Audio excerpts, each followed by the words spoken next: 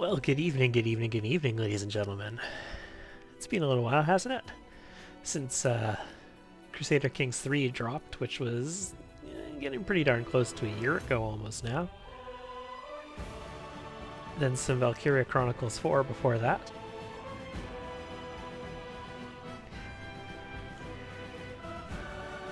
Not quite the usual YouTube start, not quite the usual energetic greeting. This is a Twitch stream, so if you're watching this on YouTube, this is a stream archive. Just need a few more minutes. Maybe not minutes, maybe seconds. I don't know. Alright. So let's get down to business here. Today we are playing Pathfinder Wrath of the Righteous. This is a relatively new release. It came out 2 weeks ago in full release. I've been looking forward to this game for quite a while. People who've been with the channel for quite some time now are familiar with the fact that I played a lot of Pathfinder Kingmaker here. Never finished a campaign on stream, but I in this last year I did a solo on hard with a Sword Saint monk archaeologist. I think I splashed it. You really need uncanny dodge, and the normal way you get it is by going rogue, but I think I went archaeologist to get it, like a stupid idiot.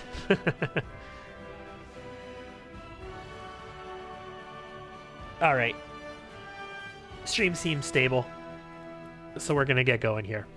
I have the save that I've been playing solo is an Azata right now in Dresden. This is like my 4th campaign of Wrath of the Righteous, and the first 2 broke. The first campaign I played was a Trickster as a Slayer, and the save broke. Couldn't buy anything, couldn't interface with merchants at all. So it wasn't strictly broken, it wasn't like the game didn't load, but the game wasn't possible to really play after that. As you can imagine, it's pretty important being able to buy and sell stuff in an RPG. My second save had a bit of save corruption that I managed to actually edit out the thing that was causing it, and both of those playthroughs were unmodded. And now I'm modding, like I'm playing mods now. So we're going to play a Rowdy Rogue today. We're going to start a new game.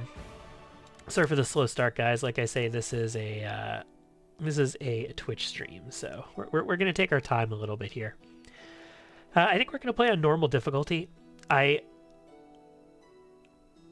One of my campaigns I'm playing on core, and it's fine. Like, it's working out fine. Hard shouldn't be an issue, really, either.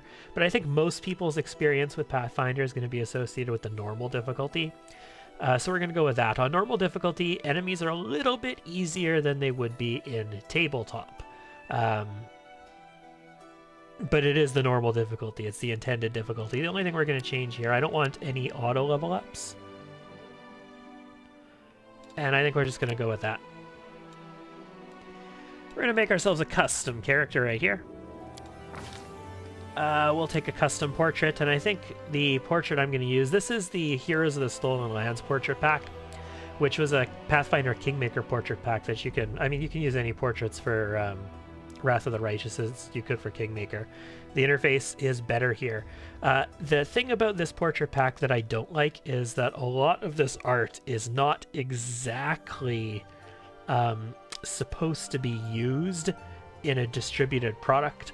Like, for example, this is one of my favorite pictures. We actually played a Flame Dancer Bard with this portrait. This is a character from Wheel of Time, and this is actual Wheel of Time licensed art right here. So we probably shouldn't necessarily be using some of these things, but like everybody does, so we're just gonna use it anyway. This is our character, though. This is the portrait that I decided on when I was planning this out ahead of time. We are going to be a Rowdy Rogue. We're going to be a female Rowdy Rogue. The only weird thing about this portrait is we are going to play an archer, not a dagger user. Dagger or short sword, I guess you could call that either. That's a pretty damn big dagger. Ooh, that's not a knife. This is a knife. Alright, so our class today is going to be a rogue. And we're going to be a Rowdy Rogue, and we're going to play an archer. Now, you got a couple options when you play an archer in Pathfinder. I've always been fond of the martial classes. So in Kingmaker, before the Slayer was available, I liked playing a fighter. or sometimes a ranger. The beauty of a ranger is because of their specialization, their combat style feats, they get access to all of the fighter only feats as well for bows, which makes rangers a really good archer. The downside, and of course, since they're a martial class, they get full BAB. Like, martial means full BAB. If you have 3/4 BAB, you are not a martial class. You might be a combat class, but hey, hello, excited. Enjoyed the Pathfinder Kingmaker playthroughs. Got you. Oh, that's fantastic. I mean, I never actually finished one of the Kingmaker playthroughs on stream, but it was a great game. It still is a great game. I played a Sword Saint earlier this year, and it was a lot of fun. A solo Sword Saint on hard.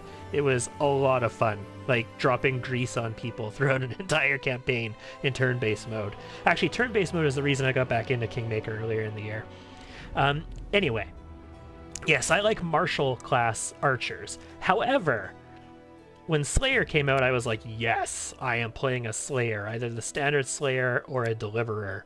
If you don't mind going to level 10 before you get really, like, you lose a bunch of bonus feats in order to get Divine Anathema at level 10, which is great.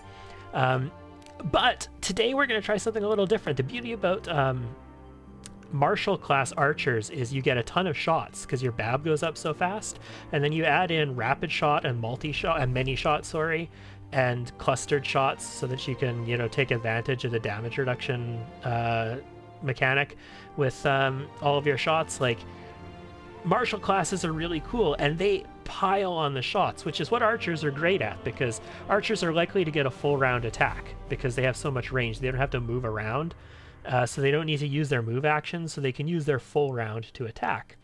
But today we're going to play a Rowdy rogue. I don't usually like rogue archers. I don't usually like 3/4 BAB characters. Unless I'm playing a solo run and I need spells, because then, you just got to do what you got to do, right? To get by. But the Rowdy rogue doesn't really need BAB.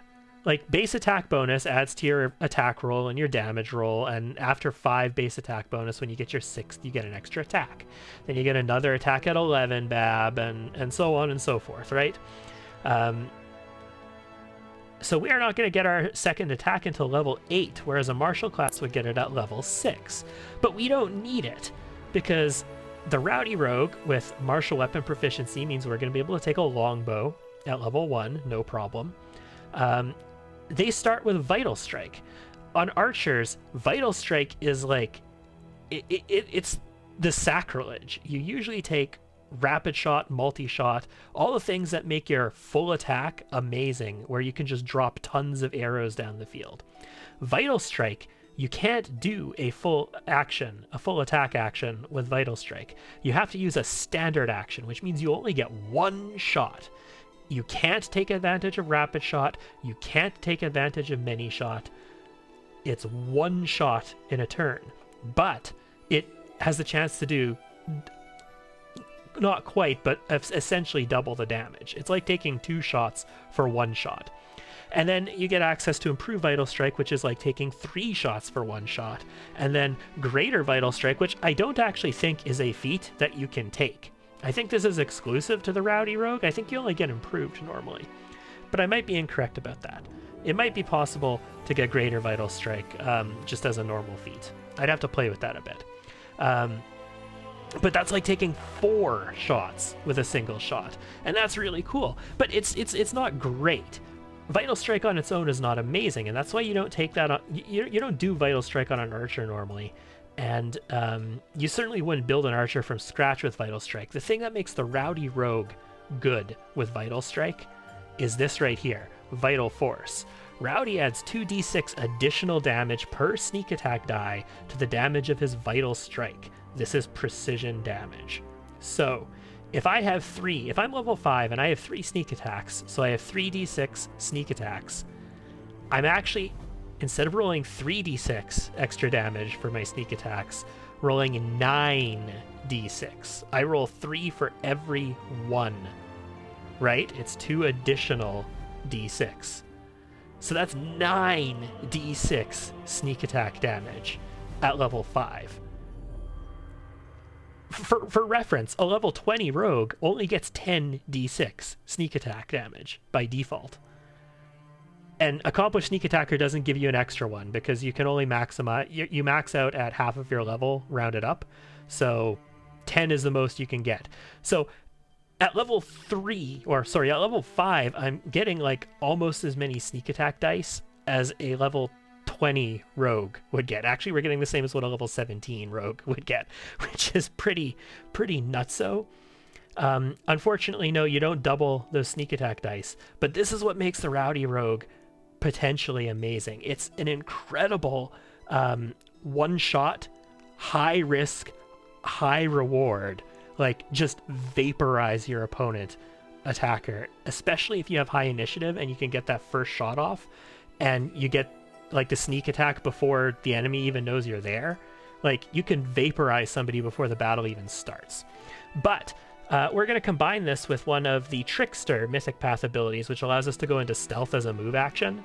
And then we'll be able to go into stealth as a move action, and we're going to be able to sneak attack out of stealth every single turn using our attack action. And as long as we hit, we're going to do butt tons of damage. But if we miss, we do nothing that round, because again, we only get the one shot every round.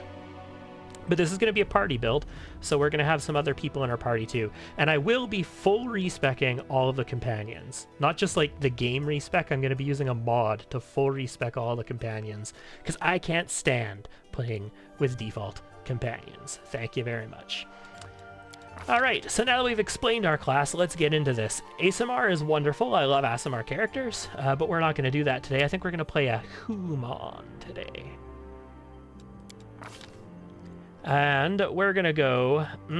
so here's the thing. For a longbow user, Hunter is great. Getting that +1 on your longbows, fantastic. For this particular character, though, I think we're going to be a street urchin, pickpocket, because I want trickery and stealth. One of the things that Rowdy does, if you take a look at class skills, mobility, athletics, persuasion, trickery, and perception, that doesn't look like a rogue, does it? And no, indeed, if we look at the rogue, default rogue gets a crap ton of class skills. The Rowdy rogue loses a lot of class skills. It's not as skilled of a rogue, but it's martial weapon proficiency, no weapon finesse, no finesse training. It's designed to beat the crap out of people. It's a rogue who's designed to beat the crap out of people. So we're going to get our stealth back using pickpocket, and it's going to be +2 bonus on initiative rolls. And initiative rolls is going to be really, really important for us because we're going to want to get the drop on everybody. So for our ability scores, we're going to go Sexterity because we always wear Sexterity belts around here. Let's go, what do we think about 16 strength? Can we handle that? I'm going to go 14 strength. So the reason we want strength as a rogue, especially a bow-using rogue, is we're going to be using composite bows, and composite bows allow you to add your strength modifier. And Vital Strike multiplies your strength modifier, as well as your weapons modifiers. So that's going to be good for us. That'll allow us to get 14 int, which is a big number. We want that full +2, so we get the extra skill point every single level. And then we could do anything here. Honestly, I'm feeling wisdom, because we're probably going to be taking perception if I'm not mistaken. We're going to take athletics, mobility, trickery, and stealth. So all of our dexterity and strength-based things up here. And we've got one left that's going to go into perception, because perception is just too good. Like, if you can skill monkey your way in a character design in these games to get perception on as many people as possible, that's perfect, because every single person gets a roll on things that you see. If you just have like a cleric in the front who's got like lore, religion, and perception and like goggles on for perception, and they have 1,000,000 perception, but they like fat finger the roll and nobody else has perception, then you're screwed. You're gonna miss stuff. Whereas if everybody has perception and you've got somebody who's like god tier perception, then you got a good chance of finding these things. The downside, of course, is that's a skill point, and you don't necessarily want to invest a skill point into perception on everybody, since it's not really much for role playing in most cases. So We're never going to take accomplished sneak attack on a full sneak attack class, that's for sure. Our first level, we are going to take with our our bonus feat, point blank shot. And then with our standard feat, we are going to take precise shot. So we're going to be great at shooting immediately. We're not going to have longbow focus right away, but we do have martial weapon proficiency, so I do have the ability to use longbows. So once we get one, we'll be good to go on that.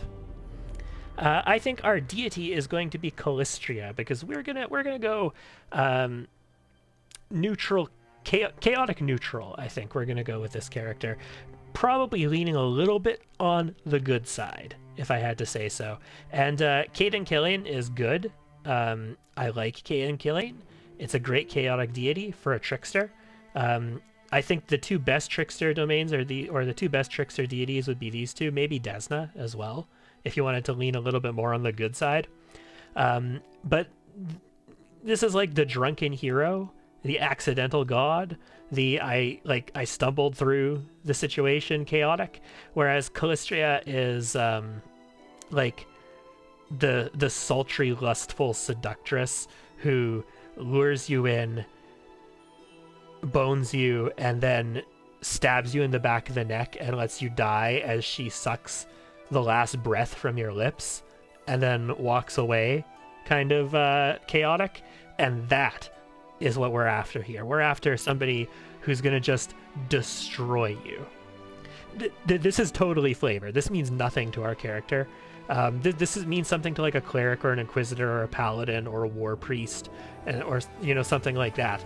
This means nothing to our character, so it's just a thing. We'll be chaotic neutral, and like I say, I think we're gonna lean more towards good, but we might lean occasionally towards evil. I'm gonna put us in the neutral territory. Our appearance, let's take our hood off for a second. That's why we want to take our hood off for a second, because that is definitely not our hairstyle. I could probably rock that. This is like the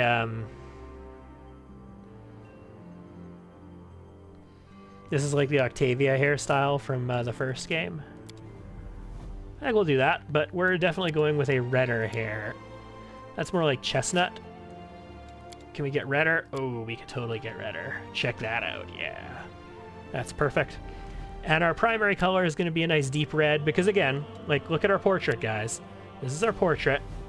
We got a nice deep red going on. And our base color is, I mean, that should probably be black, in all honesty. I don't want to go more red. Like, more red is a little too much. All right, let's look at our headgear again. That'll do. No, I'm not going to modify like scars and faces and body and all that stuff. There's not that many modifications in Pathfinder, and I don't think it really matters all that much. Interesting. We're going to be carefree. Away, you rascal. Away, you rascal.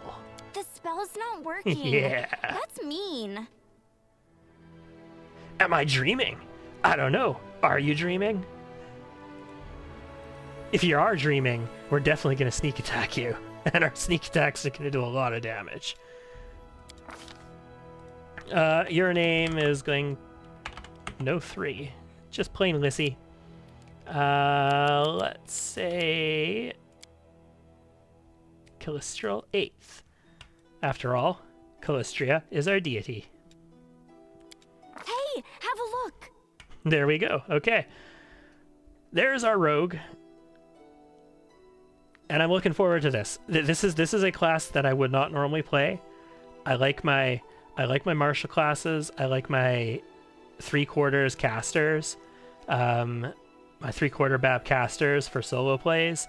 I don't usually play like a one-shot rogue just for max sneak damage. Any chance this goes on YouTube? Yeah, eventually.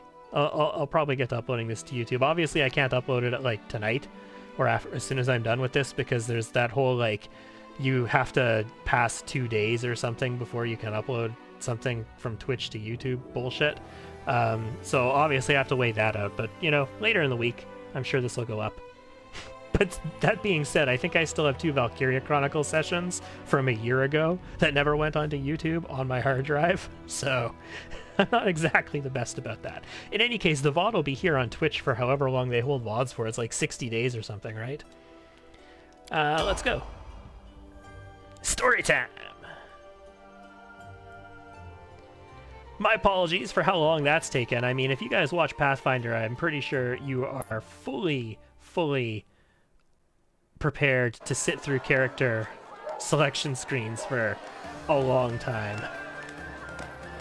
Because pretty much everybody is going to be doing that. And I feel like this at least had some educational quality to it. Make way, coming through. Fetch a healer, quick.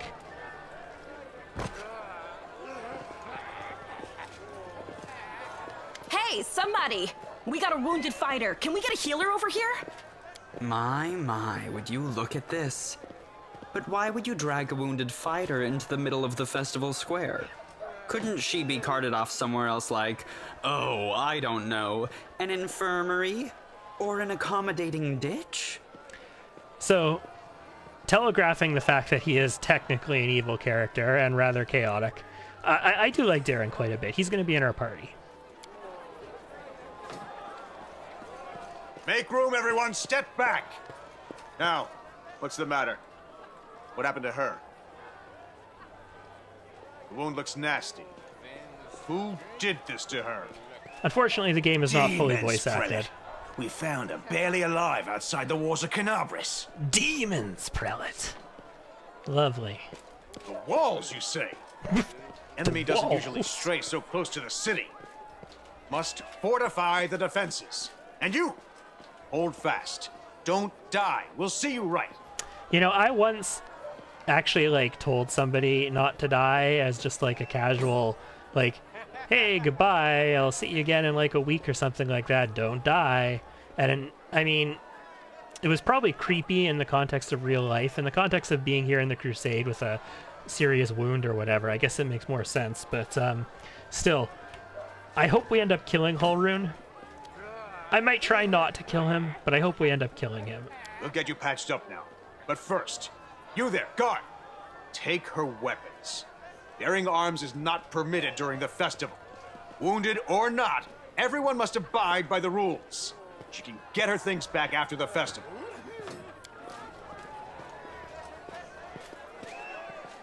O Inheritor, leader of our troops, the sharpened edge of our blades and the unyielding strength of our armor, Iomade, I beseech you, grant your mercy, heal her wounds. So, Iomade, if we were talking about, like, D&D 5e, sort of equates to, like, maybe the Platinum Dragon. That might be a good equivalent to Iomade there. Like, Iomade is, like, the embodiment of lawful good, but in Pathfinder, she's specifically a soldier, a fighter who ascended to godhood, which is fascinating. I won't give up that easily. That's the Crusader spirit. My powers are not enough here. Someone call for Terendelev. You then. Yes, you. Stop dithering and gawping and make yourself useful. Go and get Terendelev. Prelate, Points surely at there is Camellia. somebody else here better suited to running errands. Again, foreshadowing of the fact that she's not exactly necessarily the nicest person. I love Camellia, though. Like, Camellia is #1 waifu in this game. Arushale is probably #2 waifu for me.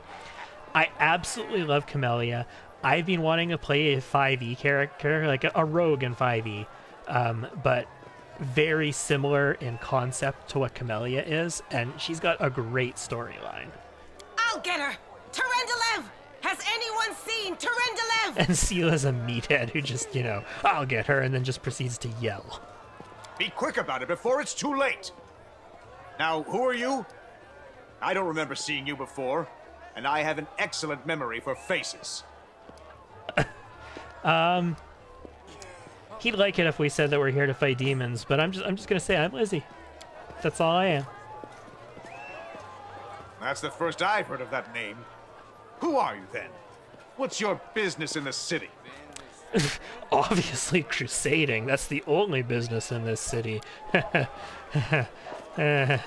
Terendelev. My dear prelate, please, for the sake of the festivities, stop interrogating this poor woman. She has been through enough already. Go on. I'll take care of her. Sadly, as a female character, I do not believe you can romance Camellia. I think she only swings the one way, but you can go after the queen.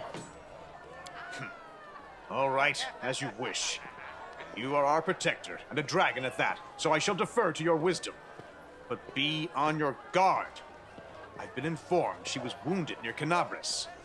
That means the demons are prowling just outside the walls, and the city is crawling with their spies. Others may be able to relax on this holiday, but not you or I. Not the defenders of the city. Muttering discontentedly, the old man walks off. Yeah, he's kind of a hot dog. Like, I understand what's about to happen, and I understand his vigilance is probably warranted, but he's kind of a hot dog. Pry loose the grudging grip of pain. Cast off the veil of suffering flesh. Let light and life go forth in triumph to repel the skulking shade of death. There. Very dramatic. Thank you for helping me. I accept your thanks, but my work is not yet done. We'll very quickly run out of voice-acted lines, and we're going to get into non-voice-acted lines. Normally, I'd be clicking through these so fast that, like, I'd be in the next act practically by now. My name is Terendelev. I am the protector of the city. You don't believe me? Perhaps I should retake my true form and engulf this square with my ice breath to win your trust. Pay no mind to my current guise. I appear this way when I walk among the people. I would hamper the festivities if I tried to attend in my true form. What happened to me? I do not know yet, and that troubles me. Hey, Jack. I am not entirely sure what the demons did to you. This wound is no ordinary injury, and it was inflicted by no ordinary weapon. I have rid you of your pain and restored your strength, but only time will allow you to heal fully. So she cast Tylenol on us. Awesome. Can I go? Certainly, but be careful. I have managed to get you back on your feet, but I have not healed you fully. Alas, sooner or later, your pain will return. So what's actually going on in this scene? There's so much more going on in this scene right now than we think there is. And we'll learn little bits about what's going on here this day as the game progresses. I think the next time we really learn it is when we end Act 1 and go into Act 2. We're going to get another glimpse of what's actually happening here. But do not be discouraged. You will recover, I promise you that. Tomorrow, come to the cathedral and say that you are expected by Terendelev, protector of Canabris. Will do. We will find a way to help you. But for now, put this out of your mind and enjoy the festival. They are all too rare in this time of war, and merriment is one of the best medicines. This actually reminds me a lot of one of my, not 5e, it's a D&D start that I use for some D&D campaigns when the players want like a hardcore kind of campaign, instead of like a heroic, like glorious heroes kind of campaign, where I start them off in like as level 0s. I don't even start them as level 1. They start as level 0s without a class. They're just like peasants basically. And their village has a festival going on, and they do things in their festival where they earn like stat points and all that kind of stuff, and they can pick up their class abilities and everything for the class that they take. Kind of reminds me of that. So we have an Eldori here, Jenna Eldori. If you're familiar with Pathfinder Kingmaker and the whole, you could call them Eldori family, but it's not really a family. Kind of. Maybe, sort of, it is, but isn't. Household? Household. That's right. The Eldori, if you're familiar with them. Their backstory, there's a lot of it in Kingmaker, so that's nice. Anevia, she's the person who was saying that, we need to be healed at the beginning. Can't say anything there. None of these people will say anything to us right now. We have to go do events. So let's go drink.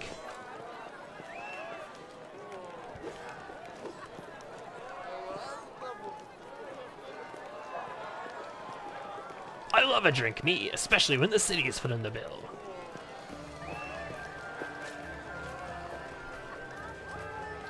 Yay, we sampled a drink. Congratulations. What other thing we can do? We can throw darts. Yeah, over here next to Camellia. We can throw darts. So let's go do that. We're a dexterous character. This is basically just passing time to get the story to kick off. But in like my D&D campaign for this, like there'd be a contest like this where they throw darts, and by participating in it, they might, you know, get dexterity and some like rogue ability or something, if that's the way their character is gonna go.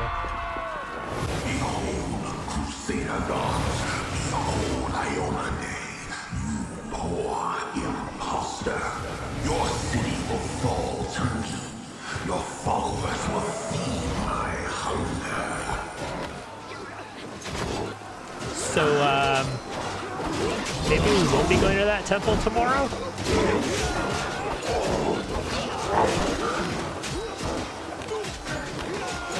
Is this the first time you've seen Wrath, Jack?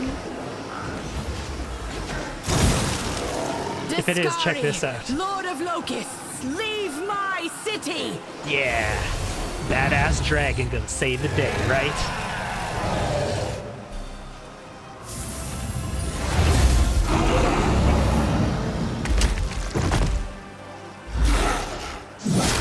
Let the feast begin. I guess not. Discari's here. Discari himself. Blimey! One minute we had a dragon, the next, bam, she was gone. What are you gonna do? Fight or flee? If fleeing's your plan, let me help you out. I've got a scroll here with a good protective spell. I'm not gonna say anything about it, but this guard is a little bit more than he seems. We'll find out more about him later. I've seen you Yeah, somewhere. you have. You owe me your life. I'm the one who found you outside the walls and brought you inside to be healed. I see they've patched you up. Good thing they did it before the attack, or else you'd have been done for. Who's You Discari? must have got a good drubbing around the head, friend. Discari's a demon lord, the most fearsome enemy of all crusaders and all living things, come to think of it. Damn, dragon didn't seem tough. Consider the fact that it's a silver dragon versus a demon lord. Like, we're just having this little talk here with this guard. Well, like, essentially demigods. I'm not gonna call them gods because they're not gods, not by Pathfinder standards, but like one step back from godhood, demigods are battling it out. Like Discari is a demon lord. The demon lord of Succubi is like one step away from ascending godhood. Lamashtu is a god, was a demon lord before becoming a god.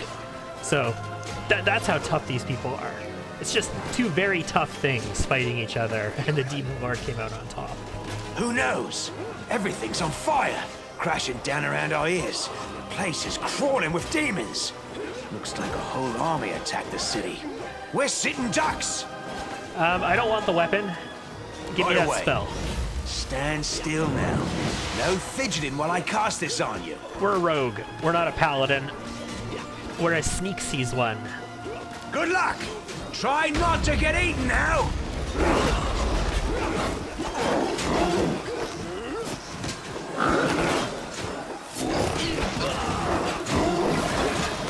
Take that, bughead. A mortal gnat snaps its jaws at the Lord of Locusts.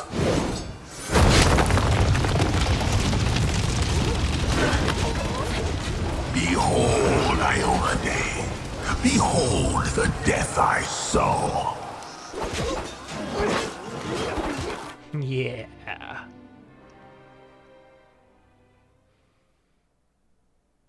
It's a very dramatic start. Like, it is a way.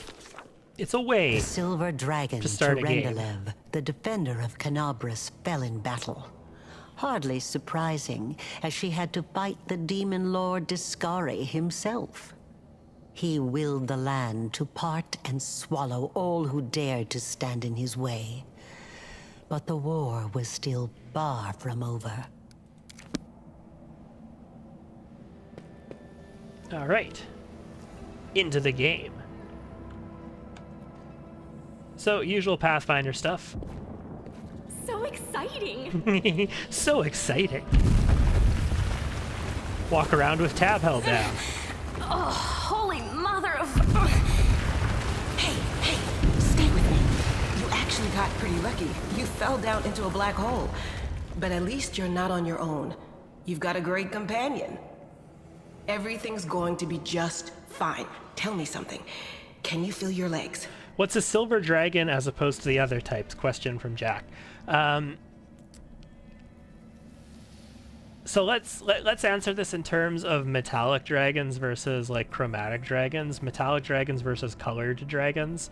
A metallic dragon is generally going to be on the lawful side, maybe the good side, maybe a little bit of a gray area there, but they're generally going to be lawful. They're generally going to be protectors of things, defenders of things, and the different colors are all going to be different. Like a bronze dragon, you know, the whole Warcraft style thing that they adopted, the whole defenders of time, protectors of time kind of thing, was relevant here as well.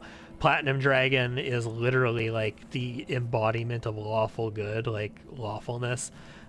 Dragons of metallic types tend to be protectors of something, whereas colored dragons tend to be very chaotic, very greedy, a lot of the time evil, though not necessarily always, and not protectors of things other than their own horde. Just as sort of a primer for them. Silver dragons in particular, I don't know the exact specifics of a silver dragon off the top of my head, but same stuff applies. She's supposed to be a powerful defender of this city, an embodiment of strength in the Crusaders, and now she's gone. I feel him all right. When say no to a little less feeling in him. My ankle's killing me, but my back seems to still be in one piece. My head, too. That's all that matters. Now, we're going to... Hey! Fancy meeting you down here. You're the one that Terendelev healed today, right? You aren't injured, are you? Nope. Will you help me get her out from under the boulders? So I don't really like Sela. I think we are going to play with her in our campaign. I think she's going to be one of our frontliners, but not as a paladin. Possibly as a duelist or a sword saint. Although I prefer to use Aasimar for those roles, or maybe a tiefling. Maybe we use Volja for that role. No. Tieflings lose stats. Aasimar are a lot better. But I don't know. Maybe we'll play. We'll probably play with Sela. Athletics. Hold on, we're going to get you out from under there. We got a +5 there, or a +2 on Knowledge World, or no diplomacy right now. All right, well, we'll go for it. First roll of the campaign, right?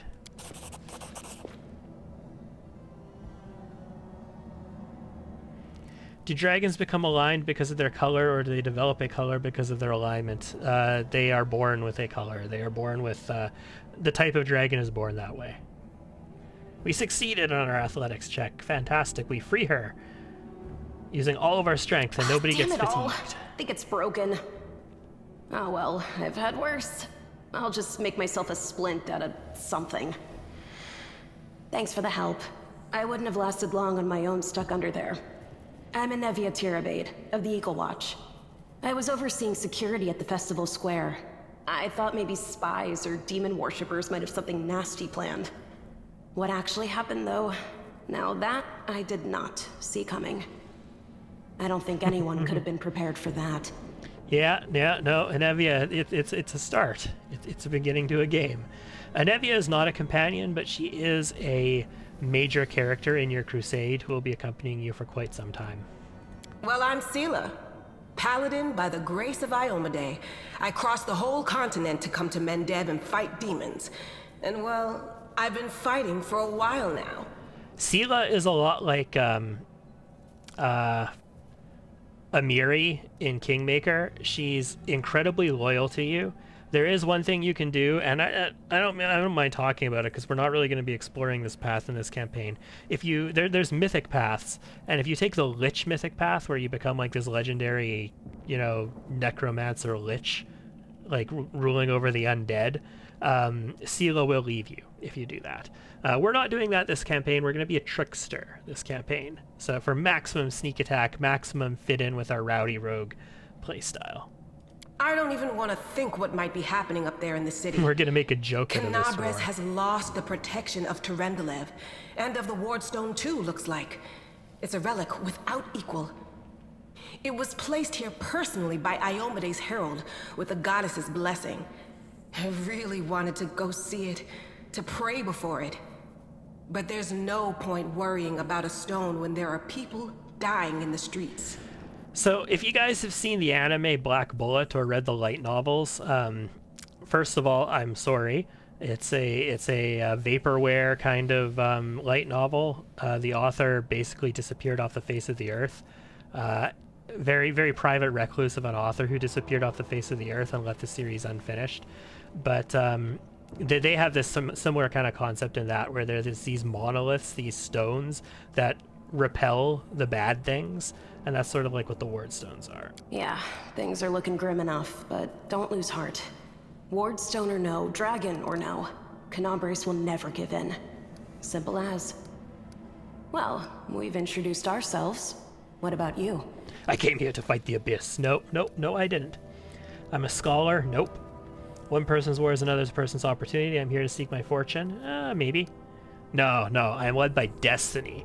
I don't know why fate's brought me here, but I feel it was not by chance.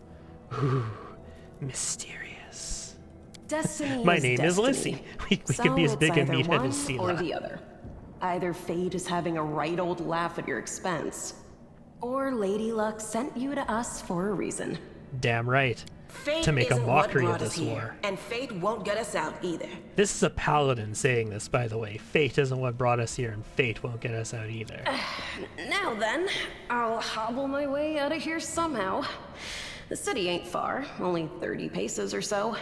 That's if you're going straight up, of course. I'm afraid we're gonna have to go the long way round. To summarize, there are 3 of us with 5 working legs, 3 pairs of decent hands, 2 clear heads, and 1 made of wood. That's mine. At least she's Underground self-aware. monsters beware! Anevia, you stay behind us. You're in no fit state to fight. If we do come up against anything, the 2 of us will try to manage on our own first. Well, onward! May the good deities lead us back to the open sky soon. I mean, Calistria I would not consider one of the good deities. She's definitely not one of the crusade deities. I don't believe so, at least. I would be surprised if she was. That's more for like Shelyn, Sarah, and Ray Iomade. Maybe a Rastiel? Probably not. Alright, find the way back up. Let's take a look at our formation. Let's pick a custom formation, and let's we'll be tweaking this formation as the campaign goes on. But let's stick our tankiest person in the front, and let's put our archer back here. We are not going to be respecking Sela or anybody until later, but we will be full respecking our companions. So, like I say, Sela's With probably going to grace. become a duelist or a sword saint for us. And that means taking a splash in Monk. The reason I would use Sela for it is because she's lawful, and you need to be lawful to take Monk. So it allows me to take a splash in Monk. That's why I can't use Volgif, actually, because Volgif is chaotic. I'm not going to be able to take the Monk splash on him, so I can't use him as a duelist. I can't use him as a sword saint. It's absolutely crucial for non-armor wearing tank classes like sword saint, duelist, sword saint, to take Monk just 1 level. And not just so that they get the unarmored combat, so they get AC from their wisdom or their charisma, depending on what type of monk you take, but primarily for Crane. Like, you need Crane style, Crane wing, and Crane riposte. Those are mandatory for non-armor tanks, as is Uncanny Dodge, which you usually take 4 levels in Rogue to get. You seem well versed in Pathfinder. How's the setting in mythology compared to Forgotten Realms Planescape?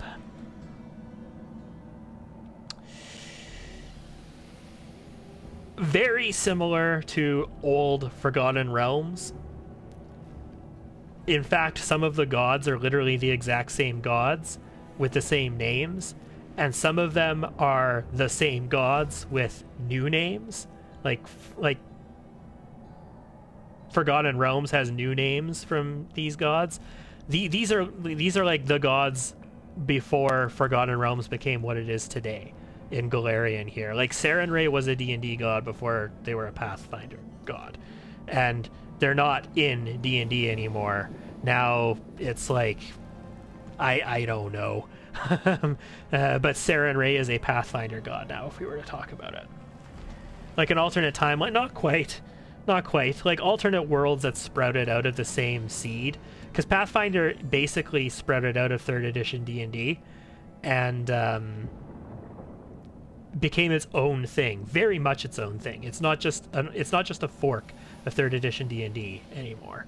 Unfortunately, there's no longbow here because we didn't take a longbow specialization. So it's going to be a while before we get ourselves a longbow. That sucks. That actually sucks serious donkey nuts, and I'm not pleased by that. We'll wear the saving throw cloak ourselves. We're going to use this light crossbow because, ugh, gross. Cold iron, short sword, no, she's just got a long sword. That's not cold iron, is it? No. That's just a flail. I could give her a cold iron short sword just so that she's got cold iron, but I don't think we need it. Oh, there's a short bow. So a short bow and a light crossbow. The light crossbow has 1d8 damage and the wider crit threat range. I have the martial proficiency for a short bow, and I have hunter, so if I use a short bow, I've got +4 attack here. With a short bow, because of hunter, I should have +5. I didn't take hunter. I took pickpocket. Okay. And it's not composite, so my strength doesn't... So it really doesn't matter which I take here. Similarities and you're surprised. First game I'm getting into Pathfinder. Awesome. Pathfinder it's a lot of fun. I hate playing Pathfinder tabletop. I love 5e for tabletop. But Pathfinder, like this system, the 1st edition Pathfinder, as implemented by Owlcat in Kingmaker and now Wrath, is my gold standard for CRPG like systems now. Like the complexity of it is amazing when you're playing a PC game. But I don't want to spend 3.5 hours doing a simple fight against goblins while people add up numbers in their heads to do their math. Like that's what Pathfinder and tabletop is to me. Remind of what a saving throw is. When you do something and something happens as a result of it, the DM asks you to make a saving throw, and that lets you take reduced damage or maybe avoid something entirely. Following a build or winging it. We're mostly following a build. Change to Vivi after a few levels. We're going to have a Vivisectionist. I'm going to make Nenio a Vivisectionist in this playthrough. More convoluted, the better.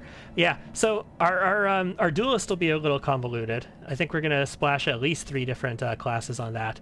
But our character is going to be a Rowdy rogue, and we'll just quickly go over this again now that there's more people here, but really quick. A Rowdy rogue gets Vital Strike. You normally don't take Vital Strike on an archer because you want rapid shot and multi and many shot, and you want high BAB characters like martial classes like fighters or rangers or slayers for your archers. So you get tons of shots and you can throw them down range and you can just murder people with volume of fire. Vital Strike lets you basically multiply your damage on a single shot. So I only get 1 shot, but with Vital Strike I get to essentially do 2 shots worth of damage with 1 shot. And then with Improved Vital Strike, it's like 3 shots, and with Greater Vital Strike, it's like 4 shots worth of damage with 1 shot. But the thing that makes Rowdy Rogues really good is Vital Force. You get 2 extra d6 of sneak attack damage for every sneak attack dice you get. Which means if I have 3 sneak attack dice, I normally get 3 extra d6 of sneak attack damage. At level 5, when I get 3 sneak attack dice, I'm going to do 9 d6 extra precision damage. So in context, a level 20 rogue only gets 10 sneak attack dice. So I'm going to be doing as many sneak attack dice damage at level 5 as a normal rogue gets at level 17 when they get 9 sneak attack dice. And it's only going to get better from there. And the Trickster path is going to make that even better. So it's high risk, high reward. We get one shot, but that shot is designed to just vaporize our opponent. Spent the last 3 days reading. Couldn't start yet. Very nice. All right, let's get into this. Did I take... Yeah, I took the torch off of her. I don't like seeing the torch on her back all the time. It just looks stupid. This is Tyrendalev's scale. This is like a free resurrection. You know, like in Kingmaker, you got like a scroll of resurrection that for free at the start from the Eldori. Same concept here, except you get 2 of them in this game. Camellia! Who's there? The fine apparel of this young half-elf woman is torn and stained with blood, dust, and dirt. However, she holds herself with such dignity that you would be forgiven for thinking you were at a high society party, and not in the dank catacombs under the city. Her fingers grip her rapier hilt with confidence, ready to draw it at a moment's notice. At her feet lies a dead body, so mutilated that at first glance it's hard to tell if it's animal or human. I love this so much. They spend so much of this game, like, dancing on the what's Camellia's alignment. Is she a maniacal psycho bitch who wants to kill everybody in sight, or isn't she? Is she actually like, you know, just a hoity-toity noble who's a little weird? And I love her character so much. She is absolutely beautiful inside and out to me. Number 1 waifu in this game is Camellia. Unfortunately, as a female character, I'm pretty sure she doesn't swing that way, but Relax, friend. We're not definitely demons my or favorite. cultists. Don't poke my eye out with that thing, all right? We fell down here during the attack. I'm Sela, that's Anevia, and this is our new friend. Really? I'm so ever glad to hear it. Allow me to introduce myself. I am Camellia. I was also in the square when... I can scarcely believe it. Self-control How did all those falters demons and get you into the glimpse the city? fear. I thought... She licks her lips Naively, nervously. it now seems, that the Wardstone protected us from attack. And Tyrendalev... I can't wrap my head around it. The awkward sounding voice, guys, it's not bad voice acting. The awkward sounding voice is the character.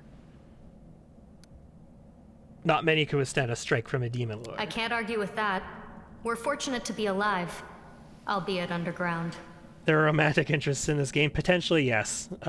You can play it that way. It's not like Ass Effect 2 style, where it's like you bone Miranda before, you know, the big deadly suicide mission, and it's like fully animated and everything. It's not that kind of game. But yes, there are romantic interests potentially in this game.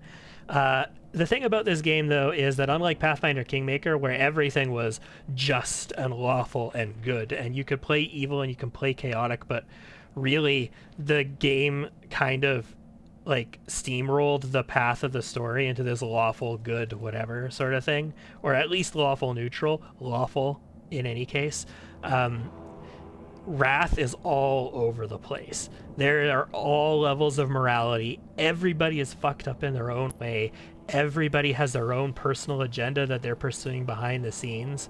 Like, it's all over the place on the moral and just spectrum that it's bonkers. Discari himself has come to Canobras. There's no mistaking that ugly mug. Tyrendalev tried to fight him, but what could she do against a near deity? Even the Wardstone was no help. Our city used to be protected by powerful forces, but now... I mean, you can literally become a lich, like an undead lich monster. You can become the embodiment of a swarm of locusts. Like, your body could, like, it's not a body anymore. You just become a swarm of locusts. And that's you now. Like, pure evil. We've seen how powerless they truly are.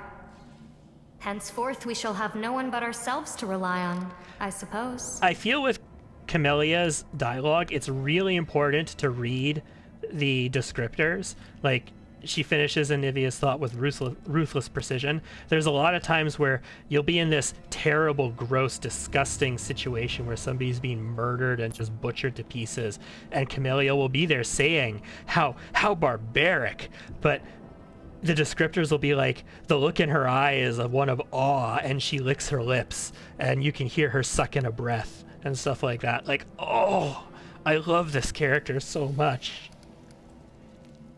Tell me Who about am I? yourself. Just an ordinary citizen who decided to take a stroll through the square on the day of the festival. But that's not what you wish to know, is it? You most likely wish to know whether I'll be a burden should you ask me to join your group. No need to worry about that. I can assure you that I am skilled with a rapier, and I also possess some knowledge of magic. She touches the polished snake skull amulet that hangs around her neck. So she's wearing an amulet that you can't take off of her. And the amulet that she's wearing disguises her alignment. So we can't tell what her alignment is at the beginning of the game for a long time, for several acts even, before we actually can determine it with, like, actual certainty. What happened to him? I don't know. He must have been in the square when disaster struck.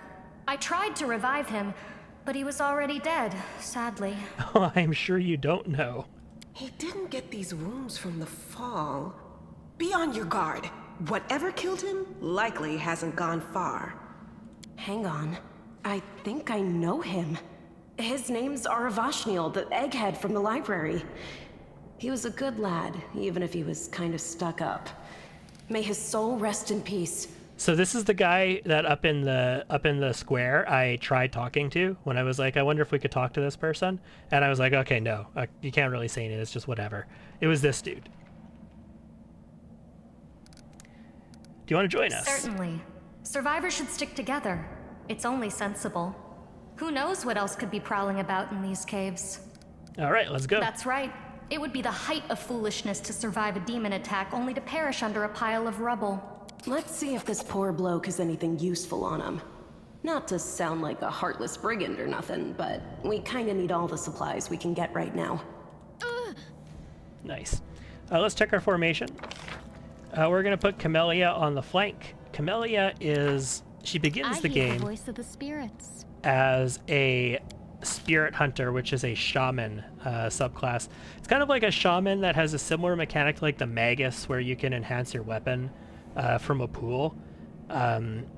So +1 to your weapon, then +2, and so on. And then you can add like modifiers to it, like flaming and those kinds of things, using more of the value of it.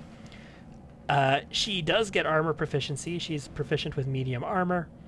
And shaman get hexes, which is a witch mechanic technically, but it also applies to all shaman. It's a shaman and witch mechanic, I guess you can say. And as a frontliner, Camellia is only really viable at the start of the game as a shaman, because she's wearing this amulet. And it's not identified right now, but its property is it hides her alignment, so her alignment is undetectable. We can't tell what she is at the beginning of the game. Guys, that's an obvious sign that you're in for a good story with this character in the future, when they're wearing an amulet that you can't take off that hides their alignment at the start of the game. But because she's wearing this amulet, she can't wear natural armor. So she can't wear an amulet that has natural armor on it. There's a cloak that has natural armor, but we're not going to get that unless we get like the Trickster ability to get a random magic item, and then that magic item happens to spawn for us, and that's way late in the game. Are alignments known to players only, or do the characters also know each other's alignments?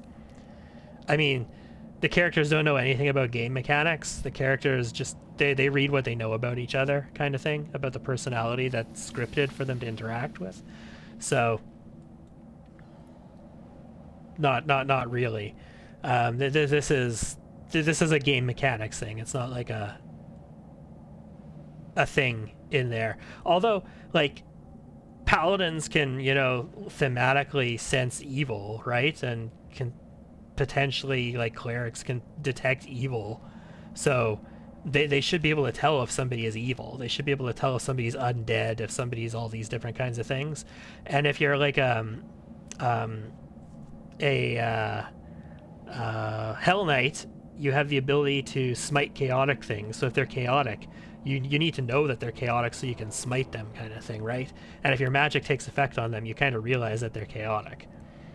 So, in a way, I guess characters can determine this, but it's not like, you know, they have this character stat screen, like this is some kind of isekai where they can, you know, bring up a window that says that this person is undetected.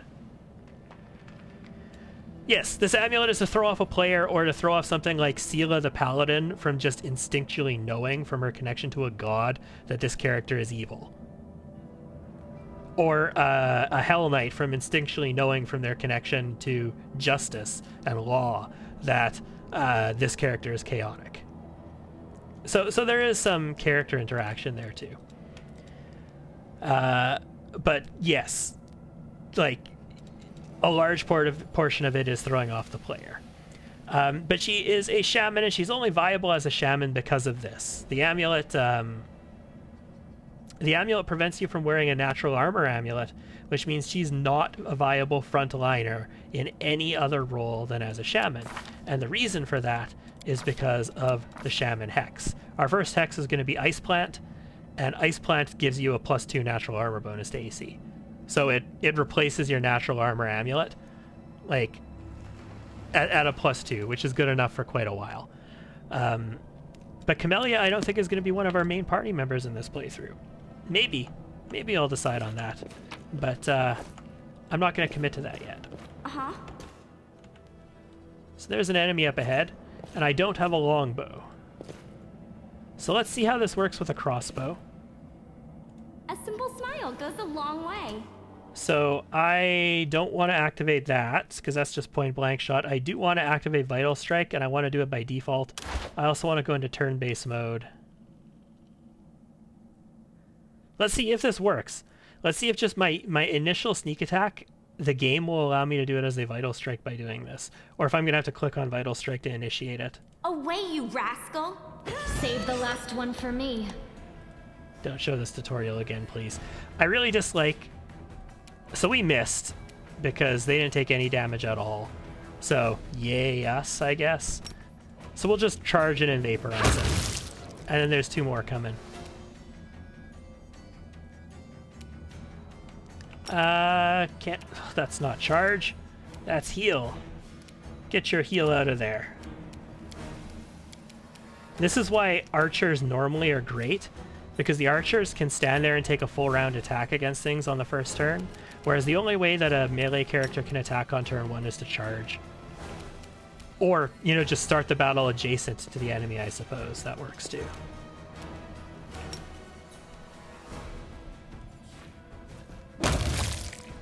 Just annihilate 2 of them. I'm gonna have to move forward to do this. Yes, it is. It does have Vital Strike. It's doing it by default. Your time is over. Okay, so what did we did 20 damage. We did 2d8, 12 piercing. So that's the 1d8 from the crossbow plus the 1d8 from Vital Strike. We did 2d6, which is 5 piercing. That's our the vital, like that's the Rowdy bonus to sneak attack dice, and 1d6, which is our rogue sneak attack dice. So I did 3d6 and 2d8. So we could have done what? That shot could have done 16 and another 18 damage on top of that. Plus our actually no, you don't get your strength modifier on a crossbow. So you wouldn't get any modifiers for it. So this character is wearing an item. Okay, that's an old question. You prefer turn-based or real-time with pause combat? I prefer real-time with pause. That's the reason I came back to my most recent Kingmaker playthrough as a Sword Saint, was because I wanted to play, because they brought in by default the real-time or the turn-based combat. Did I say real-time with pause? I meant whatever I said. I meant I prefer turn-based. Is there trouble? But sometimes when I know there's really big battles with tons of like trash enemies, I might switch to real-time with pause just to get through the battle quickly, because I know it's not going to be a challenge. They choose to stand against me? Ooh. Oh, baby. So anytime we hit an enemy while they're still flat-footed, which means we act before they do in a turn, This is my time or, to you know, shine. other sneak attack things are enabled. But anytime we act before they do in a turn, they're going to be flat-footed, and Adventures we're going to are do sneak attack exciting. damage. We're just going to vaporize them. Come at me. I dare you. It is so unfair. Is there another enemy here? I don't even remember what's here. It's been like a week since I played this sequence. Get me vision. Yeah, there is. Okay. I already acted, so I guess we're just waiting. So he's not flat-footed anymore. Okay, so they're only flanked by one person, or only threatened by one person, so he's not technically flanked. So this is not going to give me the bonus sneak attack. Away, you rascal. Yeah. Okay, hold on. I did 2d8 piercing and I did 2d6. Why did I do 2d6 instead of 3d6? It would have been 3d6 if it was a sneak attack.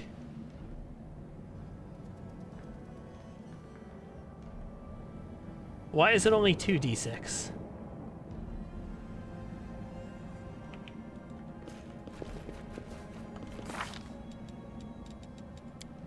This only fires when I do sneak attack damage, yeah? Per sneak attack die to... Oh, no!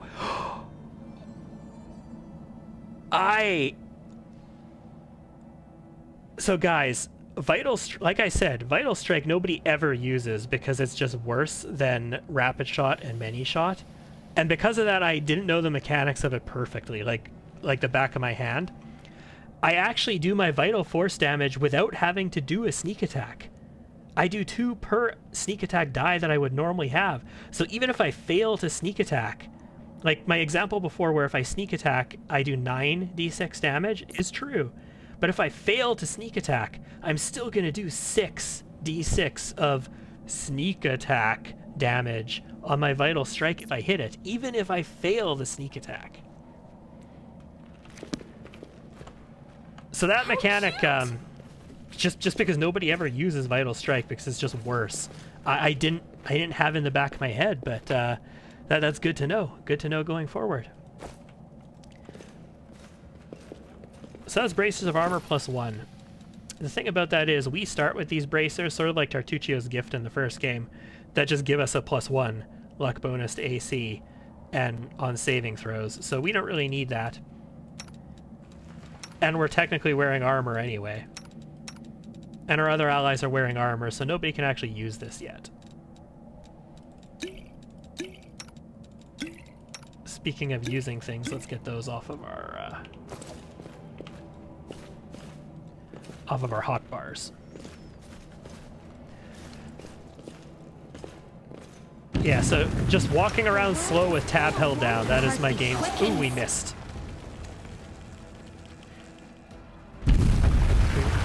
We rolled a 3. We've only got a +4. Oh, we rolled a 7 against an AC of 8. Damn, feels bad. Okay, well, that means Seal is going to charge. No kill. But we want to get these people in here because we want to threaten this guy. If we can threaten this guy, we can get our sneak attack. You wonder if the 2x sneak attack works on sneak immune enemies too. Yes, so it would then, since it's on our Vital Strike. We get it on our Vital Strike, it's not actually reliant on sneak attack. So we would get it for that then. But we would not get our 1 sneak attack dice. We would only get the 2d6 precision damage because of Vital Strike, if you follow. Into the fray!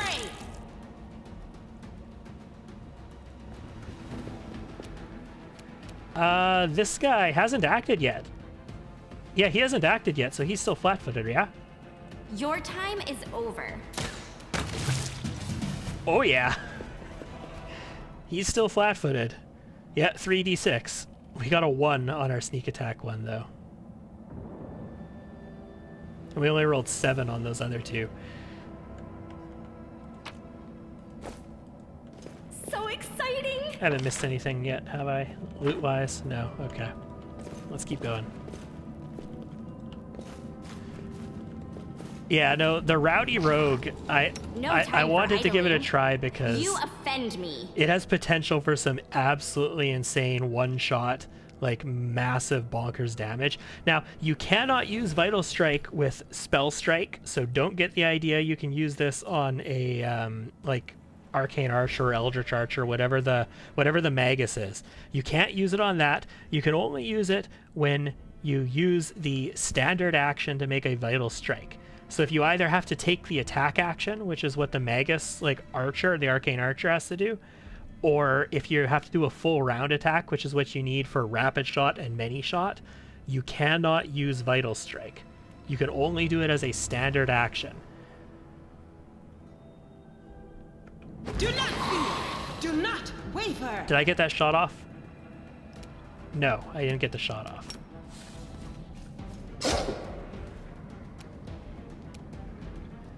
Yeah, the other two dice, the two that you're, however many we're going to get as a result of the Vital Strike for being a Rowdy Rogue, No glory are not sneak without attack damage. risk. They're not related to our sneak attack in any way other than the fact that we get as many of them as we have sneak attack dice times 2. So it has nothing to do with, actually being able to sneak. Anevia finishes him off with a nice sneak attack. I like that.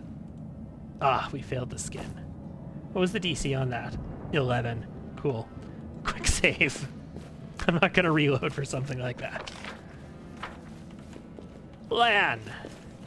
Lan me old cock. No, I can't just walk away. It's got to be here somewhere. You struggle to make out the man's features in the gloom. Well, I mean, we've got a nice lit picture of him right here. As soon as he steps into the circle of light, however, you realize that you've never encountered a creature like this before. The stranger looks like the work of a vivisectionist who attempted to stitch together a lizard and a man. So he's a mongrel, which are great martial classes. We're going to use him as a two-handed fighter in this playthrough. Lan is going to be a two-handed fauchard fighter. We're going to give him some teamwork feats, and because the fauchard has a 18, 19, 20 crit threat range, when he gets his doubling that, we're gonna threaten a crit on a 15, 16, 17, 18, 19, or 20. It's gonna be great. We're gonna crit a ton. It's gonna trigger our teamwork feats. It's gonna trigger our duelists' teamwork feats, and they're just gonna get tons of attacks of opportunity and outflank bonus attack, bonus chance to hits, and all of that kind of stuff together. It's gonna be fantastic. Wenduog!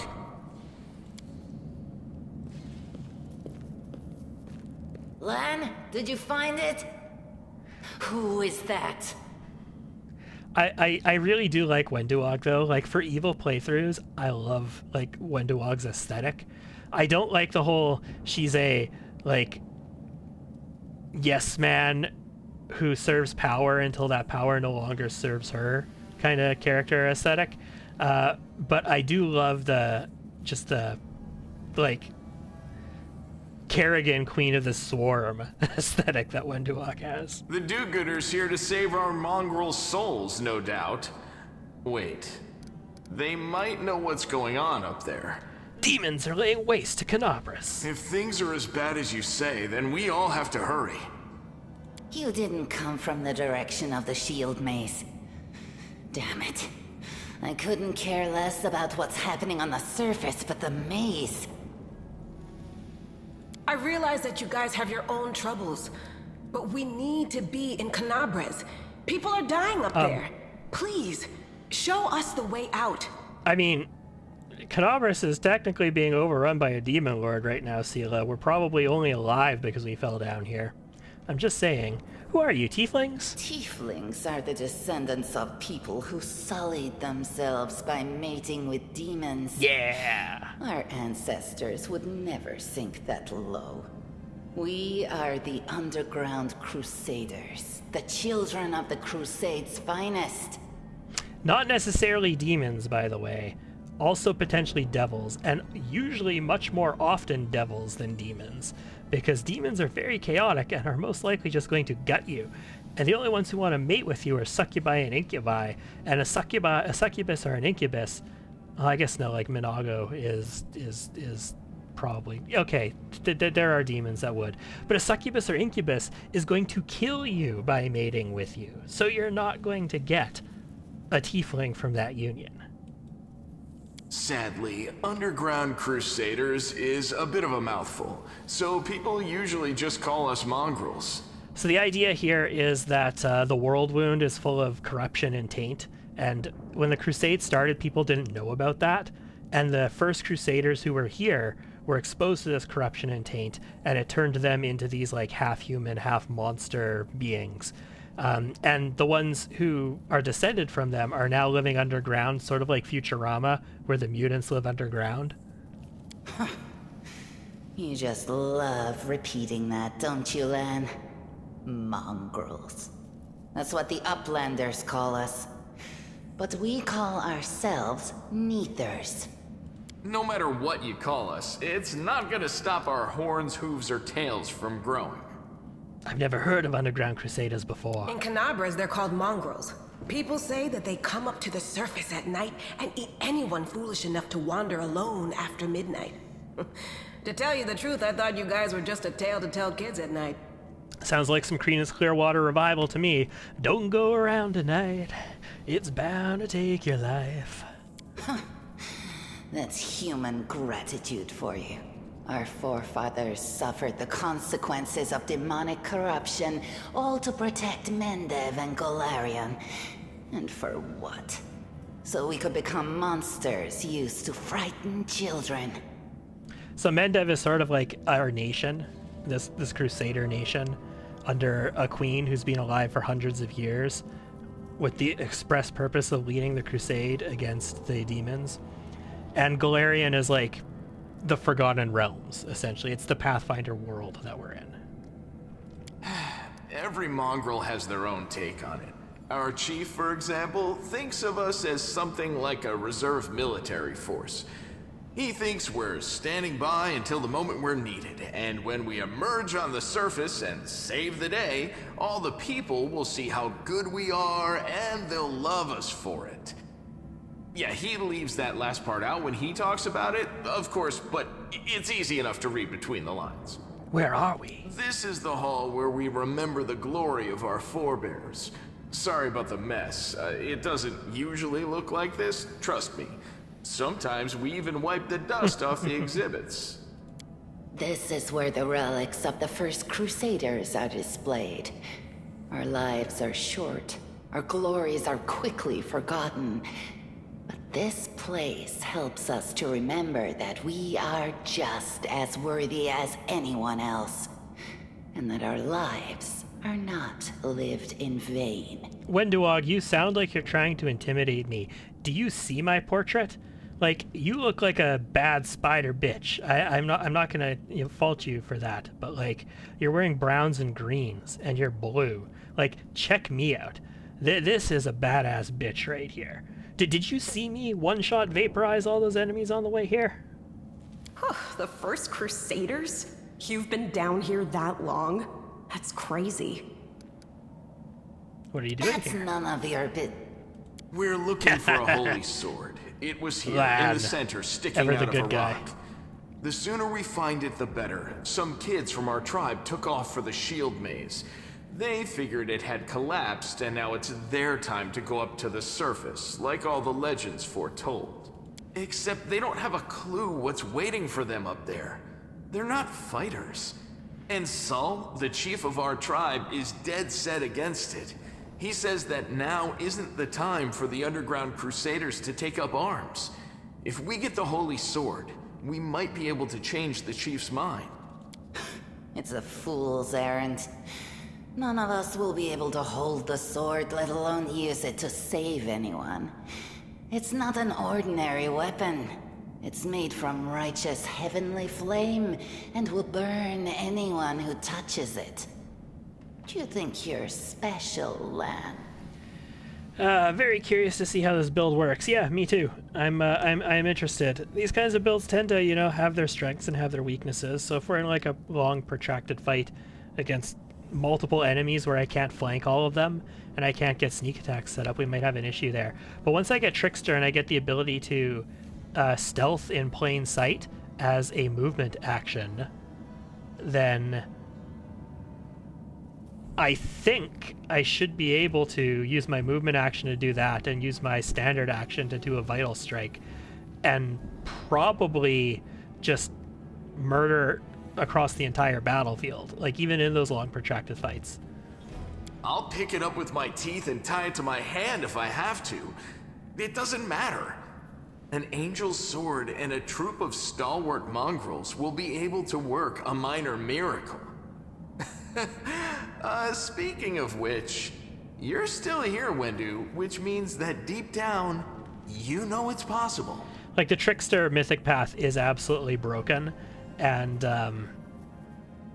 I'm pretty sure that, like, until then, we're obviously going to have to rely on position to get sneak attacks from flanked enemies and just getting the jump on people before they're, while they're flat-footed. But the Trickster path is so broken. Like, there's a crowd control engage in the Trickster path with Persuasion, where you literally just make every enemy you engage try to commit suicide. And they might fail to kill themselves, but if they succeed, they just kill themselves at the beginning of every fight. And like the entire world just kills itself as they begin fights with you. Like, Trickster is broken AF. Maze, does it really lead to the surface? Yes. There are other ways up, but they are far from here. And after the earthquakes, there's a good chance they've collapsed. But the maze... There's a legend among our people that when the walls of the maze fall, that will be a signal for us, the underground crusaders, that the time has come to go up to the surface and fight the demons in the final confrontation. Until then, the people say the maze is shielding us from taking rash actions. I'm the only one in our whole tribe to have been in the maze. And even I don't know if it's true. But the further I went in the maze, the fresher the air became. That means that it really must lead to the surface. And you can, after you get greater vital strike, which I think happens at like level 11, you could swap this build into a Slayer. You want to swap into a build that continues to get sneak attack dice, so a Slayer or a War Priest Cult Leader or a Vivisectionist, you know, things that have sneak attacks, or a Sanctified Slayer, which is an Inquisitor technically, I guess. Like, you could take those levels after that point technically, but you don't need the base attack bonus of a Slayer because, again, we only want one shot. I don't want to take full attacks, so I don't need more BAB. Like, it's not that big of a deal. So just continuing down the Rowdy path is probably the optimal way. When the ceiling and walls started shaking, the young ones in our tribe lost their heads. They figured the maze was going to collapse, so it was time to go up to the surface. They grabbed whatever weapons were on hand and ran off toward the maze. They think the maze is no longer a danger to them. They've been listening to Wenduog too much. Yeah. Don't try to blame this on me. Yes, I told them that our people are capable of making our way through the maze. In the future. But I always told them to wait until I had made a map of all the maze's dangers. I warned them 100 times. But it was no use. My words just went in one ear and out the other. So I hope your bullshit detectors are going off, because my bullshit detectors are going off, and like I'm a person who knows what happens in this story so far, but like there's so much bullshit being slung right now about this maze. Like, you are perfectly safe there, you're fine to explore it, but the rest of the tribe can't go there. It's too much of a danger for the rest of the tribe together, working as a unit. Meanwhile, you're just fine. Like, I love Wenduog in some respects, but just, she clearly has no charisma because her bullshit is transparent. Are you going to go for crit feats too? So crit feats are, they're a tough one. If you want to go for crit feats, you need to take Fighter or something that allows you to get crit feats in lieu of Fighter, like Slayer can do it, and like Ranger can do it. but not with 9 levels. Like, if you take 11 levels as a rogue, I don't think you actually gain access to the first one of those feats until the 10th level, right? Like, you get one at level 2, one at level 6, where you can take a fighter feat, and one at level 10. So you're only going to get 9 feats of that martial class anyway, so you're not going to get the good crit feats. And you have to have fighter levels in order to get those otherwise. So, I mean, realistically, no. But there is a Trickster path, like there's a Trickster trick that allows you to take any feats on you and your companion without needing the requirements for them. And respecking is a thing in this game, like, not the kind of respecking I'm going to do to my companions with using a mod. I mean actual, like, in-game respecking exists. So you could respec and take just all of the end-game feats immediately after getting that Trickster unlock. So that's a thing. It's a possibility. We'll see. We'll see how that works out. I haven't worked out that much yet with relation to those deep Trickster feats.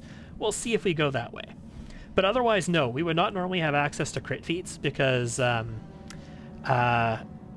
rogues don't get access to that. Mythic Finesse. So we don't use Finesse because we're a bow user. Or is Mythic Finesse going to be relevant to us? It does allow us to add dex damage to ranged weapons. Okay. In that case, we very well might. It's a possibility. We probably have to have Finesse to get Mythic Finesse, though, right? And I'm not sure I'm willing to spend a point on Finesse. Because remember, the Rowdy Rogue does not start with weapon Finesse. Unlike every other rogue in existence, the Rowdy Rogue does not get that. They get martial weapon proficiency in lieu of Finesse.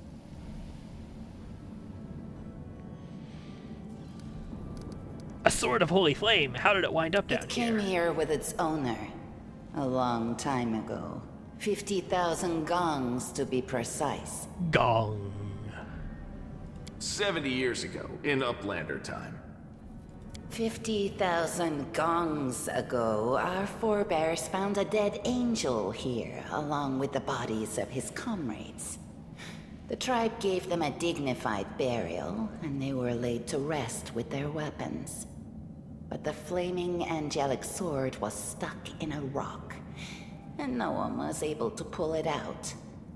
It burned to the touch, like real fire. So the rock was placed over the angel's grave. It should be here somewhere. Maybe the angel will dig himself out and find the sword for us. That might be our best shot in this chaos. The other thing about archers are they're usually very mythic path heavy, like on mythic feats, because there's what is it? Not many shots, rapid shot. There's mythic rapid shot, which gets rid of the penalty.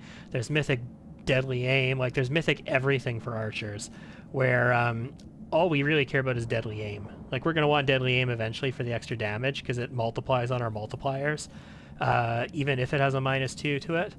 So maybe we take that mythic one potentially at some point. Ramek! Welcome! Well, Mythic Rapid Shot is really good for the removing the -2 penalty. Like, it's kind of a pretty big time thing for archers who use Rapid Shot most of the time. But there's a lot that aren't worth it, yes. Lan, watch your tongue. We'll find the sword faster if we work together. I'll help you. An extra pair of eyes can only help. The sword will be easy enough to spot. It looks, swordy. Help us, and in return, we'll get you out of here. Now we're talking. Let's get to work. It's a good thing we all bumped into each other, isn't it? What, you want to find the sword quickly so the underground monsters bring you back to the surface? So be it. Yes, I agree. Certain mythic feats are just so busted that other mythic feats that sound good and should be good and remove a lot of, like, bad things about things that, you know, don't matter anymore are kind of like, why? Like, the one that removes the racial penalty. Like, have you seen some of the mythic feats? Like, the opportunity cost of taking the mythic feat that removes the racial penalty just seems so astronomically insurmountable. Why would you ever do that? All right. With grace? Let's I am fail a religion helpful. check. Am I not? Hey, you were helpful. Statue of an unknown knight. The technique is crude, but the figure was clearly crafted with genuine feeling. Judging by the style of armor, the knight is from the First Crusade. There's something over there. That was not Sean Connery's crusade. No, what is that? Or Patrick Stewart, depending on, you know. I found We're not gonna look at that one What yet. do we have here? What's that there? Now what is that? Depending on if you're into comedies or dramas. Which trick do you want to get to 3 first? I'm not sure. So there are tricks that work really well in combat, like mobility. Well, not for us. For an archer, not so much, I suppose. This is my time to shine. But mobility is bonkers in combat if you're like a... If you're...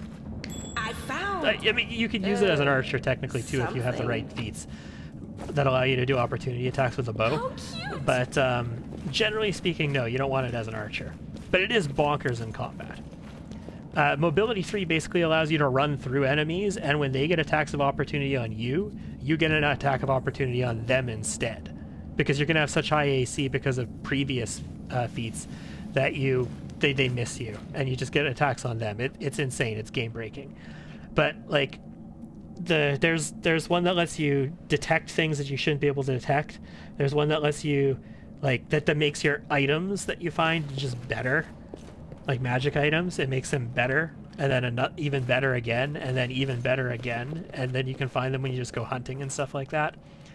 So I don't know. I haven't decided yet. The tricks are all busted. Let's just say that. A strange light flash pierces the gloom, and Lizzie feels drops of searing blood run down her chest. The wound healed by Terendelev reopens and weeps scarlet, but there is no pain or weakness. A hazy scene appears. A cave chamber? This one or another one entirely? Lizzie's heartbeat quickens, and a stream of thoughts suddenly bursts into her mind. Thoughts that clearly belong to another. Treachery. They betrayed me, trapped me, and stabbed me in the back. My trusted allies, my treasured friends, the people I swore to protect. The people for whom I descended from heaven and came to this turbulent mortal world. There they are, up ahead in the gloom of the cave. What are they waiting for? Are they afraid to draw any closer? Do they believe I am about to die from their traitorous blows? Next to me, a quiet moan.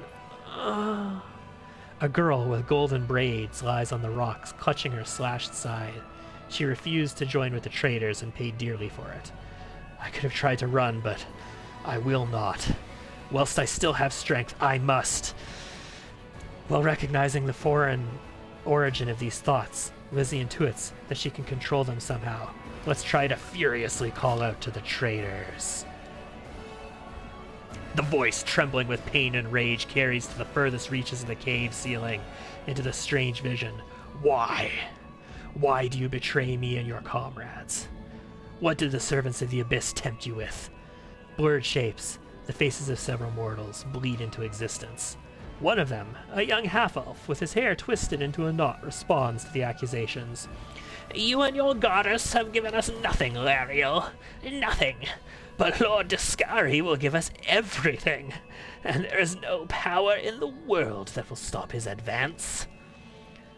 The frenzy of foreign thoughts comes faster and faster like a rushing river, and images flash by one after another. A priestess in colorful robes observing the stars. A young female paladin praying, clutching her glowing sword. A majestic golden-winged angel gazing into the distance. His face covered by a helmet, but his voice ringing clear. Only if you're willing, and only if you're ready. There is no going back. There, in the vision, the darkness in the cave stirs into motion. Something, something, something, blah, blah, blah, blah, blah, blah, blah, blah, blah. So we can do a will check. We are determined to fight off the illusion. Or we can do an arcana. We don't have very good of either of those. gamble. So this is a 7. We succeed. What was our roll? We rolled 17. Okay, nice. Not a 69, but I'll take it.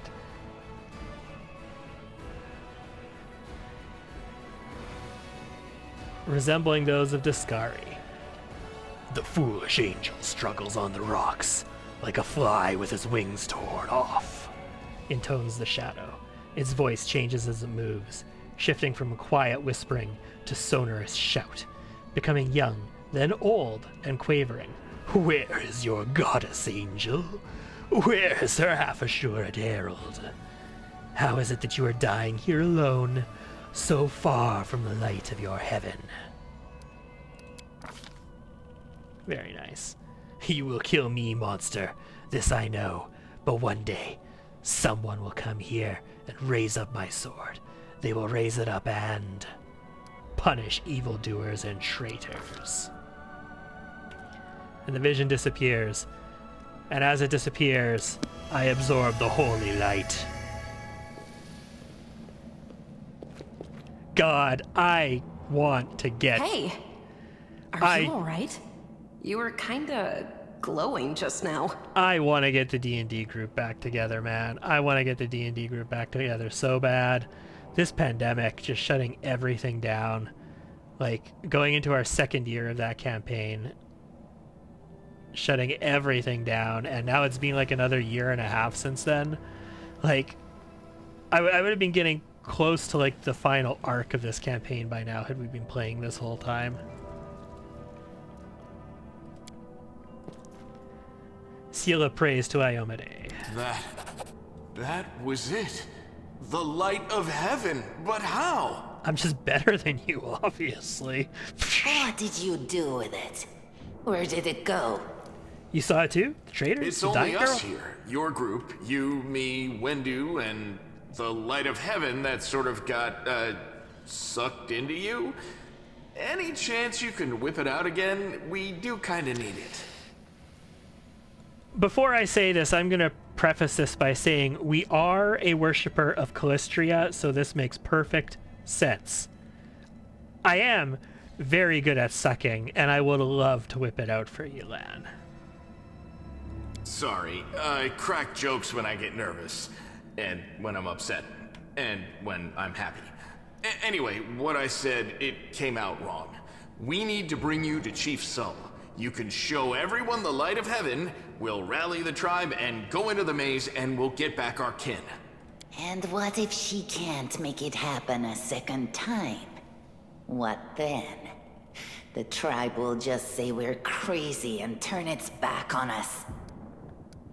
I think I saw the memories of Lariel, the angel who died here. Lariel? That really was Lariel? The angel from the legends. The ancestors even got his name right on the gravestone. The chief will be thrilled. No, his name was actually Stu. Stu. Yeah, that's right. You.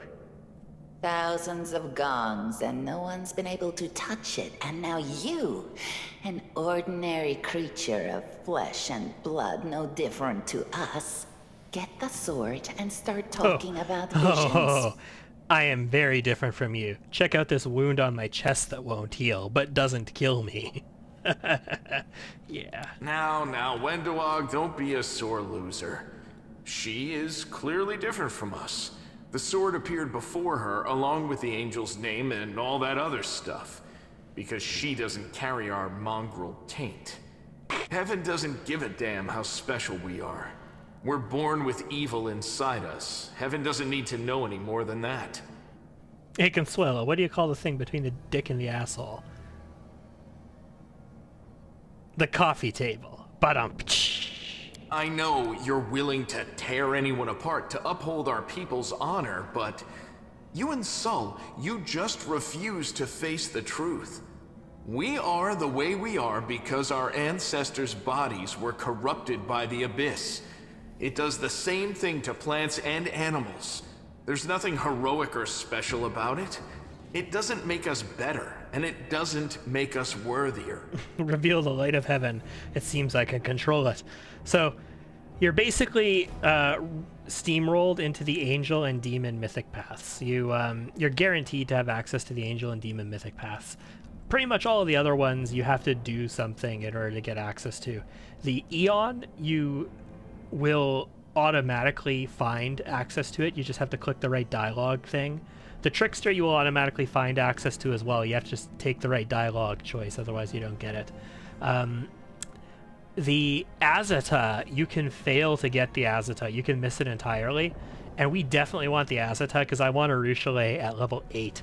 I don't want to have to wait till like level 10 to get a Ruchelet. And we need to have access to Azata in order to do that. We don't have to take Azata in the long run. We just have to have access to it. That is just... wow! I mean, that's amazing! Heaven has truly blessed you. This power Damn right. is the most majestic thing I've ever seen in all my life. Is this what the sun is like, Lan? Yes, it's similar. But this light is more... golden? Chief Sol needs to see this. Now that we have the power of angels on our side, he can't say no. He'll have to assemble a troop to storm the maze. You Uplanders care about your kids, right? Help us save ours. No. Without them, we won't survive. And then, the perils of the maze won't be so bad if we go together. We'll make our way through it and find the way to Canabras. I mean, like, in real life, I do. Of course. But, I mean, like, from the perspective of Lissy here in the game, I'm pretty sure this particular character doesn't have kids, first of all. At least not that she knows of at this point in time. And I don't think the way we built her, see, chaotic neutral is just code for chaotic greedy. I don't think she would. Lead us to your chief. Take me to Let's your go. We'll take the short route. Well, the only route, really. So, Wendu starts off as a fighter. She starts as a fighter designed to use bows. So she has precise shot and point-blank shot to begin with. And it's just the standard fighter, which is a great archer spec, by the way. Before the Slayer was introduced in Pathfinder Kingmaker, just the fighter, I preferred it to the Ranger. Like, I thought the fighter was better than the Ranger for an archer. But of course, I love them sneak attacks. And Lan starts out as a Zen archer, which is a really powerful monk. And it has the potential to be an amazing archer. It's another one of those archers, just like us, who doesn't take rapid shot and many shot, because they get flurry of blows instead. They get to use flurry of blows with their bow. So you know how you can take flurry shots? Yeah, they get to flurry their archery shots. So they don't need rapid shot and many shot because they just flurry shots. And they get access to full Bab because they're a monk. They get the full Bab, martial class Bab. They get to use wisdom for all their damage. They get to use their unarmed strike damage for their bow. So their bows will go up to like a D10 of damage instead of like a D8 or a D6 or whatever. They're great. Like, Zen archers are potentially really fantastic. Yeah, sure. We'll go heavy on the left. This would be called defeat in detail. Actually, no. We'll spread the love. We'll keep our archers back here. And I got everything I wanted to get. I guess it doesn't really matter. Let's do a quick save and go. No challenge at all. Defeat in detail means stacking everything on one side and destroying that side, and then having that side loop back around and flank the rest of the army. So you only put enough stuff along your line to hold things, and then you stick it all on like the left flank, and you break the left flank immediately, and then you loop back around and you flank everything else. It's one way of defeating much larger groups than you should be able to defeat. Friendship lasts forever. Friendship is magic. All right, let's try and assassinate this giant spider. Break against our resolve. Ooh, I need a longbow. I mean, I suppose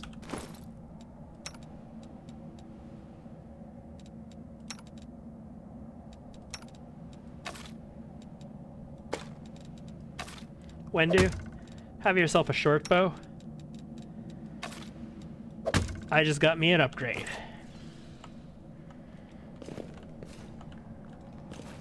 Let me draw the first I was blood. trying to go slow enough that... So he's not flat-footed. I'm not going to get a sneak attack from this because I don't think Camellia is close enough to threaten it. You need 2 people threatening something to be considered flanked in order to get a sneak attack. And he's not flat-footed because he's already acted. But I'm still going to get the extra 2d6 if I hit. Away, you rascal! Oh, yeah. So 2d8 plus 1 times 3. So crit damage. And also 2d6 for our Vital Strike, because we took Vital Strike and we're Rowdy. So we didn't get the sneak attack, but that extra 2d6, even when you don't actually succeed the sneak attack, exciting. Is just nutter butter. I love it. It's like you get double sneak attack even when you don't successfully sneak attack. It's just crazy. Let's check this out first. Easy. Now, I am, in most cases, going to play this without loading my saves, but there are times when I very well might just load, because I'm not against minimal saves coming in this campaign. Your time is over. That is so nuts. Okay, we failed the sneak attack there, which we didn't actually fail the sneak attack because I acted without him knowing we were there. So, small earth elementals are immune to sneak attack? Is that the lesson we learned here today? There's another one, right? I don't want Wendu to go up there to detect it, though. Yeah, there's another one.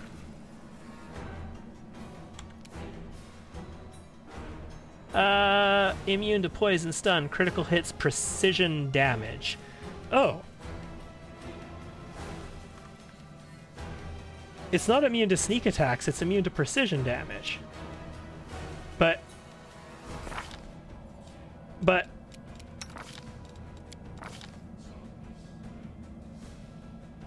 this is precision damage.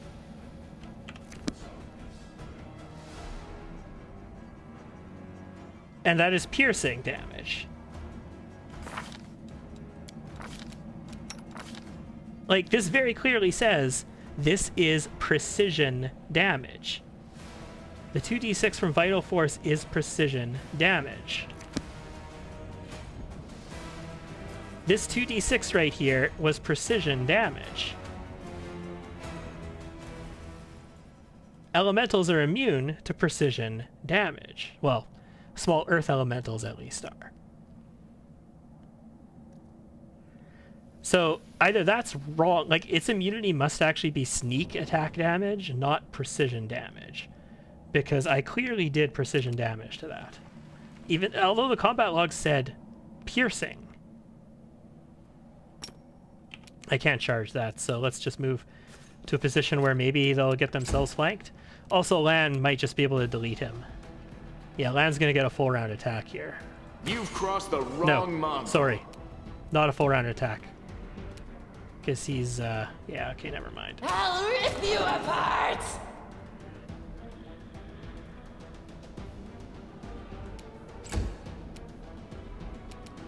Alright, let's go for the shot on him. This one still hasn't acted, right? So he's still flat-footed, yeah? You offend me. Well, I mean, doesn't matter if he's flat-footed or not. We can't sneak attack him, but we got the extra dice in any case. With grace? What's that there? So I'm not sure what's going on with that, actually. As far as I'm aware, that should not work that way mechanically, because he should be immune to that precision damage. We're just going to use this wand to heal us a little bit. Uh-huh. They give you a wand of barely curing at all, essentially. Easy. Which sort of gets you through the This prologue is my without time having to to shine. use potions and stuff like that.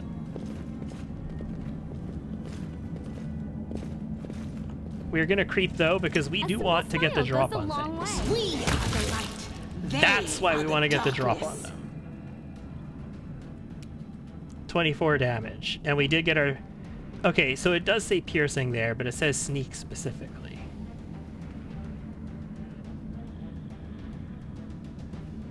Weird. Okay.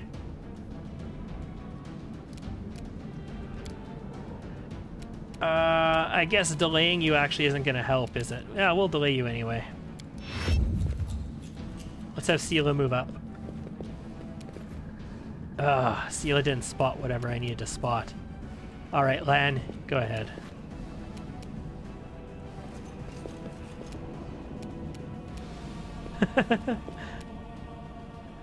There it is. Okay. I'm pretty sure there is a couple of giant spiders just up ahead too. Stand down. Ooh, we missed. See, that's the downside right there, guys, of this like one shot, one kill, like high risk, high reward Rowdy rogue. Because we only get one shot. If we happen to miss it, all of that damage, nonezo damage. You get quite a few crit and sneak immune enemies, so this is awesome. Yeah, I mean, it's not technically sneak. You get 2 sneak attack dice for every sneak attack you have. That's not actually sneak attack. So they wouldn't be immune to it. So it's like having double your sneak attack without actually having sneak. Which is just nuts. The light, take you! Okay, there's still something else. Like I say, I'm pretty sure there's 2 giant spiders up ahead, but... Okay, there's another centipede.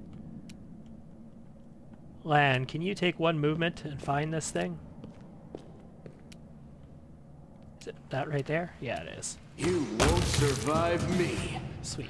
Cute.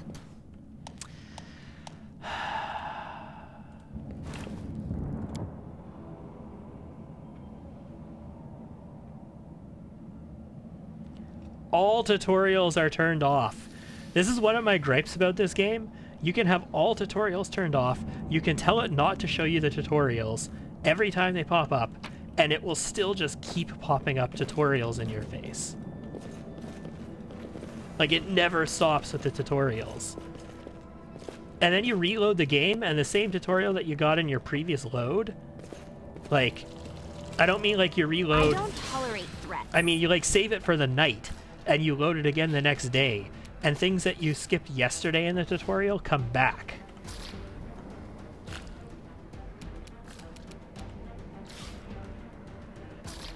Why are you attempting to move? An archer can shoot on the first turn of combat if he doesn't have to move. If you're in range and you can see him.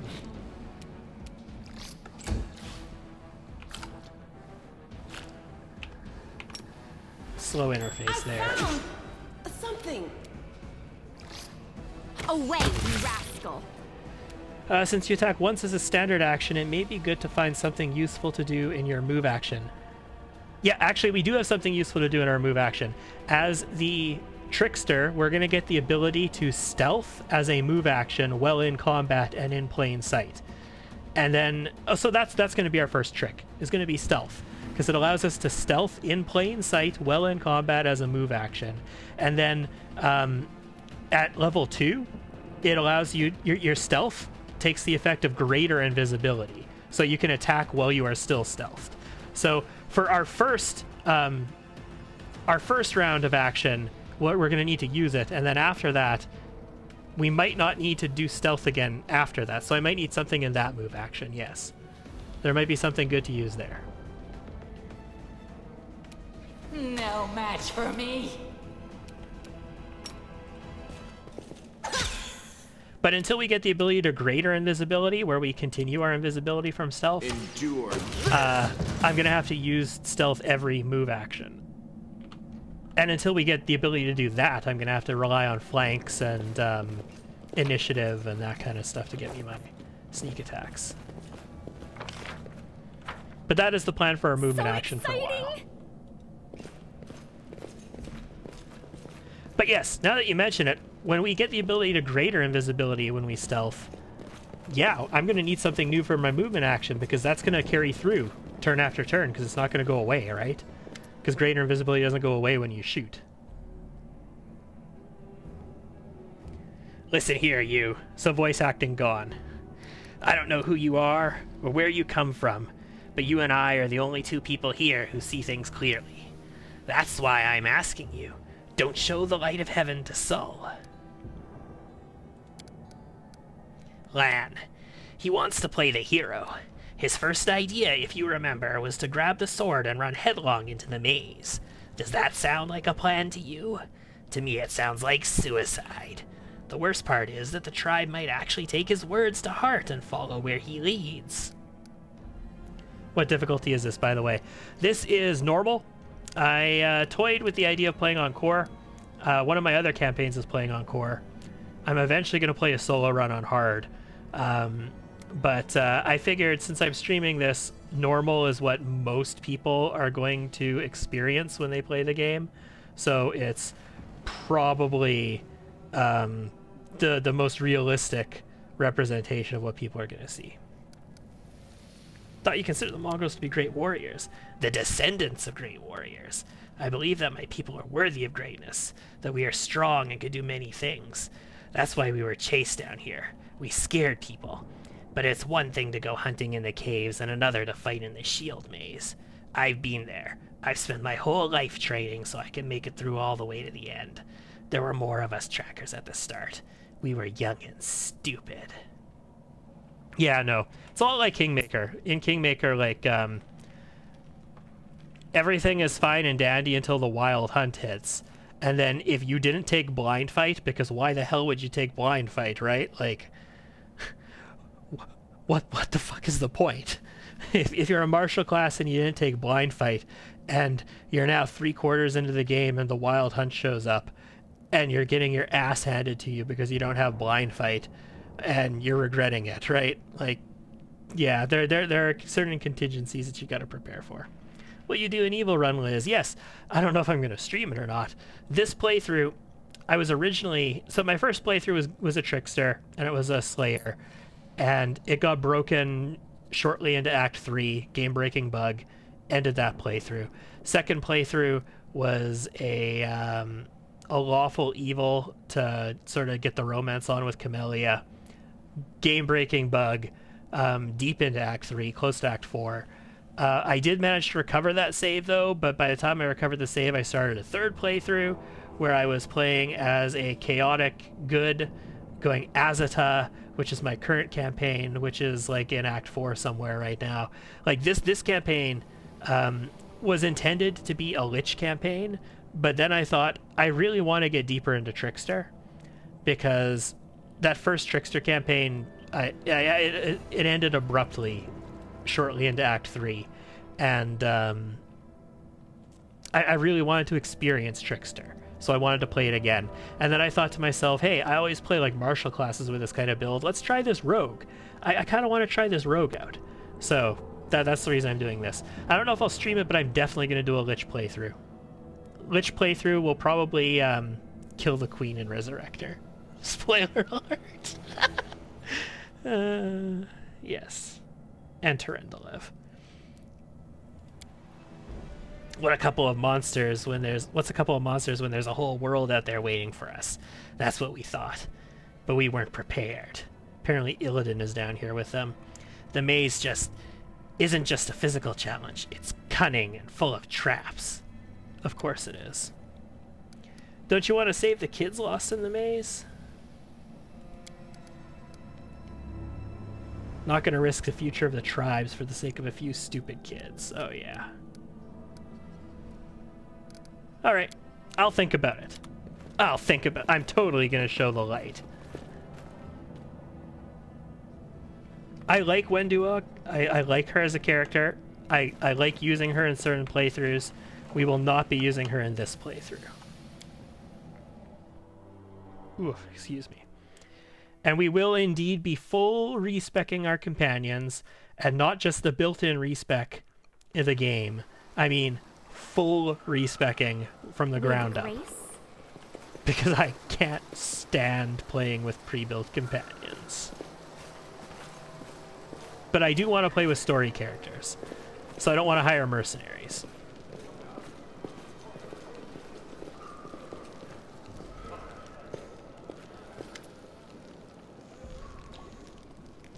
It's a squalid dump with odors to match. The peasants, sir. They're revolting. They do smell a little bit off. No, sir. They're revolting. A revolution. Uplander, Shay. End times are a polish indeed. Chief Soul, we found the angel's sword. Apparently lands a surfer boy. And we found the one you can wield it. Or maybe a skater boy. She had a vision, and now the angel's sword together with the light of heaven are somehow inside her. Again, Callistria. Yeah, the angel's sword is inside me, alright. Gather the tribe. Anyone who can hold a weapon. The young ones are still alive. We can go save them. I'm the chief. I don't work on faith. Show the light. Did you say see you later, boy? Yeah, I totally did. He wasn't good enough for me.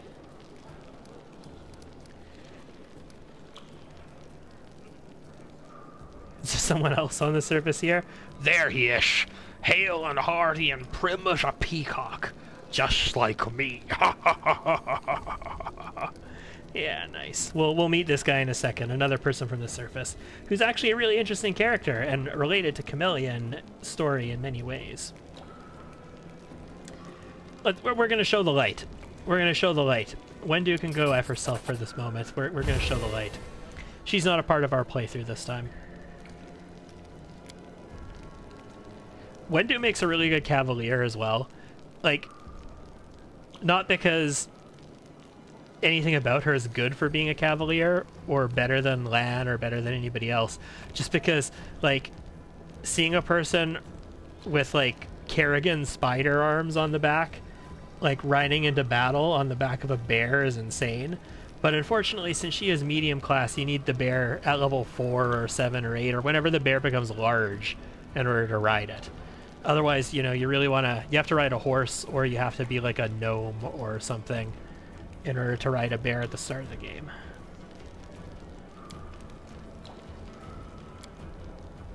Their blood will be on your hands. Say nothing. You don't even know what to say to that, do you? You're a coward. And now the murderer of innocence. Well, I'm going to be the murderer of a spider, but I don't know about innocence. You always think the worst, Wendu. We're not on our own in this anymore. We've got allies. Well, a couple at least. But one good fighter's worth 10 bad ones. You have the right of it, Lan. But we're neithers, and we're going to wait. I sent a messenger to summon all the tribes, unite the clans. All right, Chief. Understood. Cool. And that's fatigue and a level up, and that is my opportunity to loot these mongrels blind. Let's proceed to take everything from them. They're not going to need it much longer. Time to shine. Oh, yeah, we have to talk to Horgus. Oh, I should have quick saved. It occurs to me that I... Oh, no, I've got Sela, so she's got some persuasion. My name is Horgus Gwyrm. Yes, that Gwyrm. You've no doubt heard of me if you spent any time at all in the city. I have a business proposition for you. Your name tells me nothing. Who are you? You truly are freshly arrived in the city, then. You couldn't have picked a worse time, that's for certain. Only just arrived, and the city's been razed to rubble. Anyway, yes, he's big and rich. How did you end up here? His eyes focus on Camellia before his gaze returns to you. Like everyone else, down I went when that accursed beetle cleaved its ground twain beneath our feet. What kind of business proposition? So he wants us to take him back to the surface. And he'll pay us gold. I suggest we help this man. It is good to have friends among the Kenabris elite. So I only have +8 here. Success! 2,000 gold. Are you taking advantage of my dire circumstances? Very well, 2,000. Deal. Alright. That is something that I honestly probably would have loaded for. Like I said earlier. I don't intend on save scumming a ton in this campaign playthrough, but I would probably have loaded for that.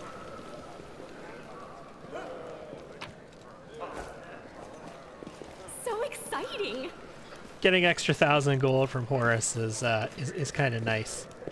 You can try and fleece him for more gold later too. I don't know if we would save for that, but I certainly might.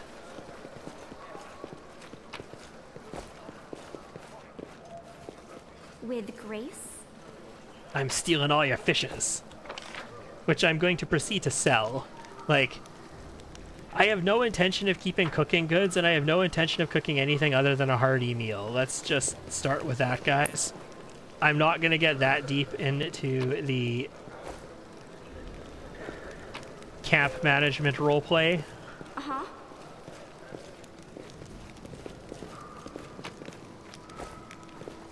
So I'm pretty sure that I'm just going to sell every ingredient I come across. Excuse me. I really need to bind a key for disabling my microphone. It would probably be wise. You know, sneeze button and all that kind of thing. It's one of those things that, you know, I've only been streaming for like since Justin TV was Twitch TV. And on YouTube for 13.5 years now. And I still haven't gotten around to doing. How cute!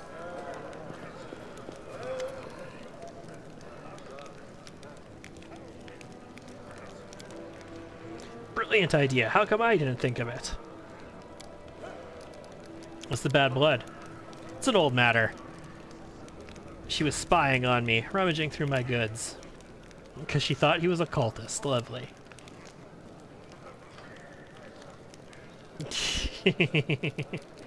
How's the leg? Hasn't fallen off yet, and that's good. So a day.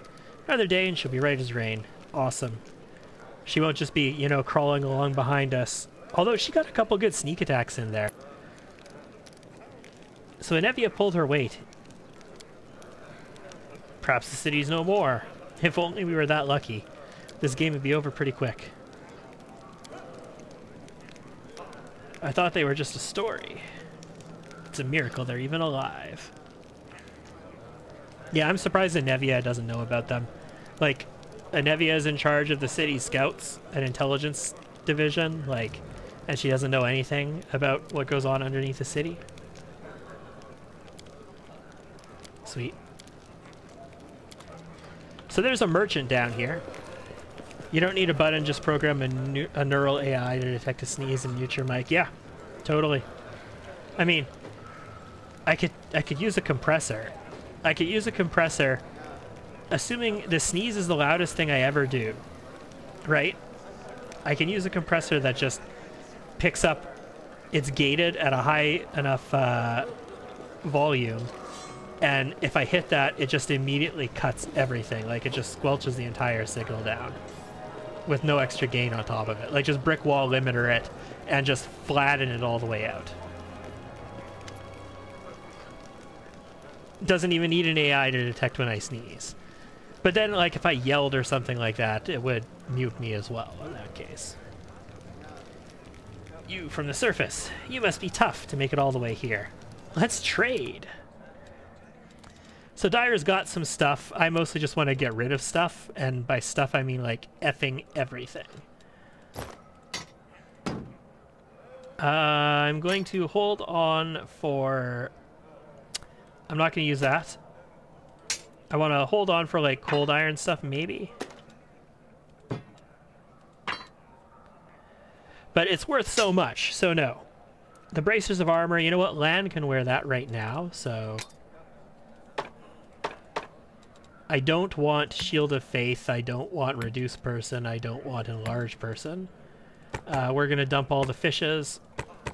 We're going to dump all of these. I think I want to dump the Inflict Wounds. Nenio is going to be a alchemist, a vivisectionist in this playthrough. So she's not going to be a wizard. She's not going to be a scroll savant. We're going to dump these. Ever heard of RTX voice? It does something similar to eliminating non-voice sounds. Yeah. The technology has existed for quite a while.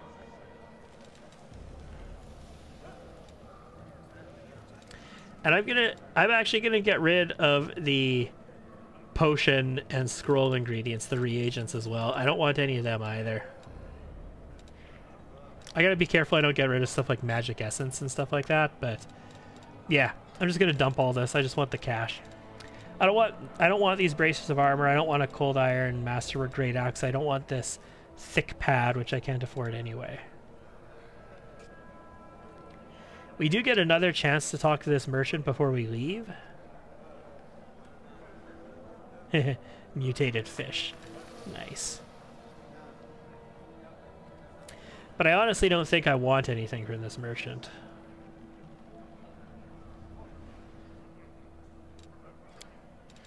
So we're just going to dump it all. Alright, that's everything. That's everything. Let's do our level ups. We're going to be a Rowdy Rogue, level 2. And that's going to be Athletics, Mobility, Trickery, Stealth, and Perception. Perception. So here's the thing, right? Knowledge World allows certain things, Stealth allows certain things, Mobility isn't really going to be useful for me. Athletics lets me avoid hits and avoid, like, I'm thinking Trickster path here.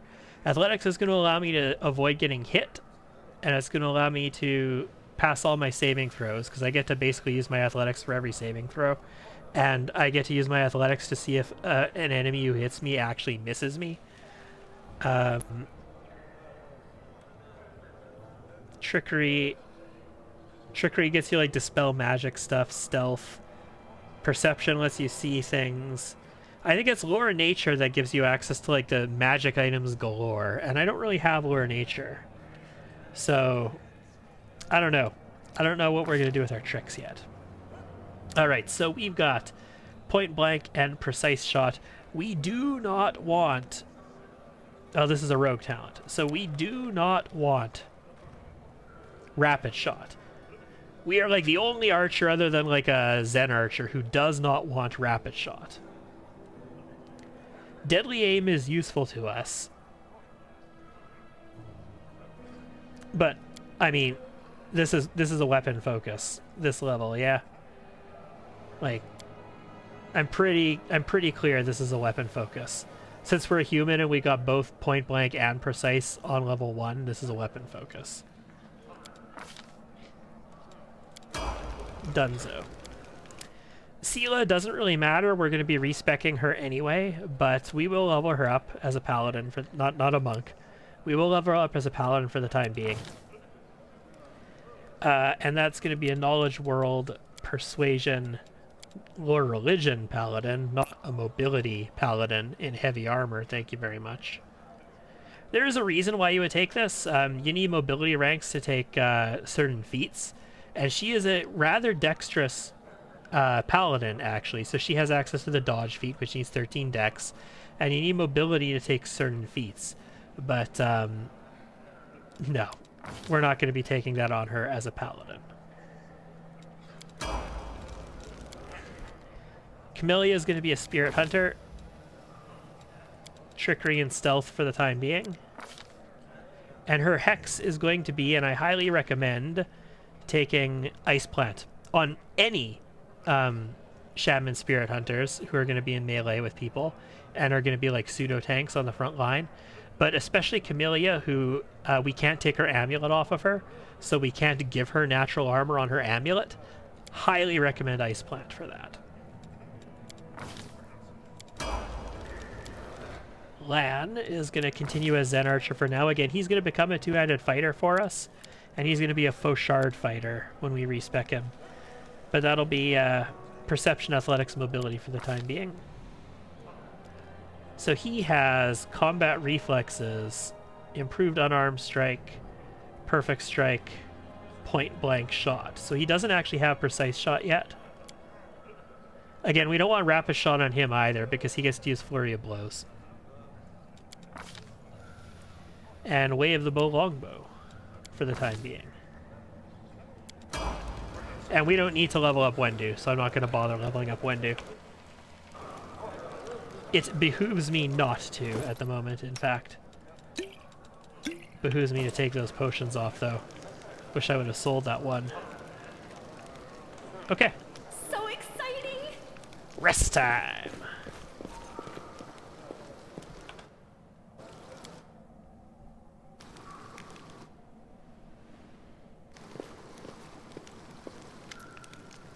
The messenger returned. The tribes are gathering at the entrance to the maze. Our people have already gone there. I've warned Nevia that the old guy who won't even acknowledge me. Take your time. There's no rush. The most important people always show up late. Yeah. That's right.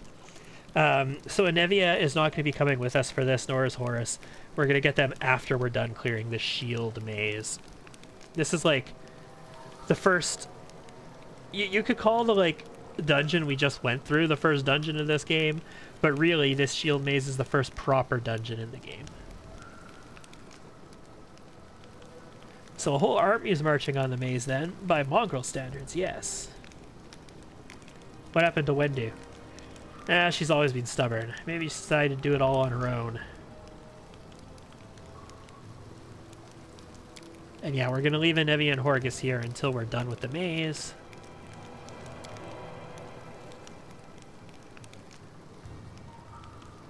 The old passage that Lan used to use got filled in. The first thing I see when I wake up is your hideous face. Not the best start to the day. We're not going to go quite that evil on this character. We might do some evil things on this character, but we're not going to go quite that evil. Alright. The straight road is the shortest after all.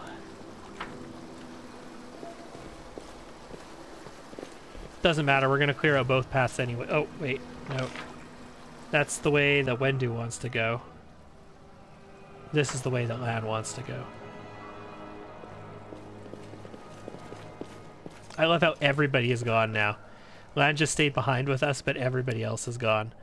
It's like they completely abandoned their village except for like the most important one of the mongrels, who just stayed with us.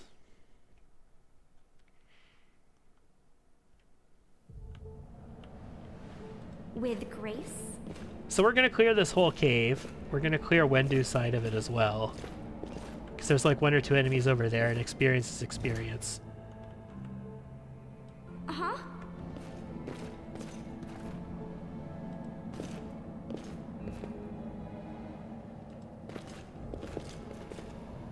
We will win this war. Come on, I want to sneak attack your ass.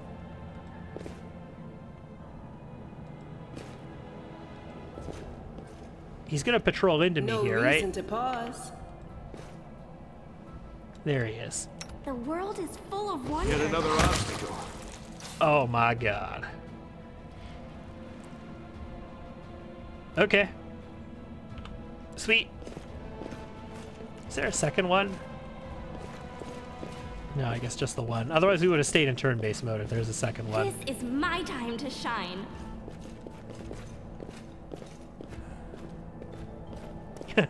This is going to be an interesting rogue. It's going to be an interesting rogue. The tribes are gathering. Soon shall we attack. What a bow blew the lizard to pieces. What I really love about this game is in Kingmaker you had to sit through this entirely. At least early on. Maybe now they've improved the quality of life on it. But you can press space and skip through these dialogues when these happen now. In Kingmaker, at least when it launched, you just had to wait for the entire time it lasted, and especially the fairy, what's her face, like the semi-antagonist of the story, like she early on in the game has so many really long scenes like that. That just lasted forever. No time for idling. Did we find trouble? No. 20 damage. We're still in turn-based mode, though, which means there's probably another... Well, there is another enemy.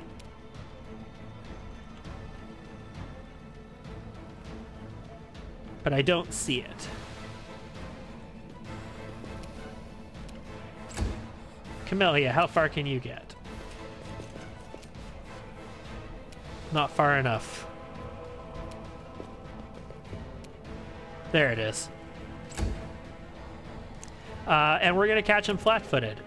You've crossed the wrong mongrel. Lan actually managed to take him down with a flurry of blows. Sweet. So that's where Wendu comes in. I just wanted to do that for the extra 9 experience. Like, ooh, wow, right? You don't actually have to clear up that way. This is where we need to go. Now, the first thing that you might observe about the shield maze is that it doesn't really seem like much of an abandoned maze. Lit candles that clearly need to be replaced every few hours. Fancy tapestries, like fancy flags and banners hanging off of things and artistic placards. And a chandelier that's clearly lit as well. There's obviously somebody maintaining this place. This is not some abandoned dungeon. Call me again if you need to. A boss relief of Baphomet, a demon lord, lord of the Minotaurs, and lord of the Labyrinth. Another one of the demon lords. So we met Discari, and I also mentioned the demon lord who's the lord of the Succubi. And I mentioned Lamashtu, who used to be a demon lord and is now a goddess. But Baphomet is another demon lord. Another prominent one in this game.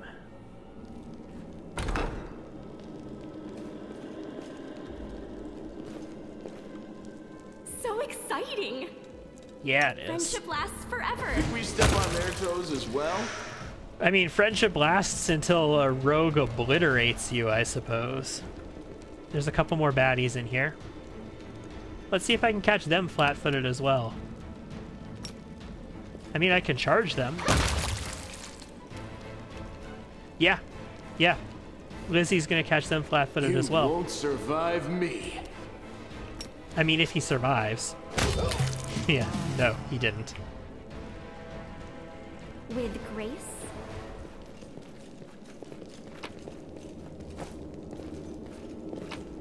I do like the way traps work in this game as opposed to Kingmaker as well, where there's a trap and there's the mechanism that actually runs the trap. And I hope you appreciate this. you have to use the mechanism that runs the trap to disable it. I also like the way that lockpicking happens, where instead of just failing and not being able to do it again, you can do it again, but lockpicking takes time.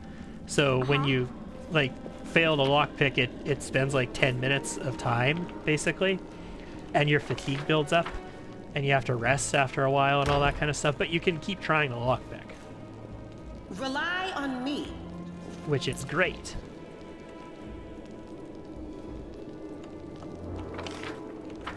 I am going to loot everything in here as well. We are going to get over encumbered. This is my but we stand. I can sell to what's her face at the end of this dungeon. And when we start the next area, we lose all of our like encumbrance and all that kind of stuff, so it's not a big deal. I am helpful, am I not? Yes, you are. Camellia has 2 different ways of saying I am helpful, am I not? And she goes, I am helpful, am I not? And then she does one more, a little bit more suggestively, like, I am helpful, am I not? And when you do them, like, both back to back and you hear them immediately after each other, oh, chef's kiss. Like I say, Camellia is my waifu in this game, my favorite character. There is a bad guy here. Cute! Is there trouble? Save the last one Ooh, for I me. missed. But my initiative is 23, so I believe, yeah, I'm going to go again before him, even if I don't kill him. Oh, no charge. I guess I'm blocked by this bookshelf. That blows. Let's just try and not block Camellia. Maybe she can charge? Yeah, she can. No kill. Lan can take one shot. This. Your time is over. And there's the Vital Strike. 25 points of damage. And it was sneak attack because he was still flat-footed, like he hadn't acted yet. So even though Camellia isn't enough to flank him on her own, we need 2 people next to him to flank him. He was flat-footed. This was simple enough. Extensive but slightly water-damaged collection of writings on rituals and demon worship. Can't hide from me. So exciting! In other words, they're cultists. Aha. I mean, that was probably fairly apparent. Tome of the Minotaur, Sermons from the Labyrinth. That's a very Baphomet-sounding book.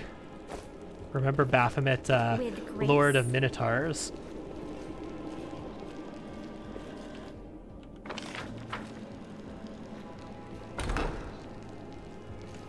I found Something?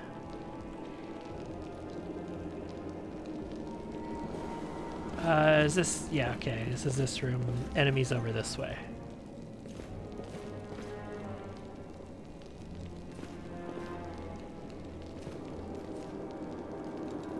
Adventures are exciting. Ready to delete one? Trouble me no Oh, more. 37 points of damage at level 2, guys. It's a crit. We got a low roll on our sneak attacks as well. Did I mess up again? No charge. I'll get one shot. Make every strike count. Because this is the first turn. We only get the standard action. And a charge is a standard action, so that's the only attack that a melee person can do on the first turn. We can do our Vital Strike on the first turn of combat, though.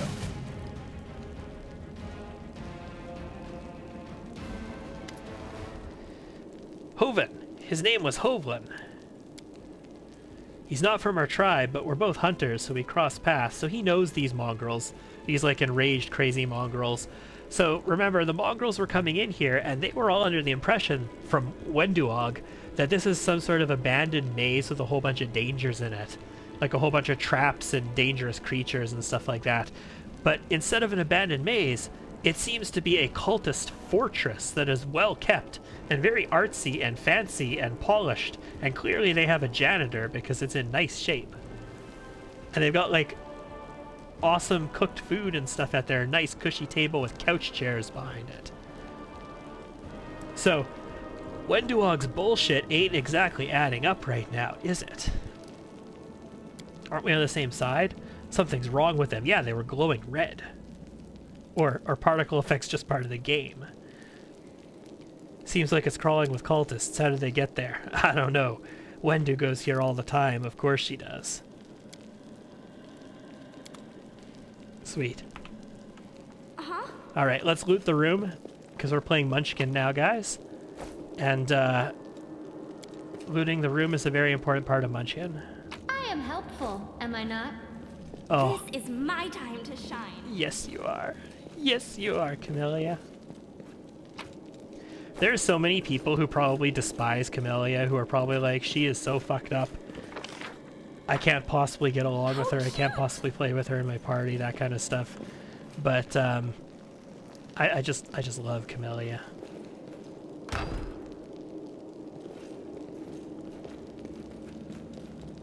A simple smile goes a long way. They choose to stand against me. Ooh, we missed.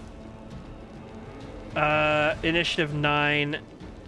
The cultist got a 21. So the cultist is gonna go first. Although it has me listed as before him.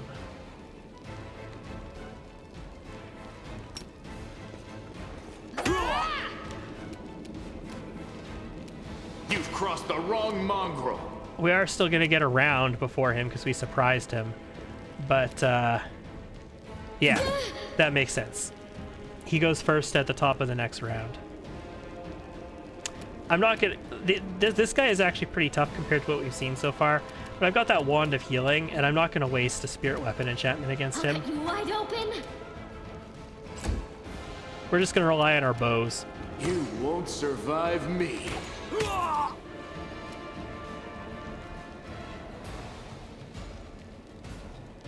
I don't have any penalties yet. I don't have Deadly Aim. Stand down. 16 damage. 2d8 and 2d6. Not the best damage rolls, a little weak. But we get another turn. Away, you rascal. Your No, we time don't. is over. I'm like, why are we getting another turn? We're still in the same turn. It's our move action we're on. I'm an idiot. It's 12:13 at night, and I get up at 6 in the morning to go to work every day. Not tomorrow because it's the weekend. Like, this is late for me these days. It's not like when I used to play till 5 in the morning. No glory without risk. 3 against 15. That's fine. Again, I'm not gonna waste abilities on The this guy. spirits demand your blood. He's just one guy. Endure this. 2 versus 13. You offend me. 8 versus 14. Like, see, he's got some AC. For this point in the game, this guy's relatively tough. I should be fighting defensively, but I'm not going to yet. Into the fray. Yeah, not wasting abilities on this guy. There's no reason to. He's just one guy. Baphomet Cultist's heavy shield. So this room is heavy. It's going to use a lot of our weight. But like I said, we're going to loot everything in this place. And we're just going to sell it all before we go to the surface. So we will get over encumbered. I guarantee you we'll get over encumbered. Are there like notes here or anything? No. There's the trap for next door though. I hope you appreciate this. And she'll just cure light wounds on herself with the wand real quick. So that hit she took doesn't really matter.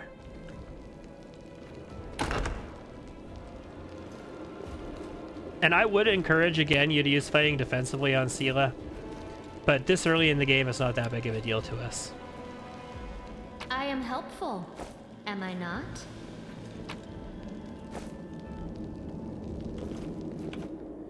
All right.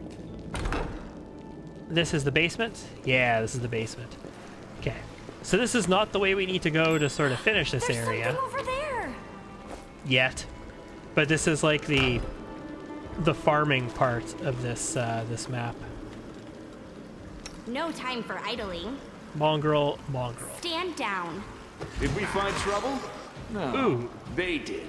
I only did 7 damage. 2d8 3, which means we rolled a 1 on one and a 2 on the other. 2d6 3, which means we rolled a 1 on one and a 2 on the other. And 1d6 1 means we rolled a 1 on that. So I rolled 3 1s and 2 2s. On 5 dice.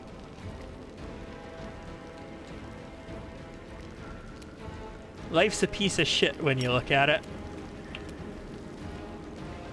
You are today's sacrifice. Let's just get into melee. Oh, I thought she'd actually be able to charge, but she can't. Make every strike count. Go for their hearts. Now these guys are going to get to act now, so they're not going to be flat-footed anymore, but we're still going to get that extra 2d6.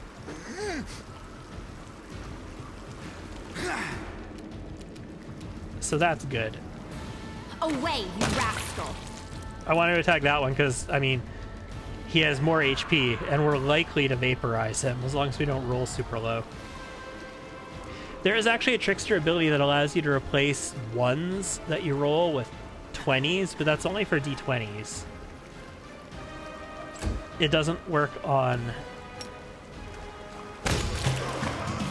like replacing d6s and d8s and stuff like that. I appreciate that the loot in this room is actually in the boxes and not on the corpses. It's just better adventure storytelling, in my opinion, to have loot in the room in boxes than have loot on corpses. Like, on corpses of bosses, yes. That makes sense. But on corpses, it's just generic people. It's just better storytelling. You can trust me. A bright future In an adventure setting to have the loot in the room. So this crap in the middle is going to stop me from charging. If I need to charge. I mean, I'm going to try and just delete this guy. Your time is the heartbeat quickens. I did 20 damage to him. And I did most of his health. Looks like I did maybe 3/4 of his health. But he ain't dead. You crossed the wrong mongrel. Oh, land missed. you have a charge? You do. What about you? Negative. Okay, move in. On the bright side, Lizzie still gets to act before he does, so we're gonna catch him flat-footed again. Me. Or not, because Lan's just gonna, you know, murder him. So we're gonna have a lot of bow users in this playthrough, guys.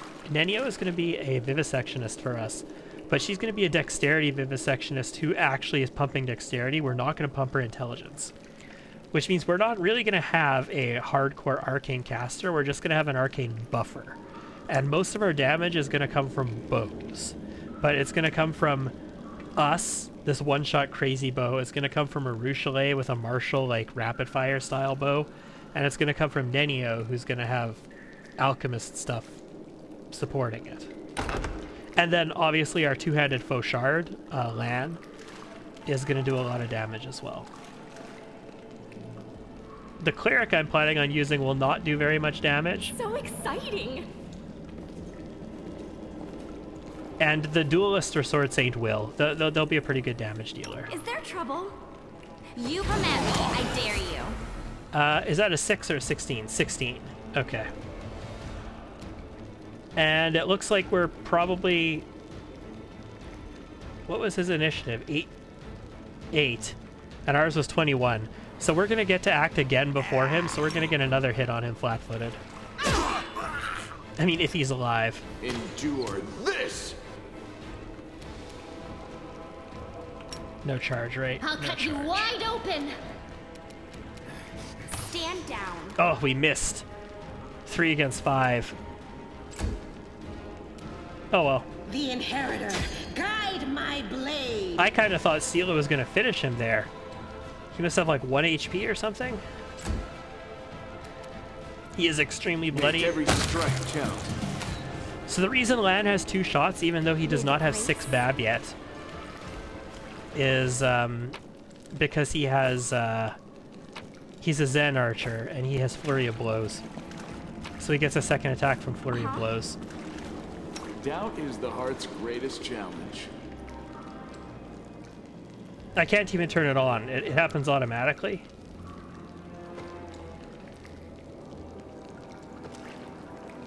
Yeah, I guess it just happens automatically. That really should be an ability that you can turn on or off, not just something that happens automatically.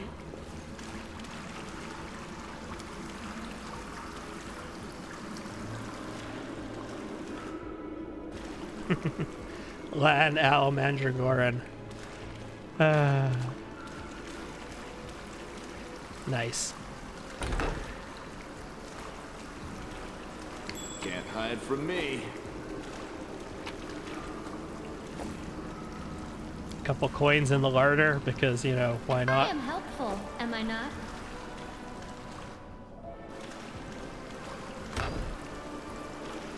We got some bad guys. No, not this door. It's a different door. It's this door down here. We got some bad guys through.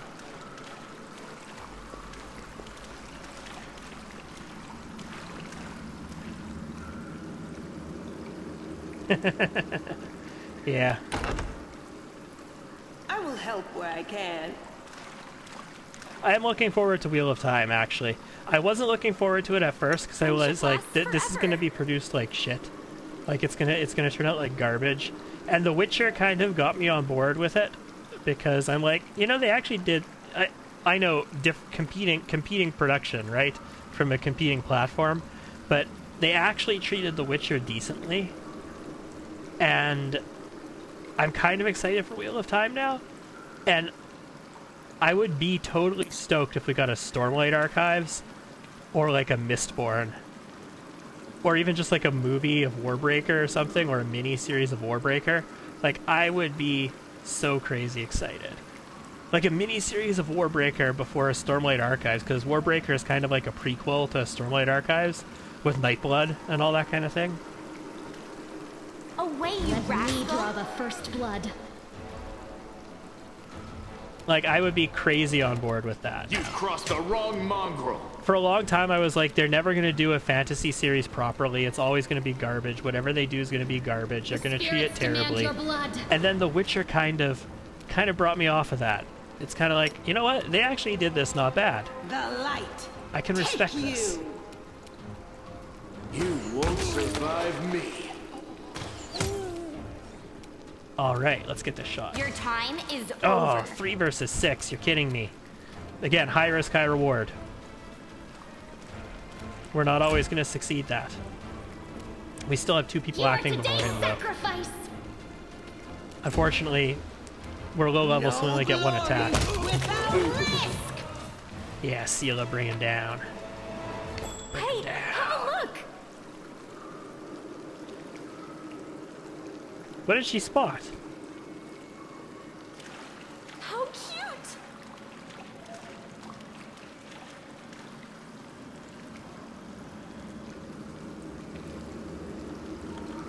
I don't know what we actually spotted there. Was that for Hosela's orders to try and tell me to do that? Because I don't see anything in the world that we spotted. Don't bother me unless strictly necessary. Keep the door to the shrine locked with the key I made. I don't care which one of you holds onto it. You can tear each other to shreds over it for all I care. Don't even think of setting foot in the ritual chamber. Ever. Keep the door to the unfinished section of the maze locked at all times. As a reminder, the entrance is hidden behind a lever, which is a torch. Okay. Do something about that damn water elemental already. I mean, we're in the basement. It's flooded. There was a big leak over in one of the rooms we were in earlier, like where the wall was caved in. There's apparently a water elemental down here. Or, to a trickster like me, that's called a beer elemental. Find a better hiding place for the paladin sword from the surface. I'll deal with that later. So that's a really important hint right there. Because it's really easy to miss this. If you don't go looking for the paladin sword that you hear in these orders, you might miss it. It's behind a bit of a puzzle. It's not too hard to deal with. But it's a pretty important sword to get, especially if you're going to use long swords. Remember that your life means less than nothing to me. I have plenty of people vying to become the hand of Hosela. I think this is the water elemental right here, if I'm not mistaken. And I might use some abilities on this one, guys. No reason to pause. There's something over there. Okay. We will win this war.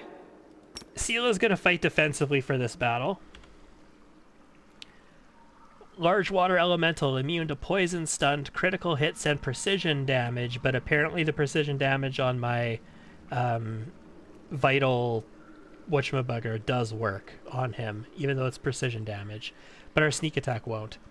Immune to energy cold, immune to sleep, paralysis, and stunned. Large water elemental is a pretty tough fight for level 2s, 4 level 2s especially. Rely on me. I am going to charge it.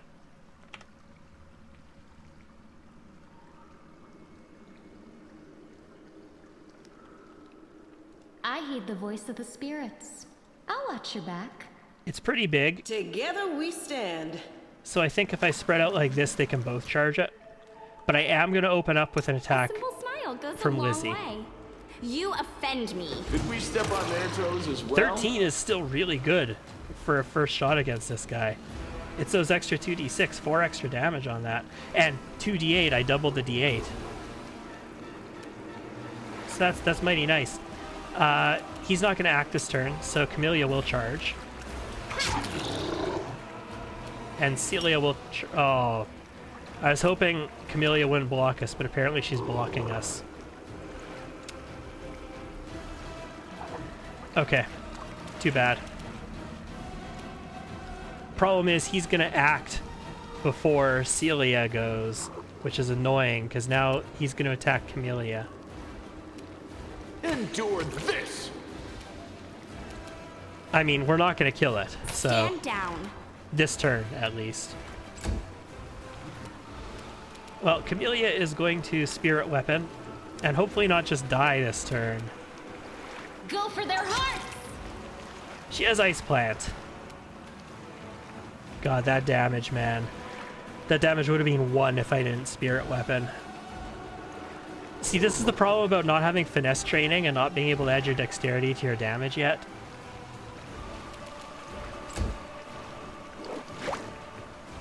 This pain is excruciating. Ooh. She stayed in there. She stayed in there. Into the fray! She's probably going down, though. I'm not gonna lie. Make every strike count.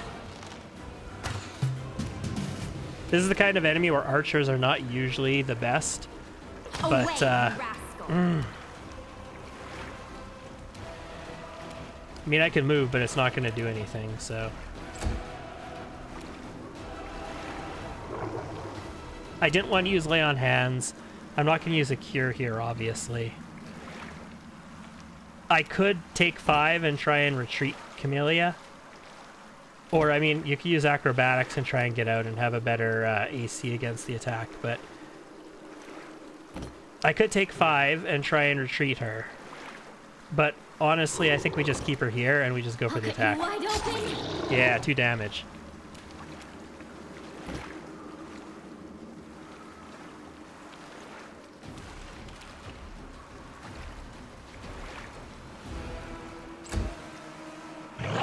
Yeah, there we go. 15! It's still against 15? Holy balls. Take a self-lay on hands.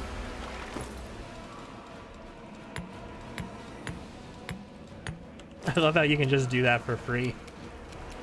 Use your movement action to take a potion. Because you can't use your full right now anyway, and just be there so that you don't die. You've crossed the wrong mongrel. This is where having like a sorcerer to begin with might be nice. Your time is Although, over. I mean, what did you be using? You'd be using Acid Splash, I guess, because he's immune to cold.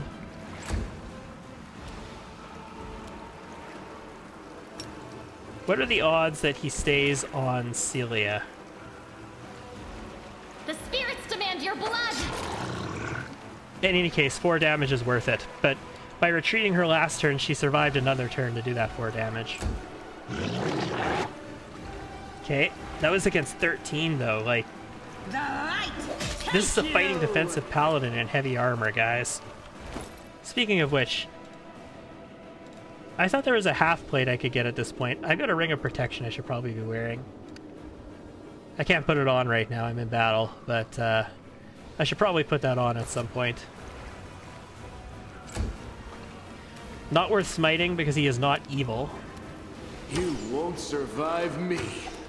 He is an elemental, not evil. You offend me. Yeah, there we go. Oh man. Seeing big damage like that at level 2 against a large water elemental with a bow is nuts. Because they have so much reduction. So nobody actually went down in that fight. What is that? That's a ring that does better, that if you cast cold spells, so Ray of Frost or whatever, essentially, that's gonna help with that. But I don't have anybody who's really gonna benefit from that ring at the moment. What I do have is somebody who could possibly benefit from a Ring of Protection right now.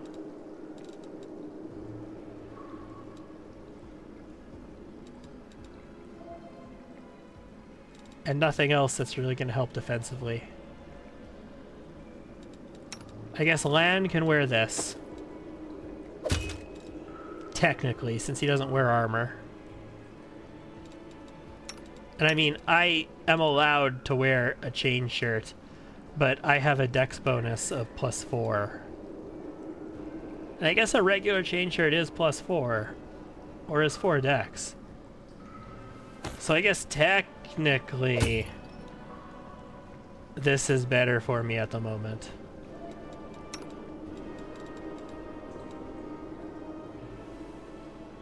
She has a +4 dex as well, so she doesn't want that breastplate. Well, actually, at 6 versus 4, she'd lose 1 dex, and she gained 2 armor. The breastplate is actually technically better in that respect right now. Open your heart to me. But I'm not going to min-max that. What I am going to do is use this wand to heal us.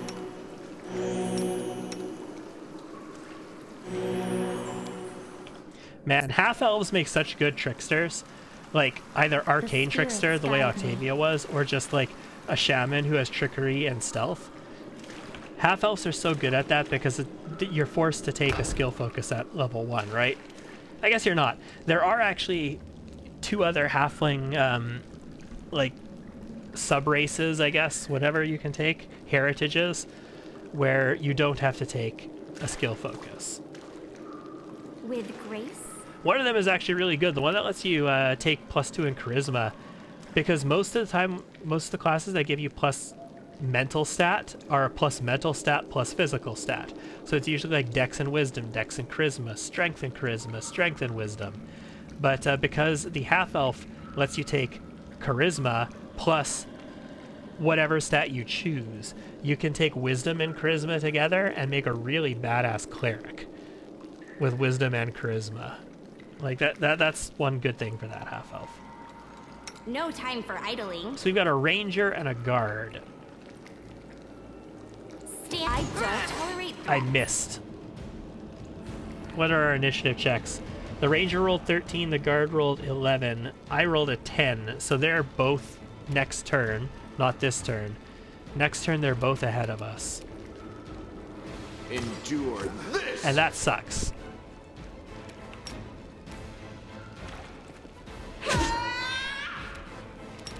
Do you have a viable charge? You do not.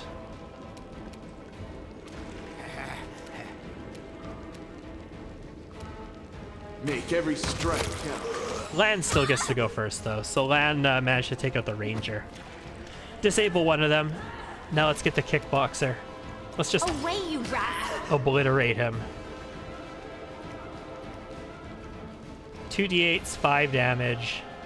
I'd like to point out that a d8's average roll is 4.5, so 2d8s is 9 damage on average. And a d6's average roll is 3.5, so 2d6s on average is 7.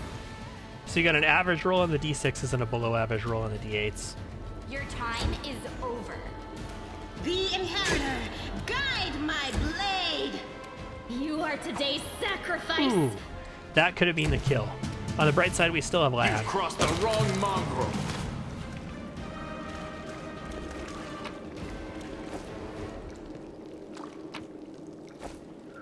Yeah, no, I was tempted, when I was considering portraits to play with, I was tempted to use a couple of Wheel of Time arts for the portraits, because the Heroes of the Forgotten Realms thing, the portrait pack has a lot of Wheel of Time art in there. But, this one was beyond me. Not this time. I might reload here, because this is causing fatigue every time we do this.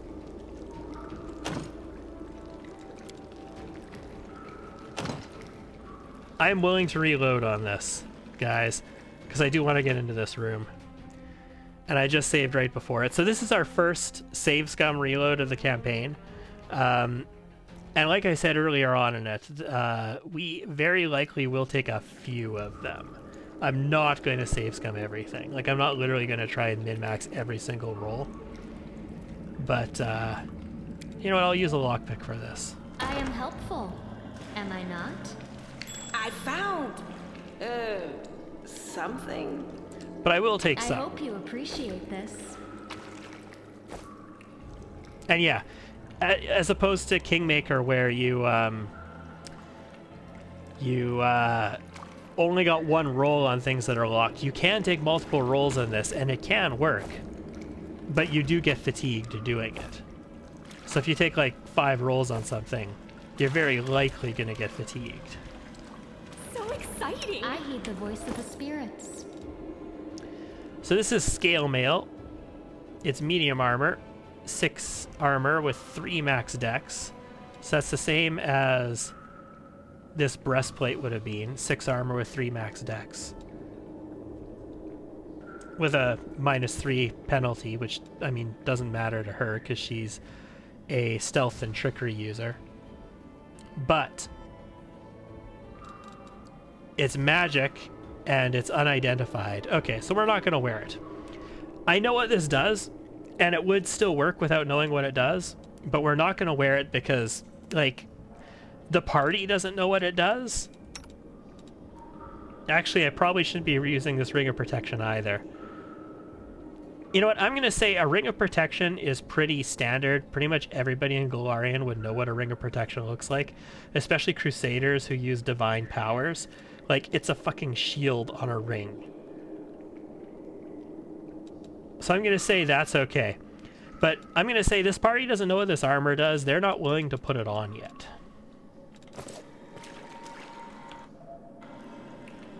And we need to get somebody with better Arcana in the party. That's the thing hinted by that. Okay, so I think we're done with the basement, right?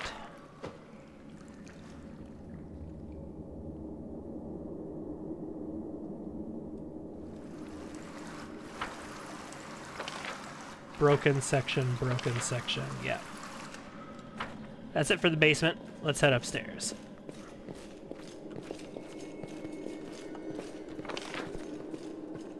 And I have looted everything already. Cool.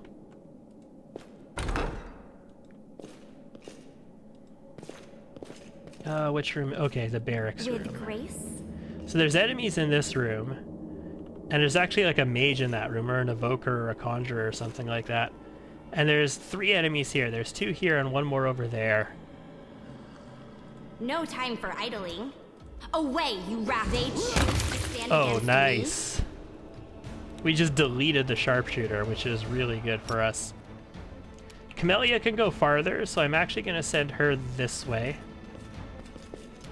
to reveal that guy. And we'll have Lan shoot at him. You've crossed the wrong mongrel. Ugh, miss. And Sela will go, oh, 8 versus 9.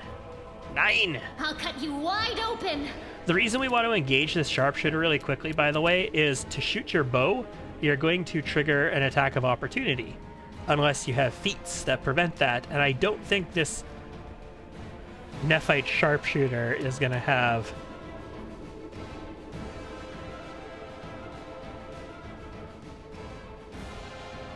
feats to prevent that. You won't survive me.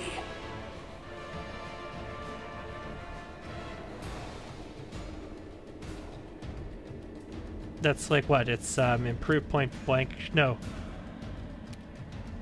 Endure whatever it is.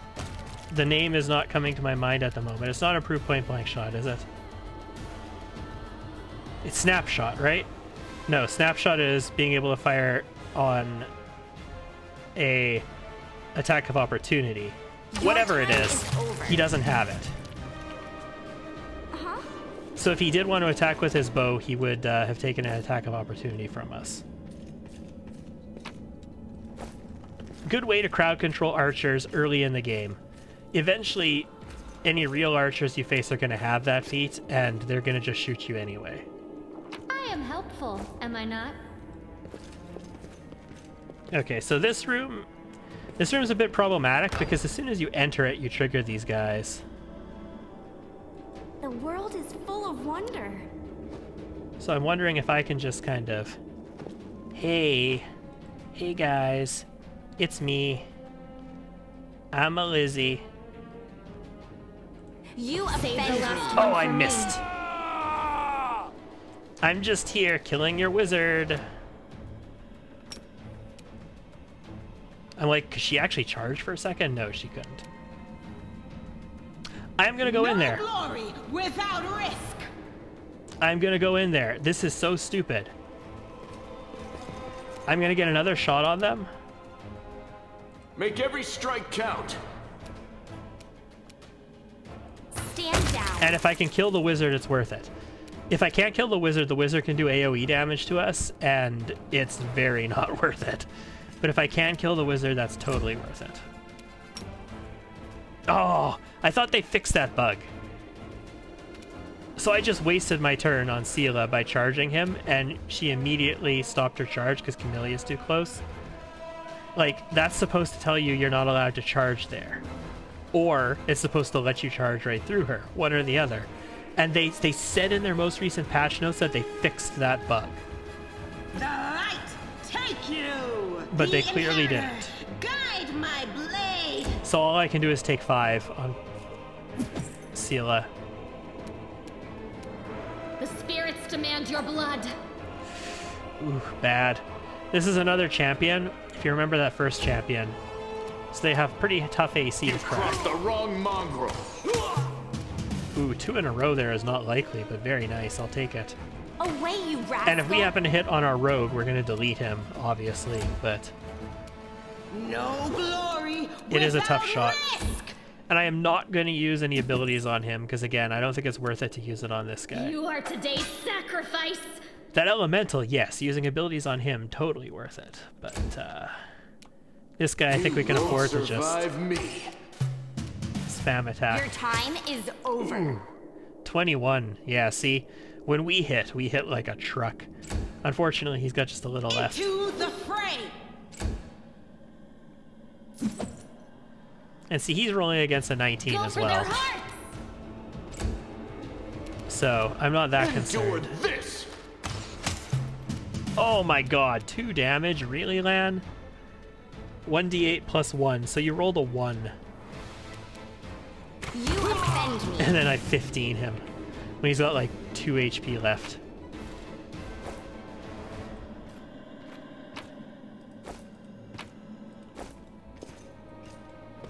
This is my time to shine. There's a note in here, isn't there? Almost new diary. Talking about the elemental. And I thought there was another copy of Hosela's orders or something in there. How cute! But apparently I am wrong. We're doing pretty good here so far. We haven't taken a lot of damage. And we have successfully deleted a lot with our Rowdy rogue. Like, I'm so far so good on this rogue, guys. We'll see how things are like 3/4 into the game. But so far so good on this rogue. So exciting! I was concerned, like, when I play like solo classes, when you run into situations where you just aren't hitting, it's really tough. Helpful. You have to rely on your not? grease to keep the enemies on the ground. You have to rely on your AC not to crack. You have to rely on things like mirror image and blur and all that kind of stuff. Was there anything else in this room? No. But I know what it's like to play a class where you need to hit, otherwise you're not going to do anything. And I was really genuinely concerned. But so far, so good. And playing it in a group context, the rest of my group is capable of putting up a lot of damage. Like, Lan is capable of dumping a crap ton of damage onto people with his flurry of blows over time.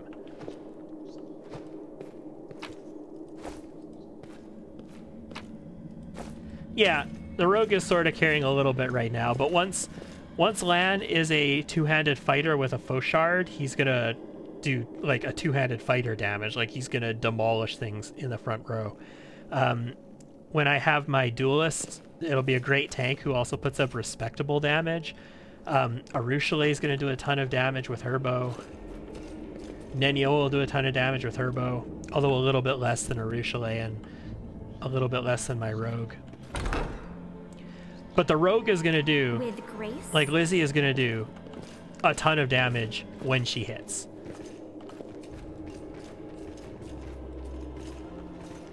Which seems fairly obvious, but it's not so obvious, trust me. Okay, so let's position ourselves. No reason to pause. We will win this war. So that we can try and get a charge here. Okay, I got a charge on him. a simple smile goes a long way. Let's delete the cleric. Stand down. Yet another obstacle. I love that so much. I don't know if I'm gonna get tired of that, guys.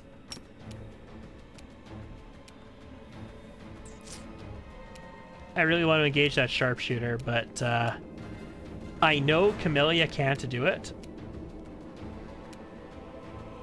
Camellia might be able to get this cultist, though. I'm going to engage the sharpshooter. Can you get the... Oh, you can. Thank goodness. There's another one over there. It's just a fighter, though. I don't care about that. The cultist can channel negative energy. The cleric is a cleric. The sharpshooter, I want to get a body on so he can't shoot us. And the fighter, you know, a fighter's gonna fight. Who gives a shit? Make every strike count. Good job, Lan. Away, you rascal. See, that's a situation where Vital Strike is really good because I think I had to move a little bit to get in range of that shot. Like, just ever so slightly. And if I did... No, I didn't. Sorry, I still have my movement action. But if I did, then I can't take a full round attack, but I can do a Vital Strike.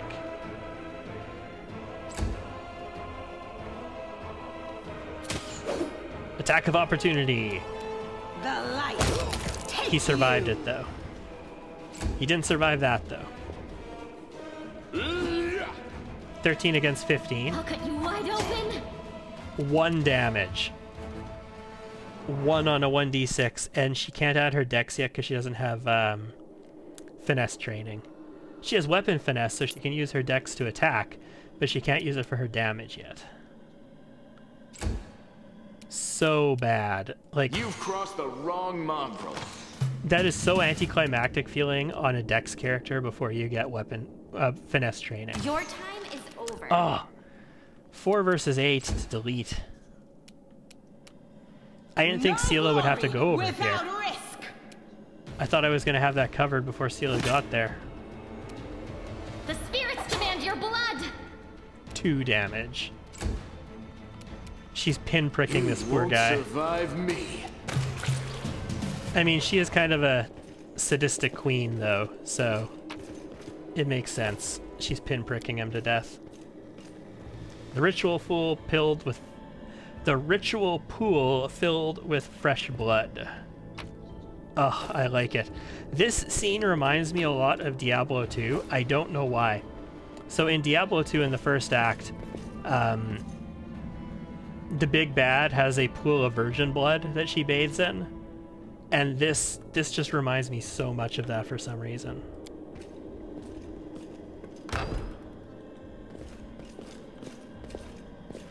So that note we read said that this torch was a lever. And we use that in order to take care of that. So there's a trap here. There's clearly a trap right here.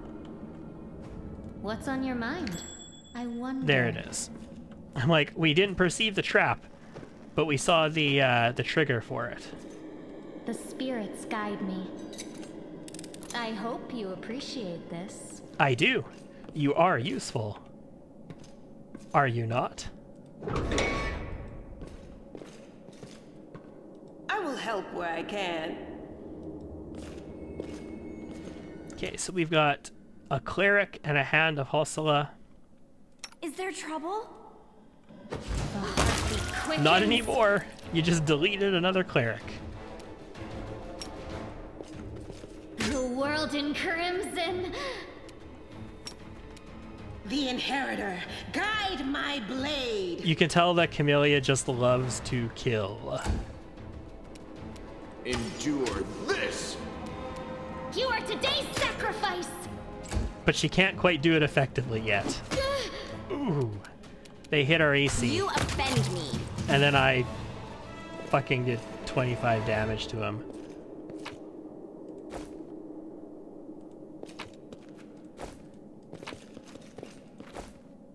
Okay, so that's a key. That's the key we need to get through this area. So technically, after doing this room, we can move on with this area, and we can go to the next... we can make our way towards the boss of this encounter. Well? But there's a lot left to this dungeon, including, remember what the note said, that paladin sword. There's monitor lizards in here. Adventures are exciting. Damn right they are. Together we stand. The world That's is what I full tried of to tell wonder. Bilbo. I dare Adventures are exciting. Wow, low rolls. Low rolls. I can't wait until we Make have every strike count. tons of dice to mitigate some of those low rolls. You know what? Just stand here. Let the archers just destroy these guys. You've crossed the wrong mongrel. I mean, if they hit. Lan, I was just talking about how you're capable of destroying things a moment ago. Stand down. We attacked the one that has a ton of HP because we're likely to kill it in one shot. Go for their hearts! And then these guys can try and finish this guy off. Hey, we skinned it successfully this time. 85, low chance. I am helpful, am I not? Still got it. Natural armor. Wait, did I actually identify it though? Hold on. I didn't. I'm going to say the Ring of Protection is super iconic and everybody knows what it is, but I'm going to say the party doesn't know what this amulet is to trust it. The Ring of Protection is super iconic. The Amulet of Natural Armor is not necessarily. So I'm going to handicap myself just a little bit because technically we don't know what that is. 2 Cambions. These guys might actually survive an attack. Away, Did we find trouble? Well, I missed him anyway. They did. But 23 initiative, the Cambions are 13 and 3, so I'm going to get another shot on him. You won't survive me.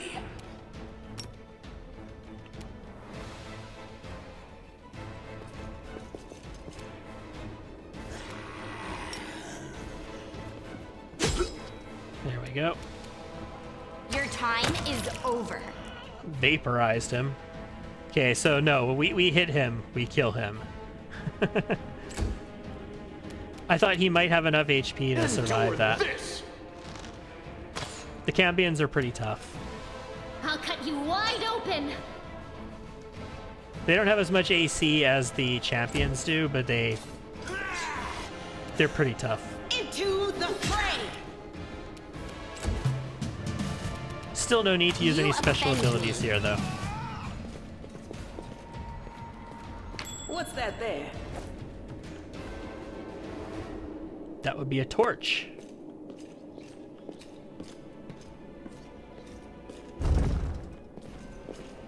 Which opens up a secret room. You don't say. Half plate. Cool. I am helpful, am I not? So half plate is really bad. Half plate is like the worst armor in the game, guys. It's heavy armor, so it's like full heavy armor. It's like a full plate in that respect, heavy armor. It has bad AC. It's really heavy. Its sell price is actually pretty good. It's respectable sell price. It has 0 max dex, whereas full plate has 1 max dex, guys. And full plate has better AC than half plate. Like, half plate is so garbaggio, but in this case, is it better than banded mail? It has 1 more AC than banded mail, but it has 0 max dex, and I do have a dex, so it's the exact same as banded mail. But banded mail weighs 35, and the heavy plate weighs 50, so I do technically save some weight by wearing the heavy plate, believe it or not. And I am over encumbered now, but whatever. Let us be over encumbered. I care not. Oh, there's an elemental in this room. A sweet smile. I don't think we're going to gentle delete it with voice, one and shot. kind words. I don't tolerate threats. How much relative to his HP did we do? Wow, like 2/3 of it. The spirits demand your blood. Wow. I don't know if I was expecting that much with one shot. Make every strike count. Oh, and landed a bunch too. Stand down. My god. I think that's the quickest I've ever killed that elemental. And I use a lot of like high damage sneak attack archers with high BAB that just destroy things.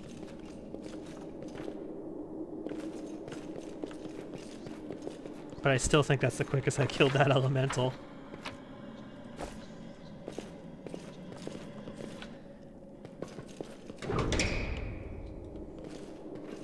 It's a trap. Get an axe. I hope you appreciate this. I appreciate everything you do, Camellia. You should know that by now. So exciting! You are my #1 Pathfinder waifu. No time for idling. Did we step on their toes as well? Like, I think I like Camellia better than I like Octavia. And I like Octavia a lot. You are today's sacrifice! It's just that Octavia was a very one-dimensional character. She didn't have a lot of depth to her. You crossed the wrong mongrel. She had the "oh, my family" side story. Away, you rascal. And she had the whole, "oh, imprisoning people is so wrong. People should have freedom." Your time is over. And all, oh, right, I already attacked. People should have freedoms and all this bullshit. Yeah, okay, great. Guide my blade. But, I felt like she was very one-dimensional, whereas I feel like Camellia has so many levels of shit going on. Just so many different levels. You won't survive me. Good hit. Not the same kind of hit that I put up, but good hit. You offend me. Oh, yeah. Not the same kind of hit that I put up. That's for sure, Lan. And here I was saying that Lan, as a Zen archer, does put up like crap tons of damage. He does. He really does, guys. He does. He is totally capable of carrying.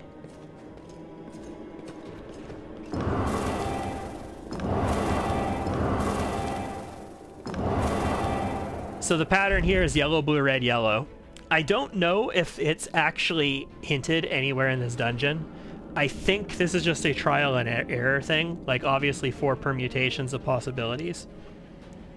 Well, more than 4. 4 things to permutate through for possibilities. But... With grace? I don't actually know. I don't know if there's a hint as towards what it is in here somewhere.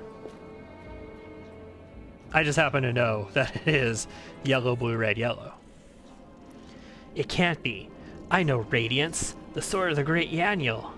So they have the Crusader sword. A legendary sword. What's so special about it? Now? Nothing, I guess. It was legendary in its day. So it's a very plain Jane sword right now. It's a cold iron longsword, which is better than a regular longsword. But we can upgrade it as the campaign goes on at various places to make it more powerful. You're empathizing with an object?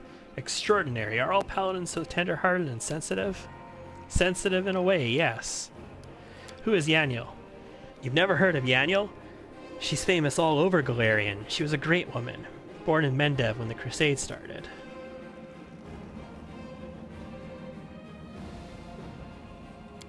She never sacrificed people, of course. There was a character in Innistrad block, not the most recent, right, new Innistrad, but like Innistrad block before Ravnica. There was a woman who was a human who was part of the Crusade in Innistrad who ascended to become like an angel, and one of the enchantment cards is Angelic Destiny. It's a picture of her like with angel wings sprouting out, holding up like a sword and all this kind of crap. I don't remember what her name is at this point, but I always imagine her when I think of Yaniel. She died as she lived, with pride. She defended Dresden to the very end. Dresden is a Crusader city right in the thick of the World Wound, and it used to be the citadel of the Crusaders, like the front line, but it was captured about 70 years ago in an attack sort of enabled by the demoness Minago, who we are going to meet very soon. Are you a fan or something? I suppose you could say that. Of course, if you're a paladin, how could you not be a fan of Yaniel? Jeez. Yaniel disappeared, but by some miracle, Radiance was recovered. Let's keep going. So, she has just a regular longsword. It's not cold iron. Let's give her Radiance. It's a masterwork cold iron. So we're going to get better attack from Masterwork, and it's cold iron, so we're going to get better damage against demons.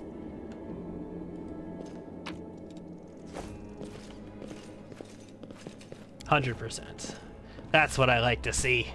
I am helpful, am I not? You are indeed helpful.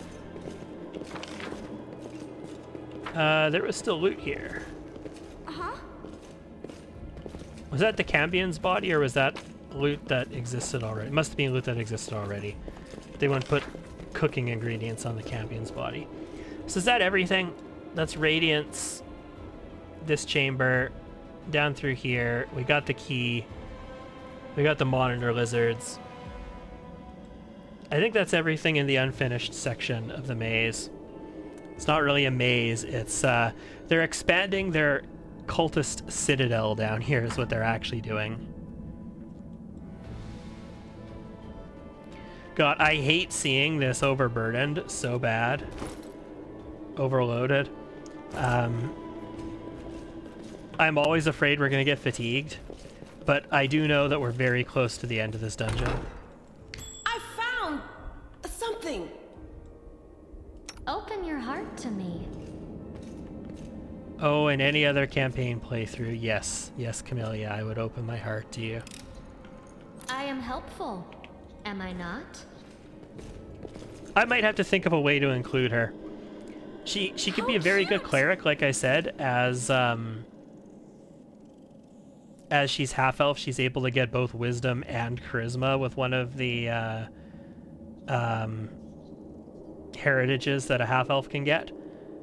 But since she can't wear a natural armor amulet, that's pretty bad, because my cleric needs to be a frontline tank. And she's not going to have access to that.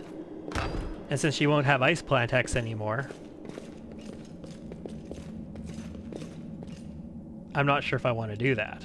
A simple smile goes a long. They choose to stand against me. Oh, I managed to one-shot him anyway. I'm like, yes, he has damage reduction, but I still managed to one-shot him. That's just nice. We don't have a charge, do we? No, didn't think so. The pillar's in the way. Endure this. We are only encumbered. We are not fatigued. Stand down. So I'm not losing my charge because of that. You do lose charge when you're fatigued, though. I don't think there's anything else in this room. Let's just double check, though.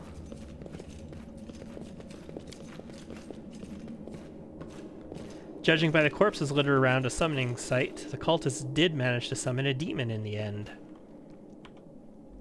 Not With Baphomet, grace? though. Just somebody who serves Baphomet.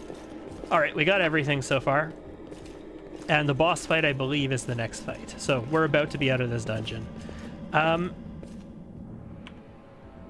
This is probably the toughest fight so far in the campaign.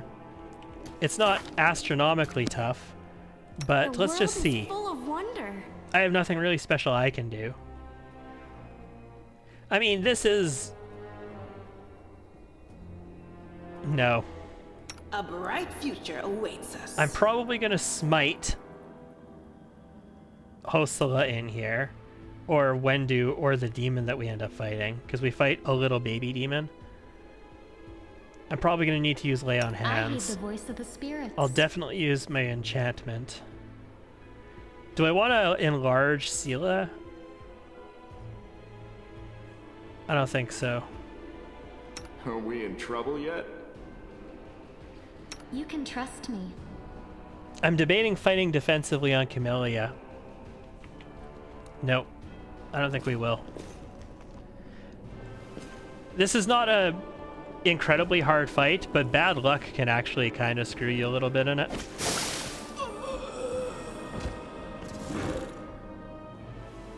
Here you are, huddled together like a herd of animals. Pitiful monsters, not human or demon. Even tieflings are less defective than you.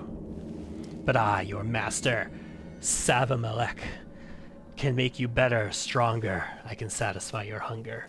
Starvelings of the dark, submit to me. We're the descendants of the Crusaders. Trusting a demon would be a betrayal of their memory. So this is the mongrels, and they just killed an Aasimar and are telling them to eat the Aasimar.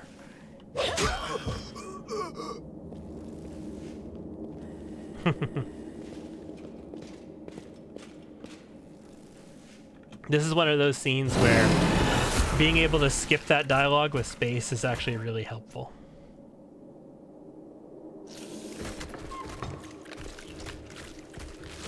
You rush at the demon, but the air seems to grow thicker with every step. You feel like you're watching from underwater as you see the mongrels fall to their knees one after another and crawl to the Aasimar's body. You hear their fangs tearing through the flesh. You hear the sloshing of blood. You hear the former mongrels snarl like animals, fighting over the most tender and juicy bits. Our companions writhe in agony. One clutches at their head, another doubles over. You feel saliva pool in your mouth. I imagine Camellia is like licking her lips to this. We are going to use the angelic path here to seize the light hidden within us. And we're going to smite him upon the mountainside, Gandalf style, without a mountain. And then he's going to run away from us. What are you? Destroy this vermin. Like a little pussycat. She's already wounded. Wendua, kill.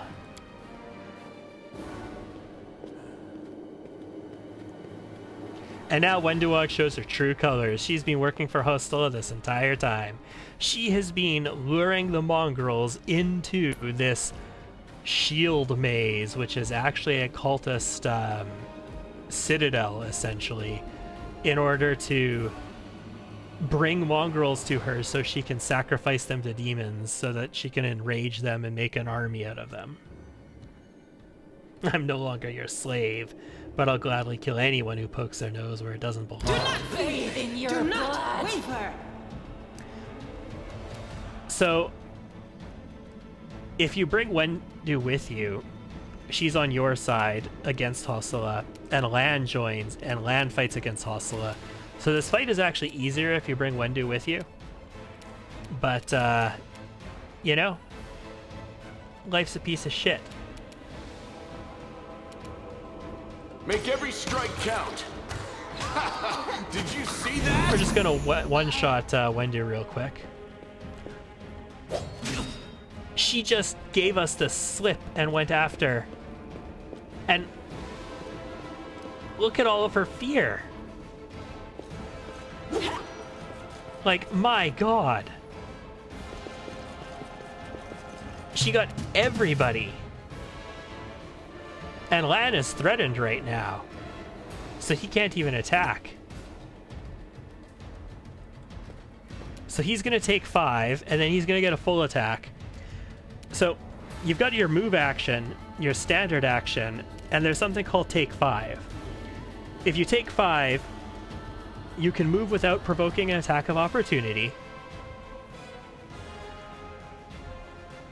And it's your 5-foot movement action. It doesn't use your full movement action. So you can still do a full attack. You've crossed the wrong mongrel. Oh, man. On the bright side, this allows... Oh, no, she's too far to charge. Damn. Get in there, Sela. This allows me to take a really nice shot on her, though. Away, you rascal. Oh, 11 versus 12. The high risk, high reward. It burns. Camellia is like a nation state away. Go for their hearts. I mean, I can use my swift action for this now, but it's pointless. I don't have anything else to use my swift action on next turn, so I might as well just wait. Again, she's using a glaive, and a glaive is a reach weapon, so I do need to move, because she's threatening him otherwise. You won't survive me. Oh my God, that was a 20. Did she confirm that, though?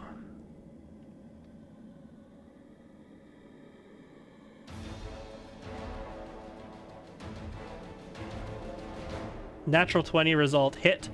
Confirmation roll 11 plus modifier 6. Critical hit not confirmed.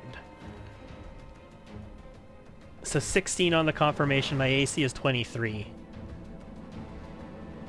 And her modifier was 6. So to confirm that, she would have had to have rolled a 17. Like, rolled a 17. She rolled an 11. So, really nice that she did not confirm that crit. I'm not going to smite her. I'm going to smite the little demon that comes out. Yeah, that could have been real bad. That's right. What I will do, though, is use a self-lay on hands.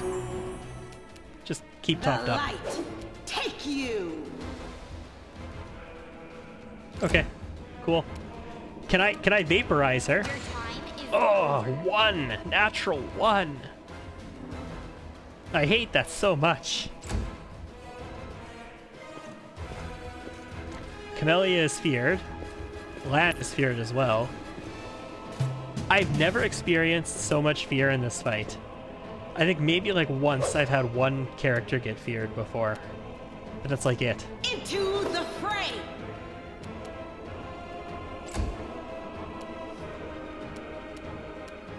You offend me. If I hit once, I can end this fight.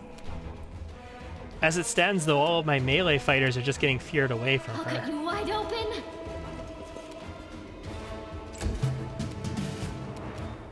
Lan. Endure this! Okay, good. Lan got a good hit. 2 good hits. 15 versus 19. I like it. Yeah, I'm not going to smite this. I'm going to wait until the little demon comes out before I smite. 1. Couple natural 1s in this fight so far. Stand down. Ugh. We can't hit for shit. The spirits demand your blood.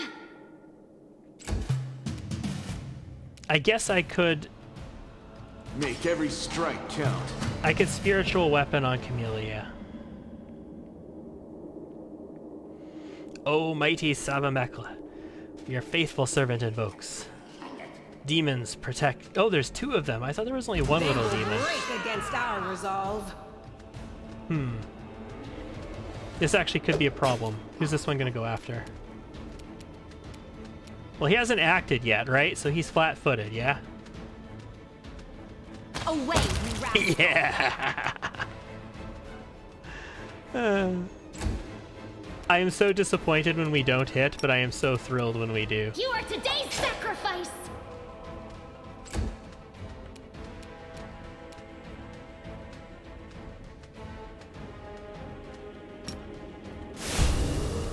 No glory without risk! That was a very short-lived smite. But I wanted my melee characters to take care of that so the archers could take Hosilla. You've crossed the wrong mongrel. Okay, can you hit? Your time is No. over. 9 versus 12. Go for their hearts. 2 versus 12. The light take you! 13 versus 13. And good damage, too. Nice. You won't survive me. I don't like... one thing that I dislike is the camera jerkiness. And it's not just in turn-based mode. It's in real-time with pause mode as well. It's especially bad on maps where there's a lot of elevation. Like the chapel. There's a chapel right before the Dresden fight. And it's a really important storyline site. And there's a lot of camera jerking around in that map. Stand down. Already shots. I'll cut you wide open. Oh, I thought she was going to get that. She has an empowered weapon, too. I thought she was going to get it. Guide my blade! Miss? Okay, good. Endure this! Man. Away, you rascal. There we go. The one hit that I get on Hosilla is right at the end when she has like 2 HP. When I could have like one-shot her from the beginning. Well, are you going to finish me off? Yes. It's not exactly unexpected. Not right now, though, unfortunately. What else are we supposed to do with you? You're not just a traitor, you're a monster. She's a the monster. The young ones believed you, and you lured them to a demon and watched them eat human flesh. I was trying to make them strong. What have you done for them?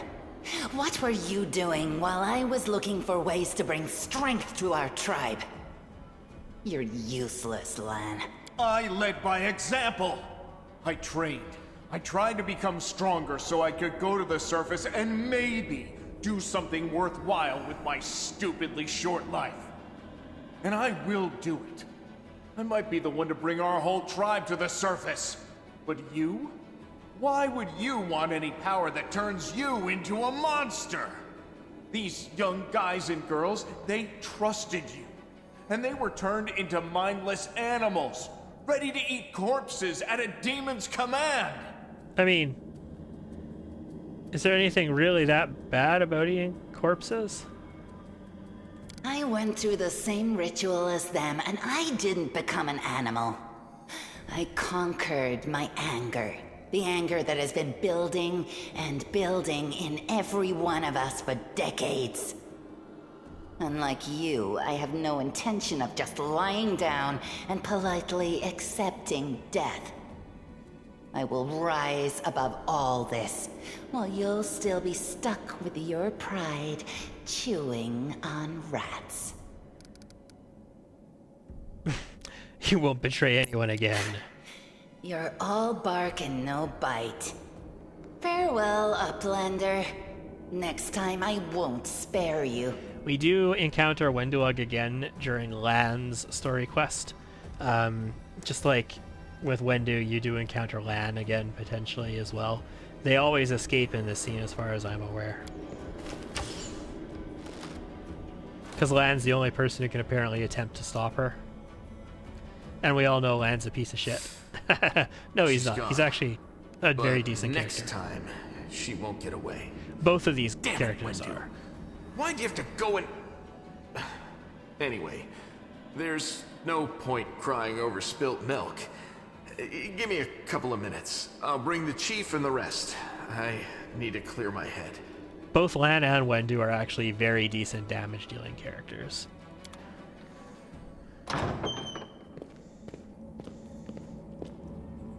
And that's in their default spec. I just don't have room for more archers. I'm playing an archer. I want a Rochelet in my party. That is a hard fact. I want a Rochelet in the party. I'm gonna use a Nenio as an alchemist because I didn't really want to bring a full wizard or sorcerer or arcanist along. So, yeah. What shish? Well, I'll be damned. Turns out old Holrune isn't as crazy as we all thought. How's the leg? Better than yesterday, worse than the day before. Okay. We must burn it with holy flame. No, I don't think we need to burn it with holy flame. I don't think we need to exterminatus this place necessarily, even though I just said it. I think we just need to clean it up a bit, and then this is a really nice little underground citadel thing. Like, the mongrels can move in here. It's way better than their shit-stained, crappy home.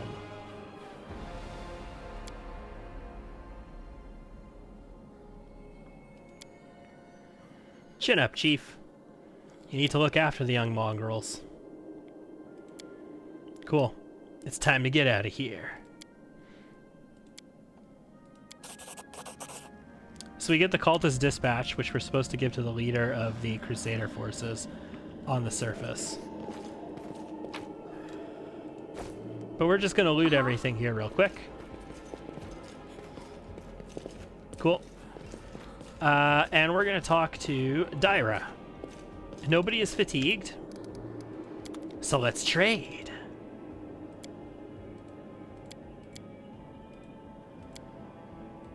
Let's start with just getting rid of everything. I think I want to get rid of the Marching Terror.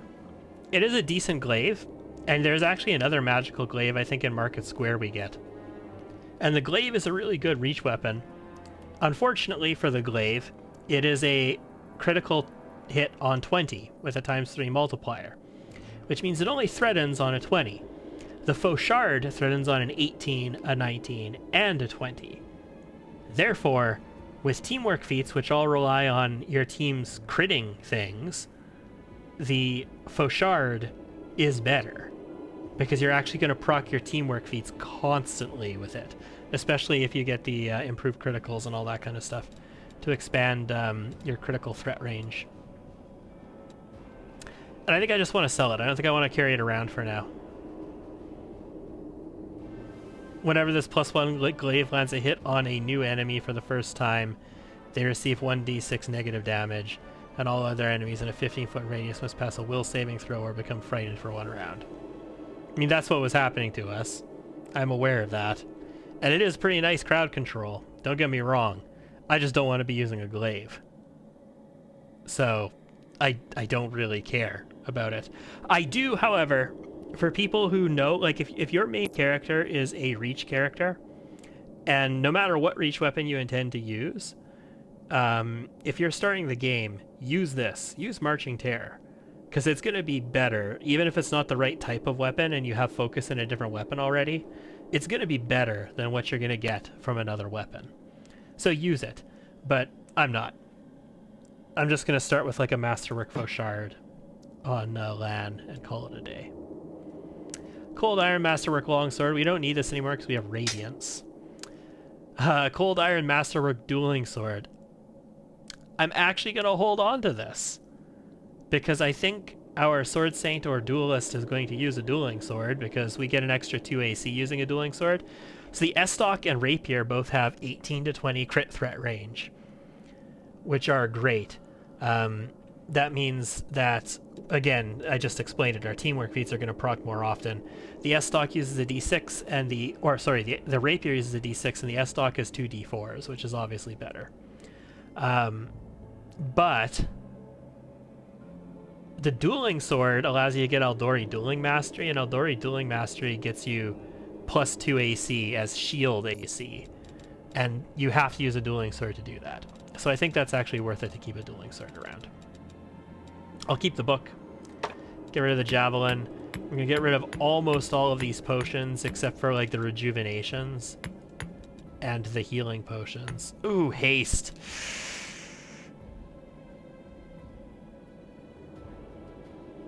It's only a 1-person haste, though.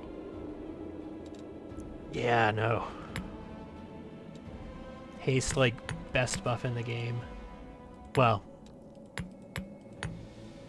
it can compete for best buff in the game.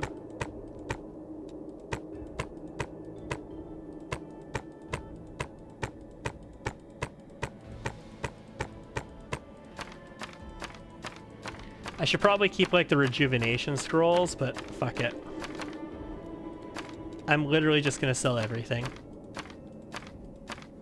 Rejuvenation and things like Bless, they can be pretty useful. Okay, we've identified these items. Do I want Flow of Water?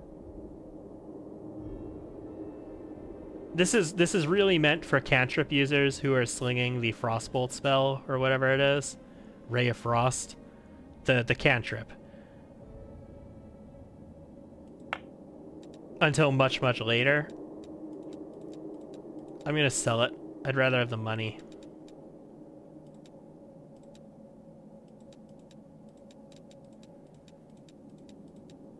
Keep the lockpicks, keep all of the correspondences. And we've identified our stuff now. So this is a Crypt Raider's armor, +1.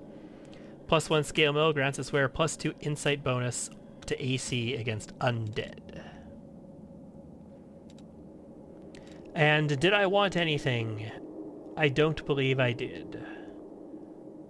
I did not. So let's do that. I did not put the plate on you. You don't have enough dex bonus for that to matter. You can wear this. This is 6 armor with a 3 dex bonus. So I lose 1 dex bonus. I gain 2 armor. I'm going to gain 1 in any case. So you can wear this for now.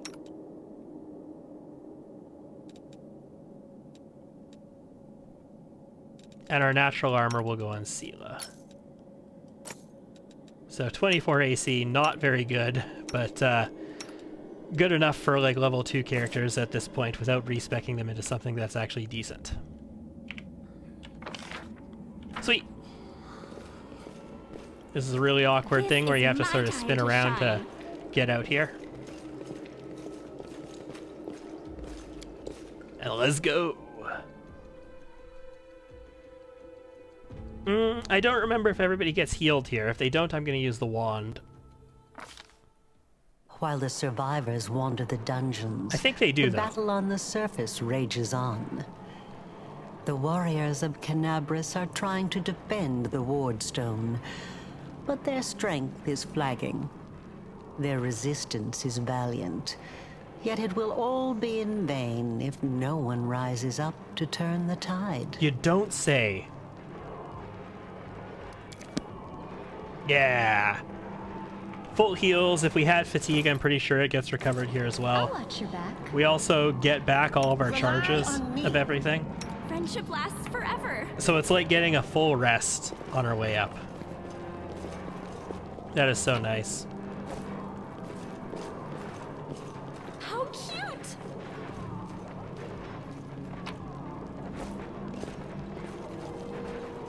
I love the carefree voice as well.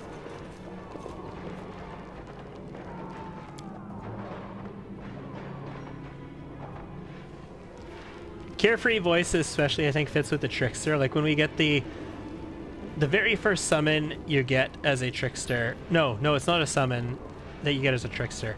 It's a spell you can get at the first level of Trickster spells. Is a summon that's called Wand of Summon Monster X or Monster Zero or Creature Zero, something like that. And it summons an extraplanar murder pony. Like the description is, it summons an extraplanar murder pony. So exciting!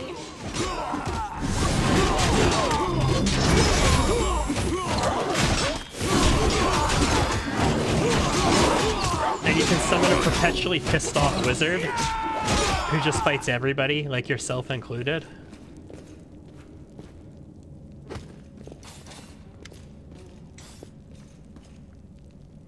The half-orc before you, wearing armor adorned with Iomede's golden swords, is clearly exhausted. It's funny, because Iomede's swords look like they're silver, and the rest of her armor looks golden. She obviously hasn't gotten much sleep over the last few days. There's soot on her face and fresh blood on her sword. Her hazel eyes, okay, are hard and focused, and her firm voice sounds accustomed to giving orders. It's rare in like fantasy action things they would talk about their hazel eyes. This sounds like a bad rogue to me. But okay. She sizes you up, surprised, judging whether you're friend or foe, then opens her mouth to ask you something but freezes when she spots Anivia. No. Because she's married to Anivia.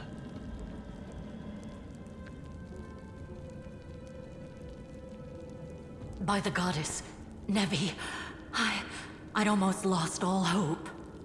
Everything's fine, Beth. I'm here. This here is a new friend. Some options, She yes. rounded up those of us who survived the fall and led us up to the surface. Without her, we'd never have made it out. Let me introduce you to my wife, Arabeth Tirabade, head of the Eagle Watch.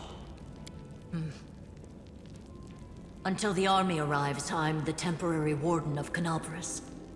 And you're just in time. As you can see, we're in the middle of a battle. And thank you for getting Anivia out of there. In all honesty, I think this next section I might play in real time with pause mode, at least for the next like couple floors, because there is a lot of trash mobs in it, and they are just like I have a ton of allies, and there's a ton of trash mobs, and doing it all turn-based takes so long. Where are we? The Grey Garrison. Until recently, it served as barracks for the Crusaders, but it's now been taken over by cultists. What's the target of the battle? When the demons attacked the city, their main target was the Wardstone.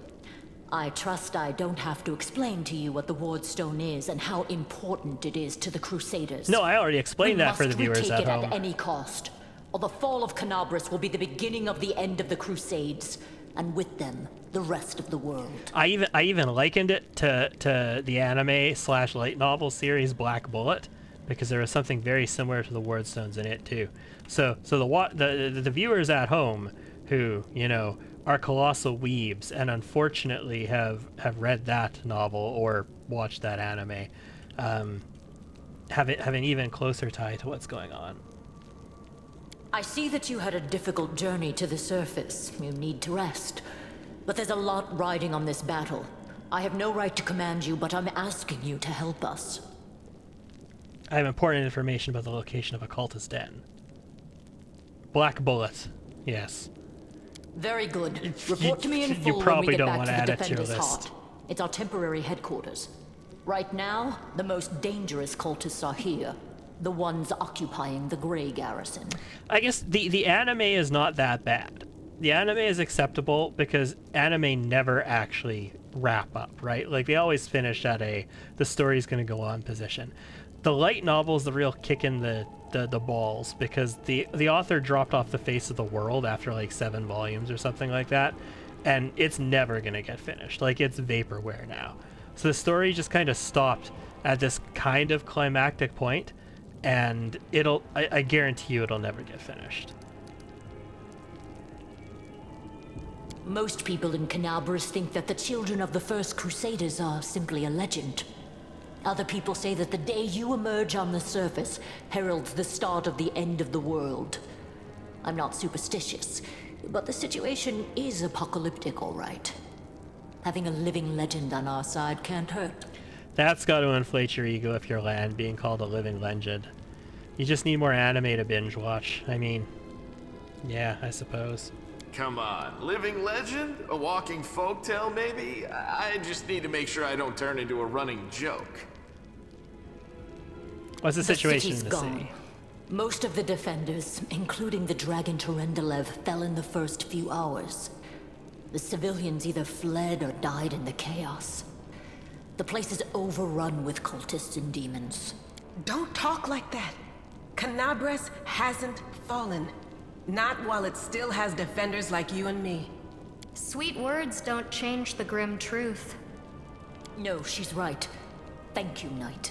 Until we no longer have the strength to hold a weapon, until Iomedae abandons us, we will fight for Canabras.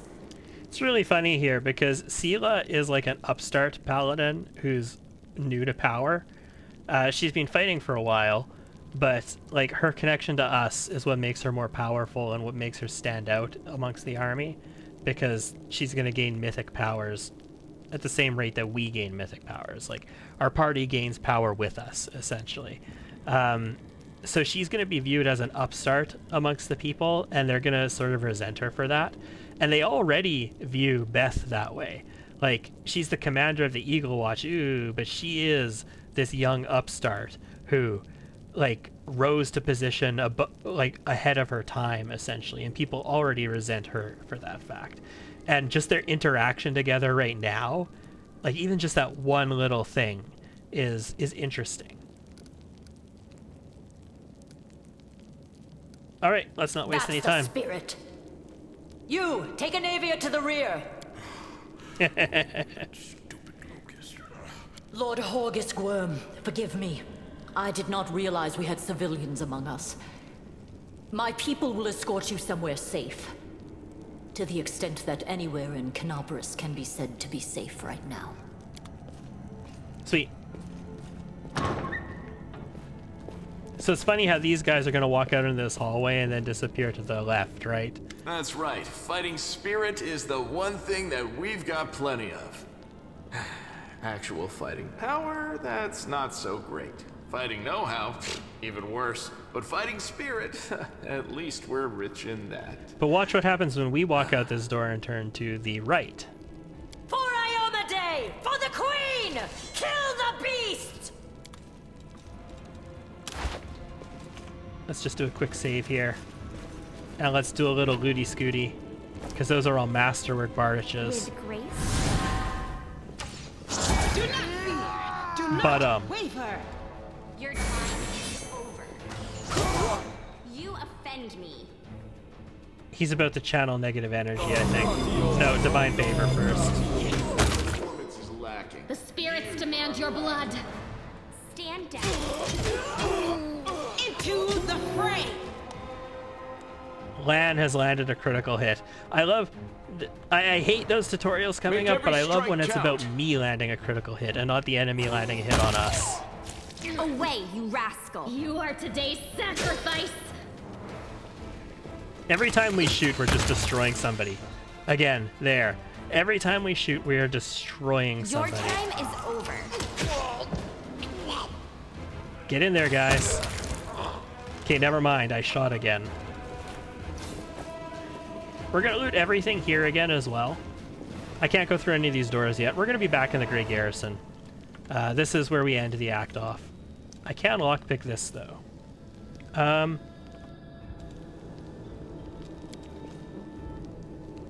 This one was beyond me. We're gonna be back. Oh, I'm so tempted to use that lockpick on that. I don't actually know if the loot in there is different when you come back. Hey, I know you. So you're one of these cultists. How's it going, pal? Want to join? Your lot will all be dead soon, but we'll be alive. I can't. Come on, leave these losers. The Crusades are over. Soon the demons will rule the whole world.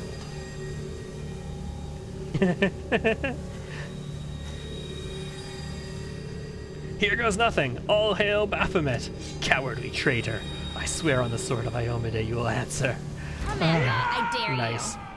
So I'm going to send my party to the right, and we're going to stay in real time with Pause. And I'm just going to let Beth's party take care of everybody over here. They have a mage back here as well somewhere, but... No glory without risk! Go for their heart! I'll cut you wide open! Mock fight? My god. Yep. You've crossed the wrong mongrel. Oh, Lan shot that. I'm like, every time we shoot, somebody's dying. You won't survive me. The spirits demand your blood! Okay, they're channeling negative energy. That's not too nice. Sacrifice. Endure that.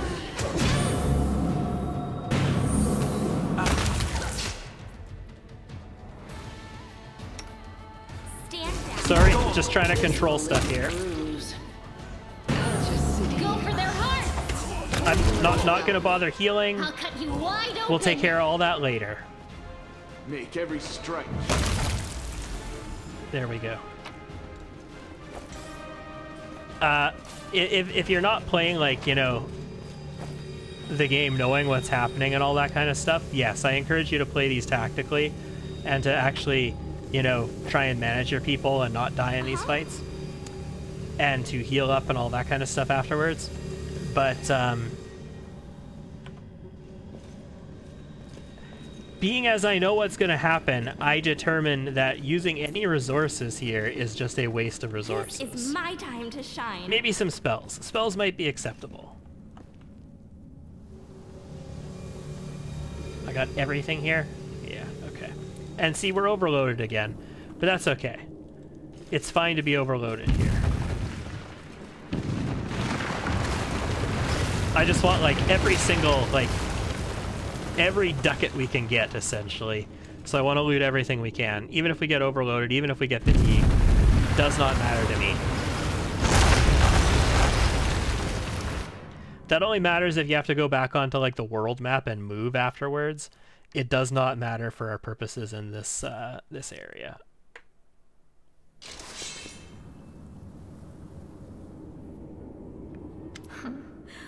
What's this?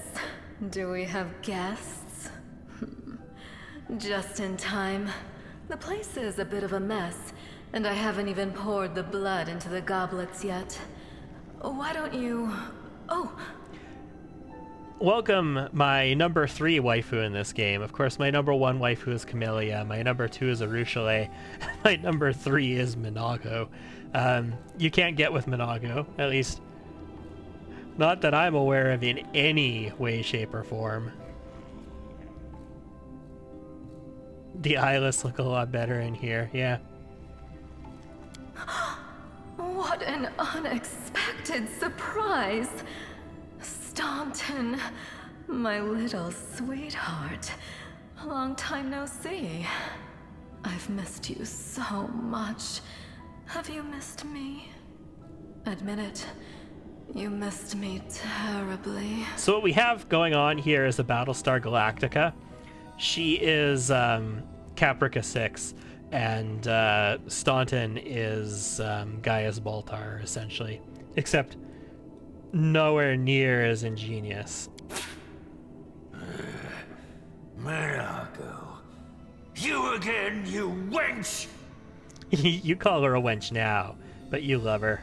Minago, the one who... Be careful. She's one of the deadliest creatures in the whole demon horde. She was once responsible for a massacre in Canabras. She must be back to finish what she started. She was responsible for a whole lot more than a massacre in Canabras. She's responsible for the fall of Dresden. She and Staunton. Staunton, do you know this demon? Does he know me? Staunton, darling. Tell them all how close we were. That wench? She's the one who led me astray. She's the reason my life has gone to the abyss. She's the reason why Dresden fell. Oh my, like butter wouldn't melt. What I remember is how eagerly you would run to our trysts, how you begged to see me again, how you promised you'd do anything I asked. By your own free will, you said this. And now you claim that Dresden fell because of me. No, my dear. That was entirely your own doing. I'll beat your lying lips into your filthy throat! Just sounds a lot like Staunton is overcompensating to me. Now, Staunton, don't say things like that. Not about these lips, the ones you kissed so sweetly. Staunton, dearest, don't you love me anymore? Remember how good we were together? I was so hoping that we could patch things up. I'll kill you! just the interaction between these two and how how disingenuous Staunton is about everything he says. He's just trying so hard to make it sound like he's trying to convince himself that he's legitimate. They are the darkness. Now, getting into this fight with this much health might sound bad, but I mean, we've got Beth and Staunton here and their, army and all this crap. It doesn't matter. Doesn't matter one bit. Got cultists, got a sharpshooter, have a wizard. You rascal! You've crossed the wrong mongrel. The light. Take the spirits demand your blood. Let's go bone the wizard, please. We boned the wizard. We boned the wizard good. I'm gonna go after the cultist. Is over. I'm gonna go after that cultist. That's why. Man, channel negative energy. Pain. Excruciating.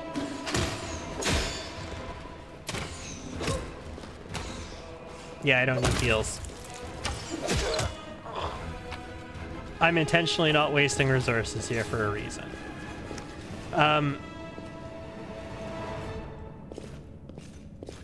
Yeah, channel negative energy can be a bitch. It can be a bit of a bitch. If we were a Dampier, of course, it wouldn't matter to us. Call me again if you need to. Oh, cool, we got that. The unholy symbol of Descari, the demon lord who attacked Canabras, drawn in human blood. We are going to be back here again later, and you get another chance at that if you failed it the first time. Thanks, Lan. You're so awesome, Lan. Thanks, Lan. You're so awesome, Lan.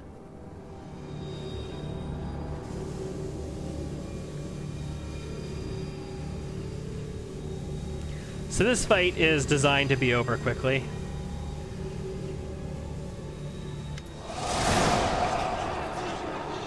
As soon as we're in the chamber, your vision seems to darken and your eyes buckle. You struggle to keep your balance. So the stone is causing visions. Congratulations. You made it all the way here. This is it. Your precious ward stone. Well, what are you planning to do now, I could kill you where you stand, but wouldn't it be nice if you could die in battle like heroes? No. I want you to die in despair, scrabbling around like rats in the blighted ruins of your city, blind and broken, your flesh scabbed and seeping, and every moment knowing precisely what was done to you. Sounds like a party. Sounds terrifying. How do I sign up? That's how we've been living for generations. There isn't a soul that can resist the temptations of the abyss. Even a stone can be turned. I'm not joking. Your precious ward stone, weakened from the injury inflicted by Discari, has almost succumbed to my charms. Soon the whole barrier around the world wound, the gift of your useless goddess, will be a weapon of the abyss. Just a little more and boom.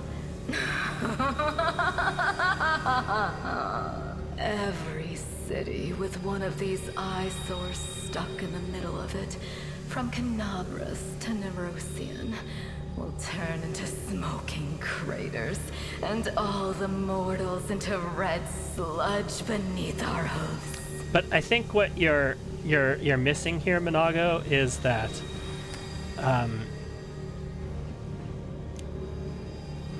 right now all you're fighting is Mendev and a few crusaders from around the world who want to join the crusade in Mendev. But if you annihilate Mendev, break all the ward stones, and expand the world wound, and flood abyssal demons everywhere, literally the entire world of Galarian, including those nations led by fucking gods, will stamp you out like you're nothing. You're big shit when you're fighting against the Crusaders, but if you threatened the remainder of the world, you wouldn't get very far. Like, there are literally nations in Galarian that are led by embodiments of gods. So you have a choice. Especially you, my pet. Kiss me on my dainty hoof. Pledge your loyalty to Baphomet. And when the world falls, its ruins shall be yours. I'm sorry, who are you again? I feel like we just talked about this downstairs, but I forgot. What are you doing to the stone? Well, quite what am I doing to it? Probably the same thing I did to many of your comrades. Sweetly and tenderly persuading it to abandon the mortals and join our side. Mm-hmm. Prepare to fight to the death, demon! We won't let that happen. Oh, but I wanted to help her. Dialogue options directed by Mythic Paths. Nice. Oh, I don't have the ability to use the angelic power right now? Oh, I think I have to tell her to shut up, shut your filthy mouth, scum. And then I get to use it. Do we want to use the demon Mythic Path right now, though? Just succumb to the rage? Nah. Make me. One of the sweetest spoils of war is gloating over your broken and humiliated enemy. You want to deny me that pleasure? Yeah, screw it. I'll use the Demon Mythic Path. We haven't actually unlocked the Demon Mythic Path yet. We've only unlocked the Angel Mythic Path. So let's use the other one. Let's get them both unlocked, just so I have access to them both. It's an evil action, whatever. Feels chaotic to me. Crush, murder, death, kill, and we're gonna run up and start punching her. If you're planning on going berserk, don't forget who's friend and who's foe. There she is. The demon! Go get her! We failed a will check. Who does the dwarf think he is? How dare he give me orders? I'll silence him for good. Oh. don't tolerate threats. I'm gonna attack Staunton. Nice. This hurts so much. I'm tired That of was the playing around objective. now. The objective is to go down there. We're not supposed to What will win happen that. when I'm done with the ward stone? Here's a little demonstration.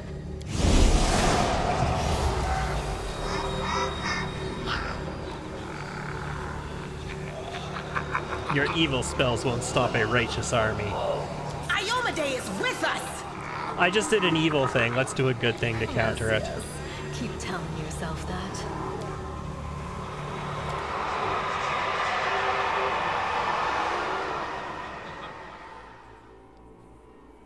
Okay, so that's the prologue out of the way. Welcome to sort of Act 1 proper. Now, Act 1 proper is still like holding your hand tutorial mode. You woke up. Healing your wounds was easy, but you were unconscious for so long, I was starting to worry we'd lost you. So we're basically at Oleg's Tavern now, or Oleg's Trading Post, if we were doing Pathfinder Kingmaker. So that whole prologue in the Aldori, like in Restov or whatever, where we get sent on the mission to the Stolen Lands, that's what we just finished.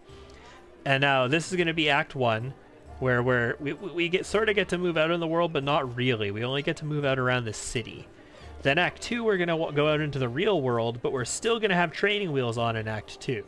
Then in Act 3, we're finally going to get the game unlocked to us. So we still have 2 more acts of training wheels, like early game stuff to get through before the actual game really gets to start. We're almost 4.5 hours in. What happened? We couldn't stand up to the demoness. Her spells were too strong. It's all right. We'll handle it somehow. You blacked out, but Staunton and I managed to get you here to the Defender's Heart. It used to be a tavern, but now it's our headquarters. We're gathering our forces here, and we're preparing to strike back. I found a cultist dispatch in the dungeons. It seems they're holed up in the Tower of Estrad. This was the dispatch that Anivia told us to give her. Demons have been filling Canobris with their spies and infiltrators for a long time. Unfortunately, I don't have enough people to attack the place right now. At least not blindly. I'd be grateful if you snuck in there and scouted out the situation. But just scouting. Don't be a hero. So obviously that means we're going to eradicate every single demon in the place. Remember, Steiner Scout Lances, ladies and gentlemen. Or a Steiner Light Recon Lance, which is 3 atlases and an awesome, instead of just 4 atlases. Bad, but not hopeless. We're constantly getting news, and new sources of resistance keep springing up in the districts where everyone seemed to be dead. The survivors are gathering here. You should see them.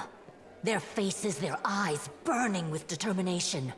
The city is destroyed, but our resistance is not broken. We will keep fighting.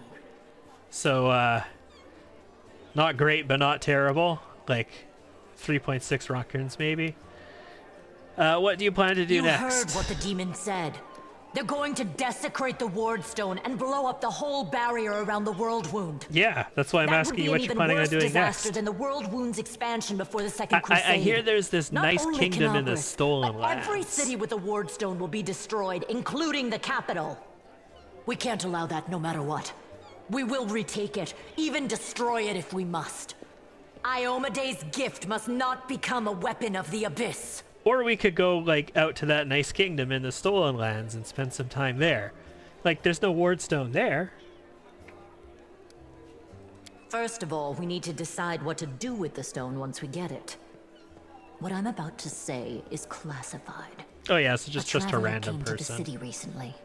A blind elf calling himself the Storyteller. Yeah. He insisted he be allowed to examine the wardstone, and he raised the alarm when his study was finished. Even before the demon attack, he had found some damage or flaw in the stone. I love how they just let some random dude inspect the wardstone because he insisted. But we know the storyteller. He's a NPC in Kingmaker as well. Prelate Hulrune dismissed his words as nonsense, borderline blasphemy. But between you and me, the prelate's opinion isn't worth much. I think the storyteller knew what he was talking about. We could use his advice right now, if only we knew where he was. I remember the storyteller spent a lot of time talking to Staunton, a dwarf from my unit. You saw him during the demon attack. The elf asked him about the history of the Crusades. Maybe the storyteller told Staunton something about where we could find him if anything happened. There's another problem. After the attack, the demons began to gather their forces at the Grey Garrison. It'll be even harder to take them with a head-on assault. But I once heard soldiers talking about a secret entrance to the garrison. Trouble is, I have no idea where to look for it. While you explore the city, please keep your eyes open, in case you find something we can use. And one last thing.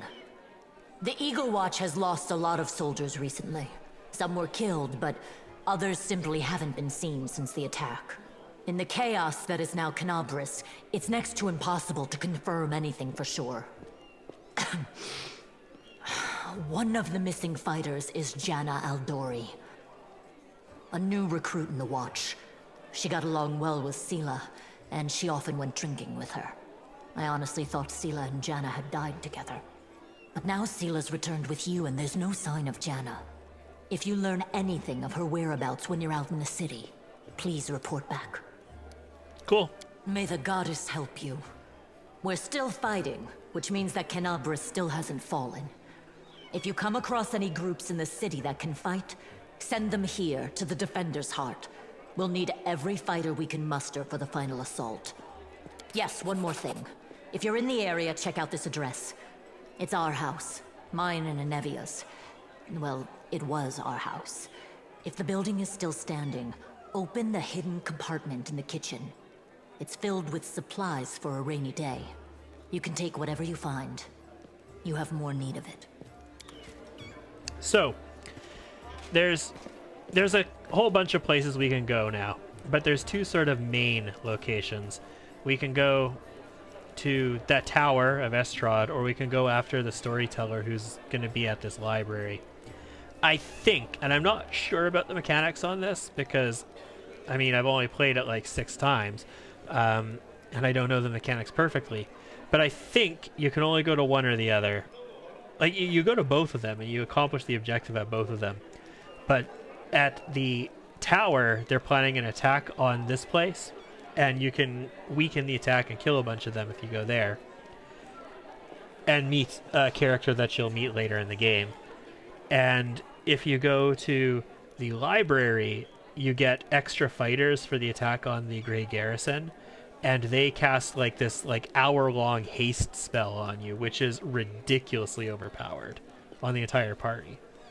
So, you know, I haven't decided what we're going to do there yet, but likely something pretty good. I'm carrying a decent amount of loot. A lot of masterworks in there. All right, we need to talk to Anevia first. What do you want to discuss? Okay, so she's telling us that we can cross the rift at Market Square. So we might want to spend some time in Market Square. Market Square is a major objective location, and it's on the way to both of those important sites I just talked about. Your task is far too important. So if they attack the tavern, we'll send a runner to get you, is what they're saying. When do you think they'll attack? It takes a few days. I don't remember exactly how long it takes. In all of my experience, it's always happened shortly after doing one of those two locations. That's why I say I'm not sure you can actually do both. I think the attack will come, and then you can do the other one afterwards. It's just you lose something as a result of it.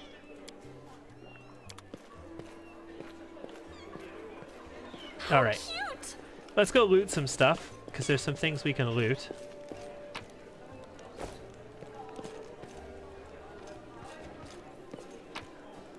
You know what? So exciting!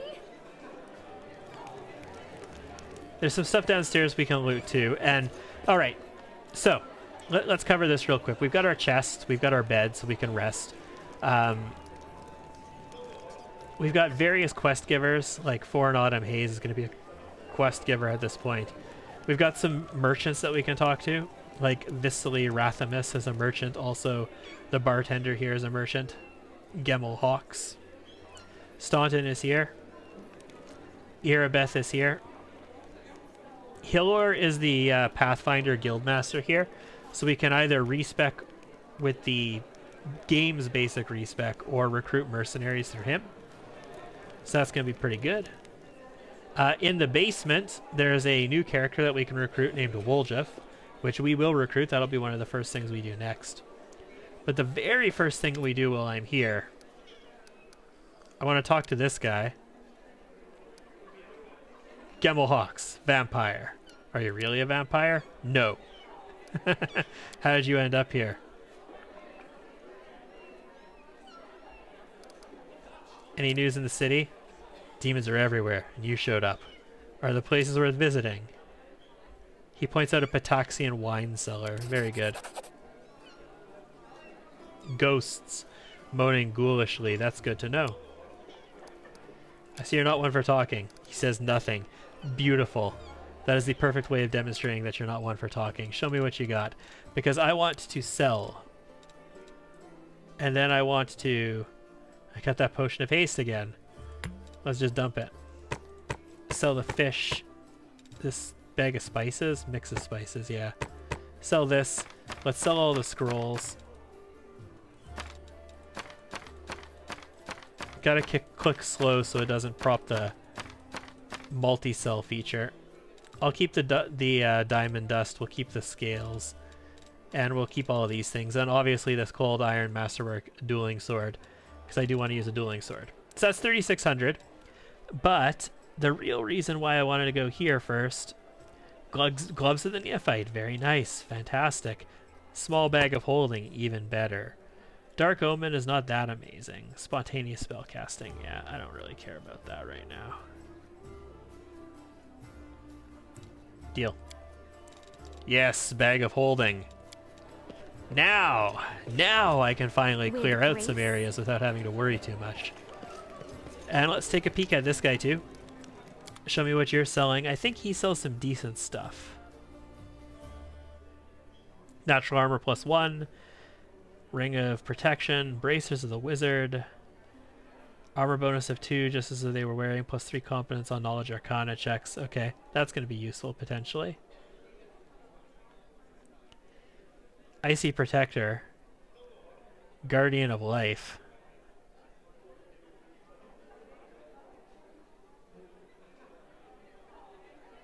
Alchemist kits and scroll scribers kits. These allow you to make potions and scrolls, which is a thing in this game. When you're camping, you can make potions and scrolls if you have the ingredients. But I sold all my ingredients because I'm not really going to participate much in that in this playthrough.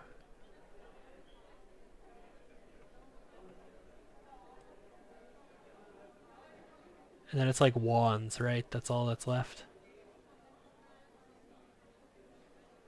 That's pretty cool. The Trickster has the ability to get unlimited uses out of wands. So wands can be pretty decent for them. But I don't think I need to buy any of that. And there is one more merchant outside. Now, I don't have... even if I get Woljef, that doesn't finish my party. Then we're going to get Ember really quickly. I don't really want to use either Woljef or Ember. Then I can get Darren and I can get Nenio. So we're not too far away from finishing off our party for now. Until I get a Ruchelet. A Ruchelet is going to be a little ways away still. So we might use Camellia until then. We might use Woljef until then. I don't know. I'll figure that out. I'll figure that out when it's not 2 in the morning. After, you know, being up since 5 something. I think we're going to wrap up here for the moment. We're a full 4.5 hours in to this, and we will tackle Act 1 tomorrow, and probably not late at night. It's probably actually going to be during the daytime. My wife has a softball tournament tomorrow, so she's going to be gone for quite a bit. hopefully the kids won't be running around making all kinds of noise. So hopefully I'll have some time during the day to start tackling Act 1. In any case, thank you for tuning in. I have been Liz. This has been Pathfinder Wrath of the Righteous as our Rowdy rogue, and I am really pleased with this rogue so far. I'm actually very happy with the way that our Vital Strike is turning out so far. Adventures are exciting. And I'm excited to see what happens once we get more sneak attack dice and the improved feats and all that kind of stuff. In any case, have a great evening or morning, however it looks to you, and I'll hope to see you again next time. Bye-bye.